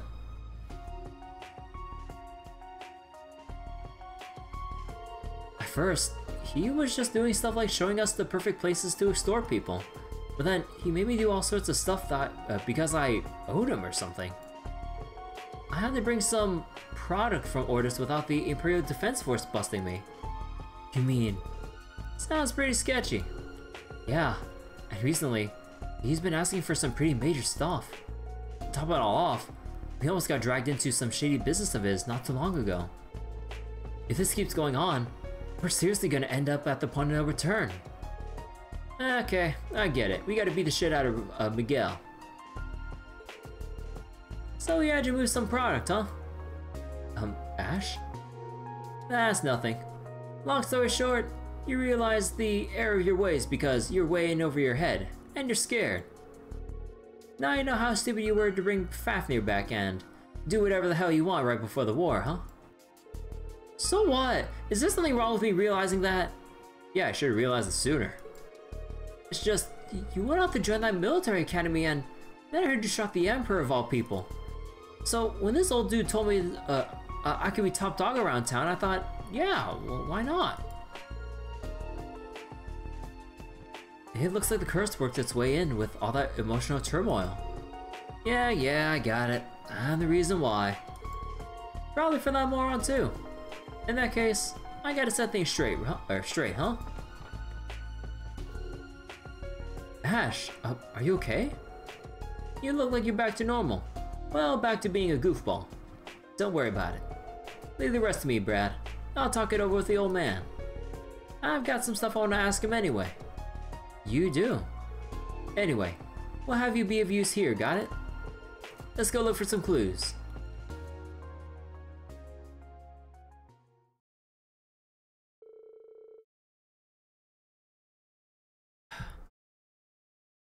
Reen and Ash began asking around about Miguel.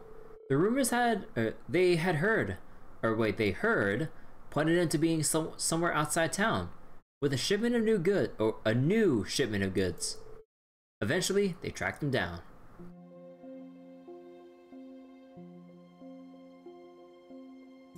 Why'd they put the shipment here?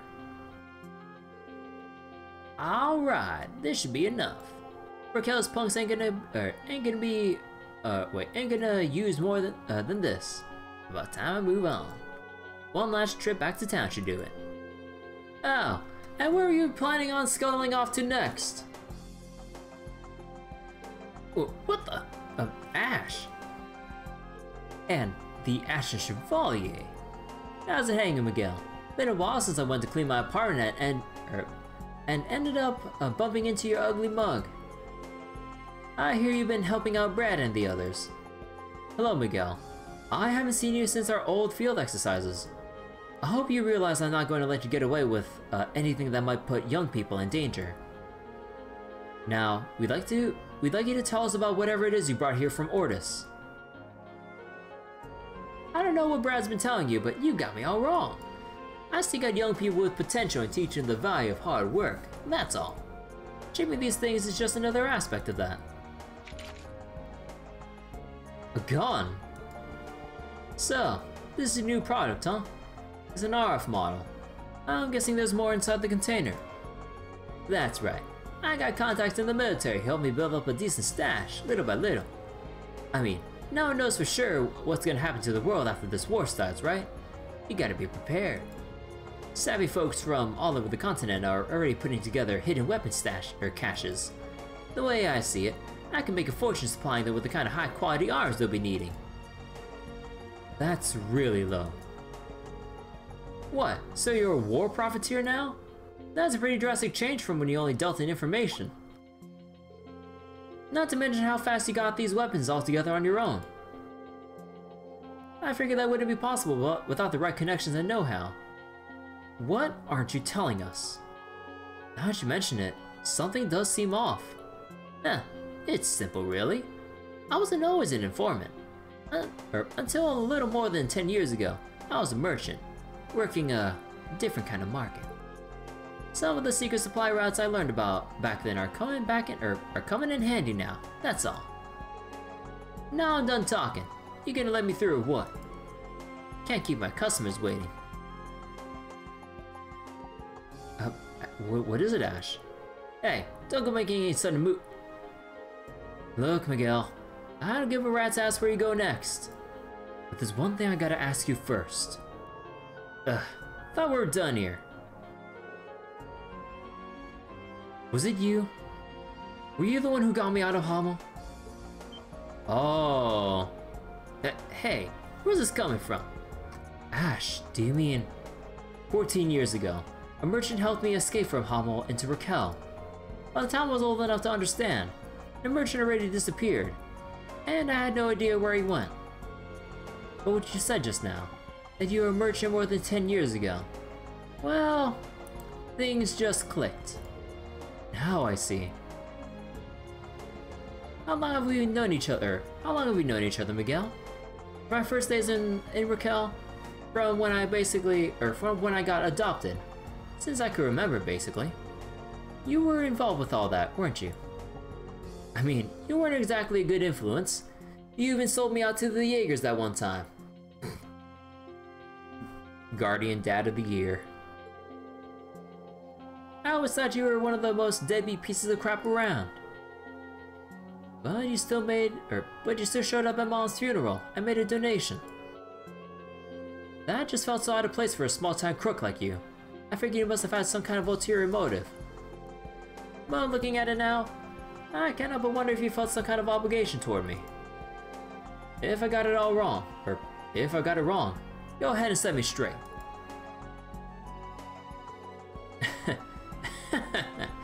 When did you get so sharp, kid? I wanted to take this to the grave, but I guess my secret's out. It's true then. Every word. 14 years ago, I was peddling my wares out by Parm. If I hadn't stepped out for a smoke that night, I'd never have met you.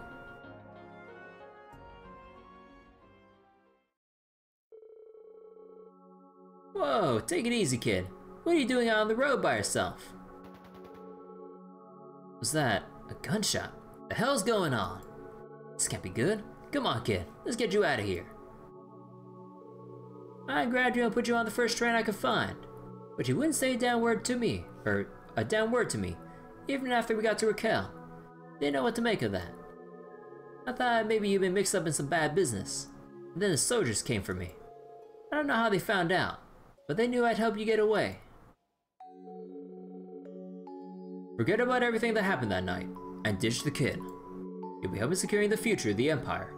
It's in your best interest to comply. We can pay you whatever you want. Not a bad deal, huh? A deal, huh? Sounds more like a threat. That must have been part of the cover-up of Hamel that Osborne spearheaded. I'd hate to sound heartless, but I was eager for any excuse to get rid of you. So I took the mirror and gave you to one of the hostesses at my favorite club. I knew she wouldn't put you on the street. She was quite the woman, taking in a kid she knew next to nothing about and raising her as her own. You're telling me. So you see, I didn't really do anything that bad. I got you away from Hamel in one piece, and even set you up with a new family. This is so much for me to collect a little compensation in return. Yeah, that's all there is to it. I cut my ties to you and gone on with my own life. Our past doesn't mean shit to me. Right now, you're nothing but some punk who's standing in the way of me and my business. So, damn it, why can't I pull the trigger? You're a traitor, a criminal. You shot the Emperor, for crying out loud. No one's gonna miss you. I took the damn money. I washed my hands of you. You owed nothing to me. Nothing. So why can't I? So that's it. Guess that explains the sudden shift in your business model. I know you're not gonna admit it, but when you took that deal, it messed you up on the inside. You know it was wrong, and you've been carrying that guilt with you ever since. That's what let the curse worm its way into your heart and turn you into a real crook. Oh. The hell are you talking about? Don't act like you know me. Oh, if I'm wrong, then why do you look like you're in so much pain? It's written all over your face, moron. You've been running from your sins all this time, but you just can't let them go.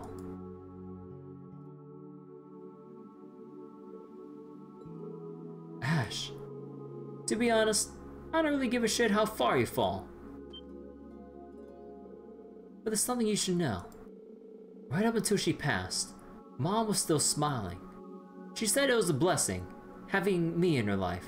Go figure, right? She also told me she wished she could have thanked the guy who brought us together.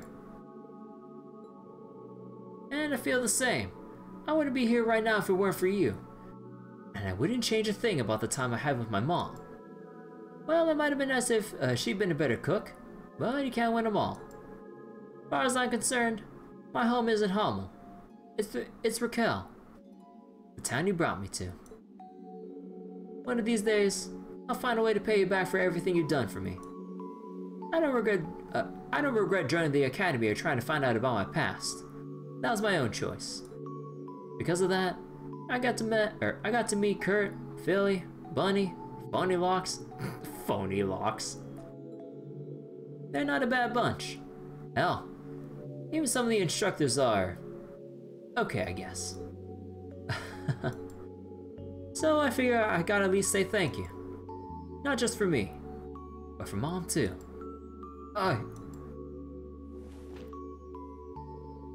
Curse, it's... Huh, for a kid who wouldn't talk at first, you sure grew up to have quite a mouth on you. Look at me getting all sentimental. I feel like such a chump. But hey, all this only goes as far as you getting me off the streets. Leading Brad astray, selling me out during the field exercises. Now that's a different story. I think you got a little debt to be paid, you feel me? Deck him in the face! Oh! Yeah. That ought to straighten this shit out. Man, that felt good. You're enjoying this a little too much. I hope this did you some good, Ash. Okay, that was pretty satisfying. Though now free from the curse, Miguel and Brad still had plenty of crimes to answer for. After turning them over to the authorities, Reed summoned Valimar to return him and Ash to the Courageous too.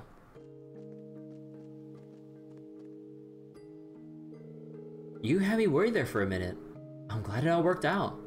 Trust me, I was just as surprised to find out Miguel's the guy I owe my life to. At least now I can feel like I can let the past go. Oh, that's good. I'm happy for you. Right, enough sappy shit. Let's get back to the others. Fair enough, Ash. Fair enough.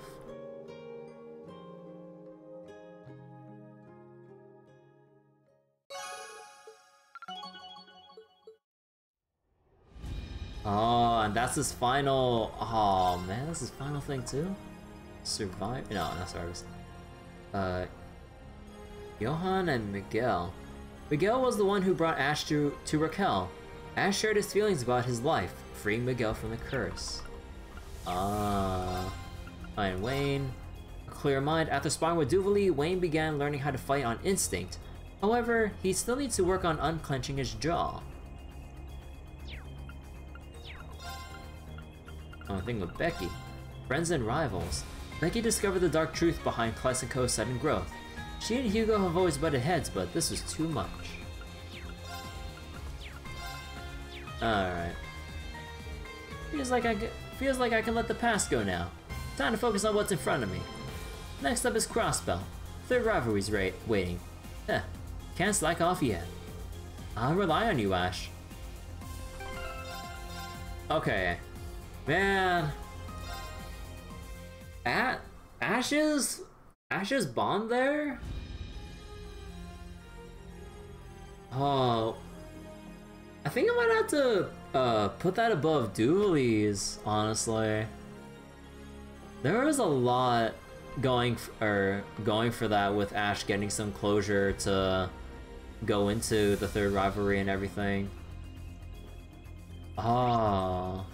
Yeah, although, let's see what Crow has.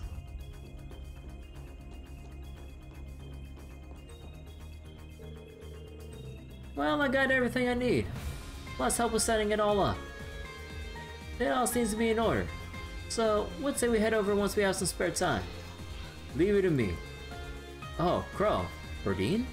Are the two of you heading somewhere? Yeah, just a little thing I need to take care of. Something I want to handle before the next rivalry. Something to take care of, huh? I mean, it's not the biggest thing in the world, man. Just some personal business. We're trying to put things in order by the next rivalry. You gotta make sure that you're all prepared too, right? But if you're heading down to take care of anything, just let me know, okay? What kind of business does he have to take care of?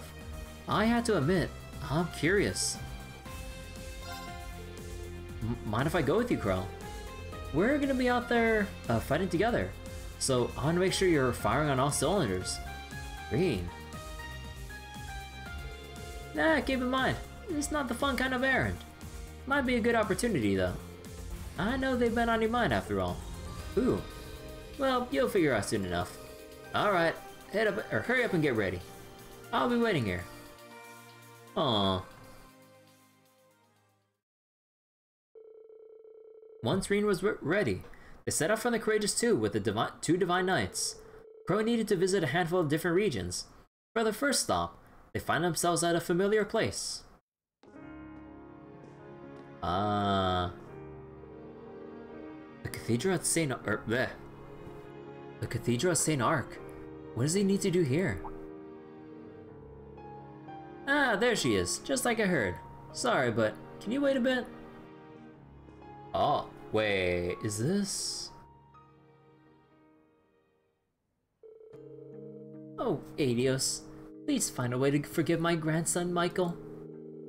It doesn't absolve his crime, but he was truly concerned for this country. I just pray that he can rest in peace. I pray for the same. Was that? What was that? These are his. Michael. Michael.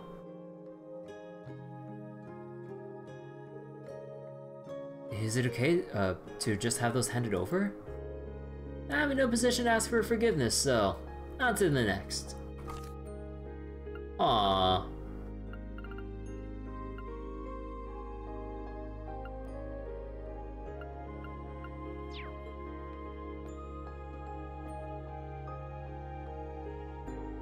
Michael? Oh. Oh. Damn fools, a lot of them, getting into this whole war. The Red Constellation, Nidhogg, and even those leftovers from the Northern Jaegers. What a mess. If only the boss could have, or if only the boss and everyone could have. Sorry I couldn't get revenge for all of you. Huh? But it's good you guys survived at least. Take care of yourselves, yeah? That's what he would have wanted.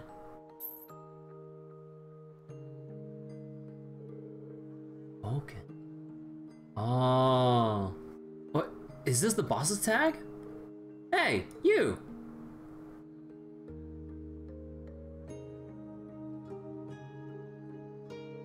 Right then. Just gotta wait for someone to get in touch now. Sure. I've pieced it together now, Crow. This is about them, isn't it?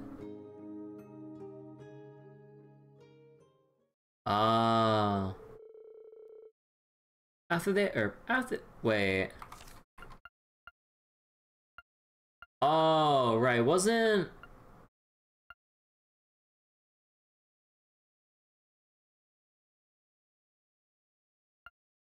So that was Vulcan.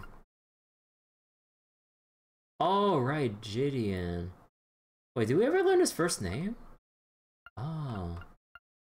Oh, actually, no. We probably did learn his first name because there was the book that he read, or that he wrote, about criticizing the Empire and shit. And all that. I think that's where we were supposed to learn his first name. Oh, right. Oh yeah, speaking of, how's wait, was it S? Scarlet, right? I wonder how she's doing right now. Because we haven't talked with her for a hot minute. Because, like, what was it? Last time we've only seen her, like, after the events of Cold Steel 2. But we never really seen her directly Cold Steel 3, right? And obviously 4 for the matter. Oh. Ha. Play with Scarlet? Ooh. Ooh. After they returned to where Valimar and Ardeen were waiting, Crow received the call. Although I feel like, I feel like Scarlet, after they have her recover, either she'll be imprisoned for her crimes, or maybe she's like outside of the Empire, just trying to do her own thing to atone or correct things herself. I'm not sure, because we don't really know beyond Cold Steel 2, right? Because she was bedridden from her injuries after Reen saved her from committing suicide. Yeah. Now I'm really curious. George! Hey, Reen. I should have known you'd get involved in this too. Crow reached out to me earlier and asked if I can get him or help him out. Good timing, or good thing you're still using your old number. So, does this mean you found her? Yep, you're gonna have to make do with the voice call though. Here, I'll patch you through. Oh! Oh! So he's just making things right with the 3 from... Oh...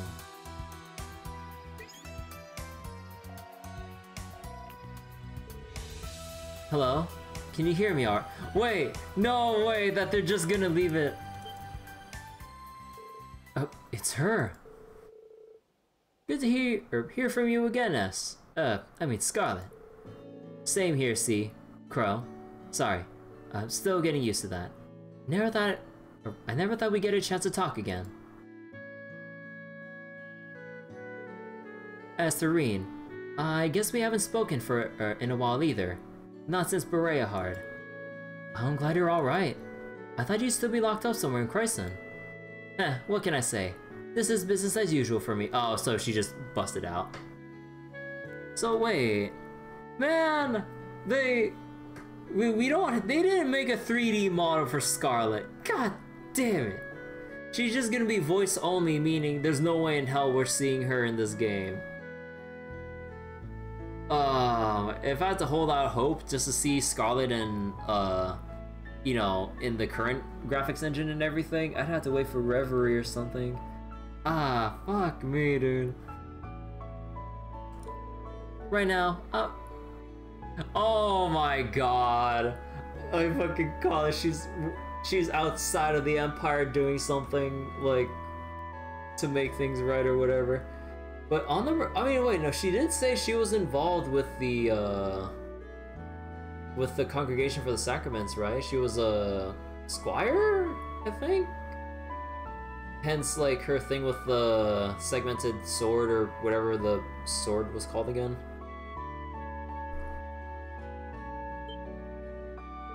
A Merkabah? Wait, does that mean you're with the Grossritter? Apparently uses Flex as influence to have her released into protective custody. The church took her past as a squire into account, and allowed her to work as a kind of penance for her role in the Civil War. Ah, wow, uses really came through. Can't imagine it's all footsies and tea parties though. What with you being a former terrorist and all. It was pretty tough at first, I admit, but things are better now. Father Wazzy and that bald knight of his. Yo, our boy Wazzy, let's go! Father Wazzy and that bald knight of his are pretty reasonable when you sit down to talk with them. Dude, no, we've got to see Wazzy. Oh my god, dude. Dude, that means we're gonna see Wazzy. Oh fuck, wait, what was what was the big dude's name again? The Wazzy's knight or whatever. Wait, what was his name again? Fuck. God, okay. Wait. Trails trivia time. What was his name again? Did it start with an A for his name?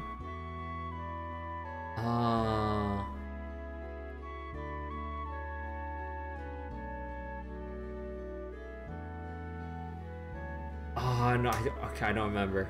But yeah, I want to see like him too, then Wald, and now I guess Scarlet all together. Yo, that'd be one hell of a group. Huh. Some of the recruits here joined up around the same time as me, and they're all there are interesting people here, so I'm not bored at all. That's great. I'm glad to know you're doing all right. I won't pretend I wasn't a little discouraged when I found out that Osborne had survived, but I was able to get past that and find a new path forward. Thanks to all of you.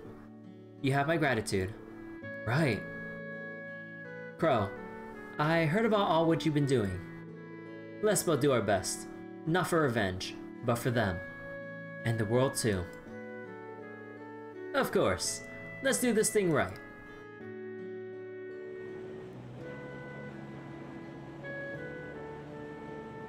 So, those people we visited back there, were they really related to the members of the ILF?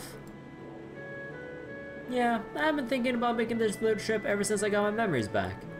It's the least I can do to make it... Sorry. It's the least I can do to make it up to the pals who went to Gehenna with me. I managed to find some people who knew Vulcan and Gideon, so I just decided to go forward with it. I see. I've gotta say, it was a surprise to hear Scarlet decided to go back to the church. No kidding. I'm sure she had her reasons though. Well, in any case, it feels good to tie these loose ends. Now once my overtime's all used up, I can go without any regrets. Bro. No, the future's not decided yet. For all we know, you might just end up with more time than you bargained for. Bro, come on. We just had this whole deal with Rutger. Let the man rest, dude. They're back. Reen, Crow. Sheesh. Where exactly did you two wander off to? Toa, Angelica. Even for us, there's always someone, somewhere to return to, and someone waiting there. So for everyone's sake, those we've lost, and those who are still with us, we have to see this through to the end to make it back alive, no matter what. I guess you're right. But first things first, we gotta kick some ass in this next rivalry. I'll be counting on you, partner. Right.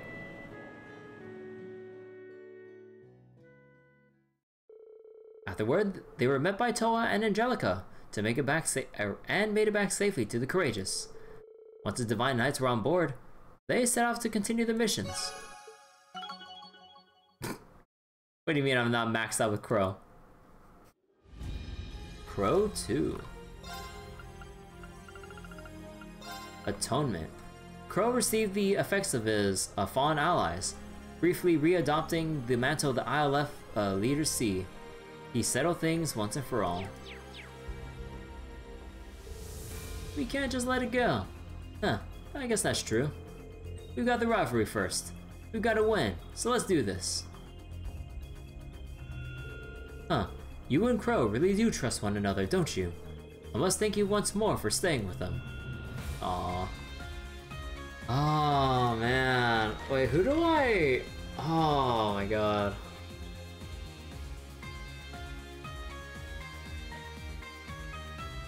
Like, Ash had his whole thing with,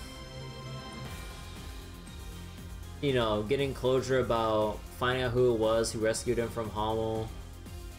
And, you know, maybe setting Miguel, well, somewhat straight, especially with a straight punch to the face. But, then you have Crow and, like, going back and giving back the stuff from, like, Vulcan and Gideon to their respective, you know, family and companions and stuff.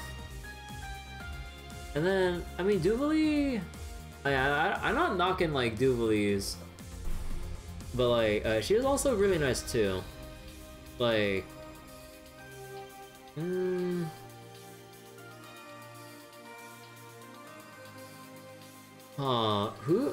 to commit with in terms of like the last point here?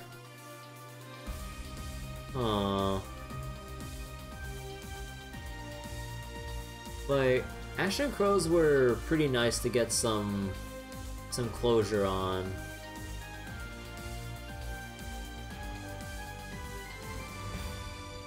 And Duvalie, well, it's basically like another step for Duvalie to just kind of, you know, steal her resolve and find her answer about whatever it is she wants to say to Aryan Road.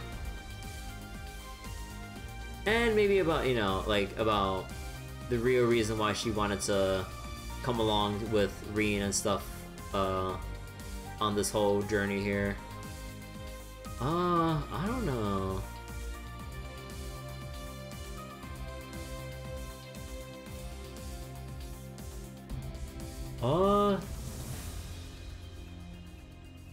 Honestly, I think I might...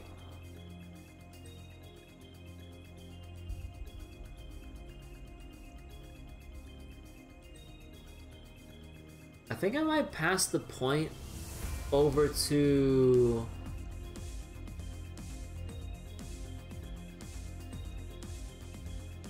I think I'll pass it over to Ash, honestly. I do want to give Duvalie the extra, like, bond level, but I think I'm gonna go with Ash. I think there's like a good amount of like personal closure and all that stuff going on with them. But I don't know, like Crows and Ashes are, I would say, pretty close with each other in terms of like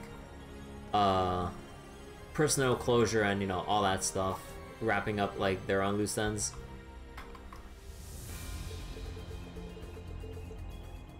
But yeah, I think I'll go with Crow.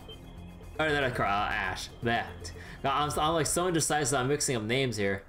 No, let me just do this. Okay. And Ash 3. Okay.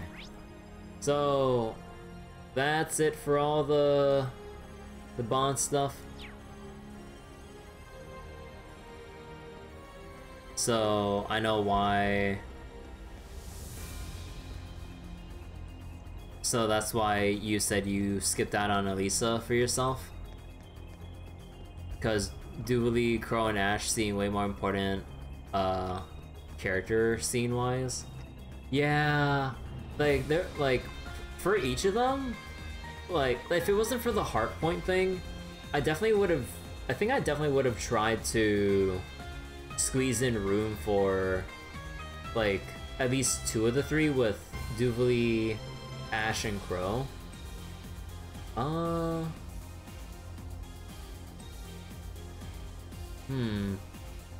Yeah. Like, if it wasn't for the heart point thing, yeah, I probably would have left out Alisa's in order to fit in, like, Crow or, Duvalie. But yeah, because they had some very strong bond scenes there. Like, Duvalie, like, less so, but I mean, like, you know, her whole thing's not done yet. We're literally right there with, you know, finishing her deal with Aryan Road, but it's kind of like her final preparations leading up to this moment. So yeah, I mean, that's kind of fair. Because, like, you know, like, you can't exactly have closure on something that we're about to do main story-wise, given who we're going up against. But yeah, like, I think for sure, yeah, I think I kind of agree with you there. Picking Alisa, or sorry, not picking Alisa to make room for either of the other 3 who I had to choose from. But yeah, okay. I think I'm definitely going to leave it here for tonight. Ugh. Really tired now.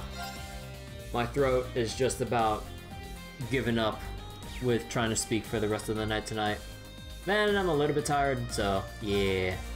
Good stuff though. So we got the Merkabah stuff done, and now we gotta take on all the dialogue here.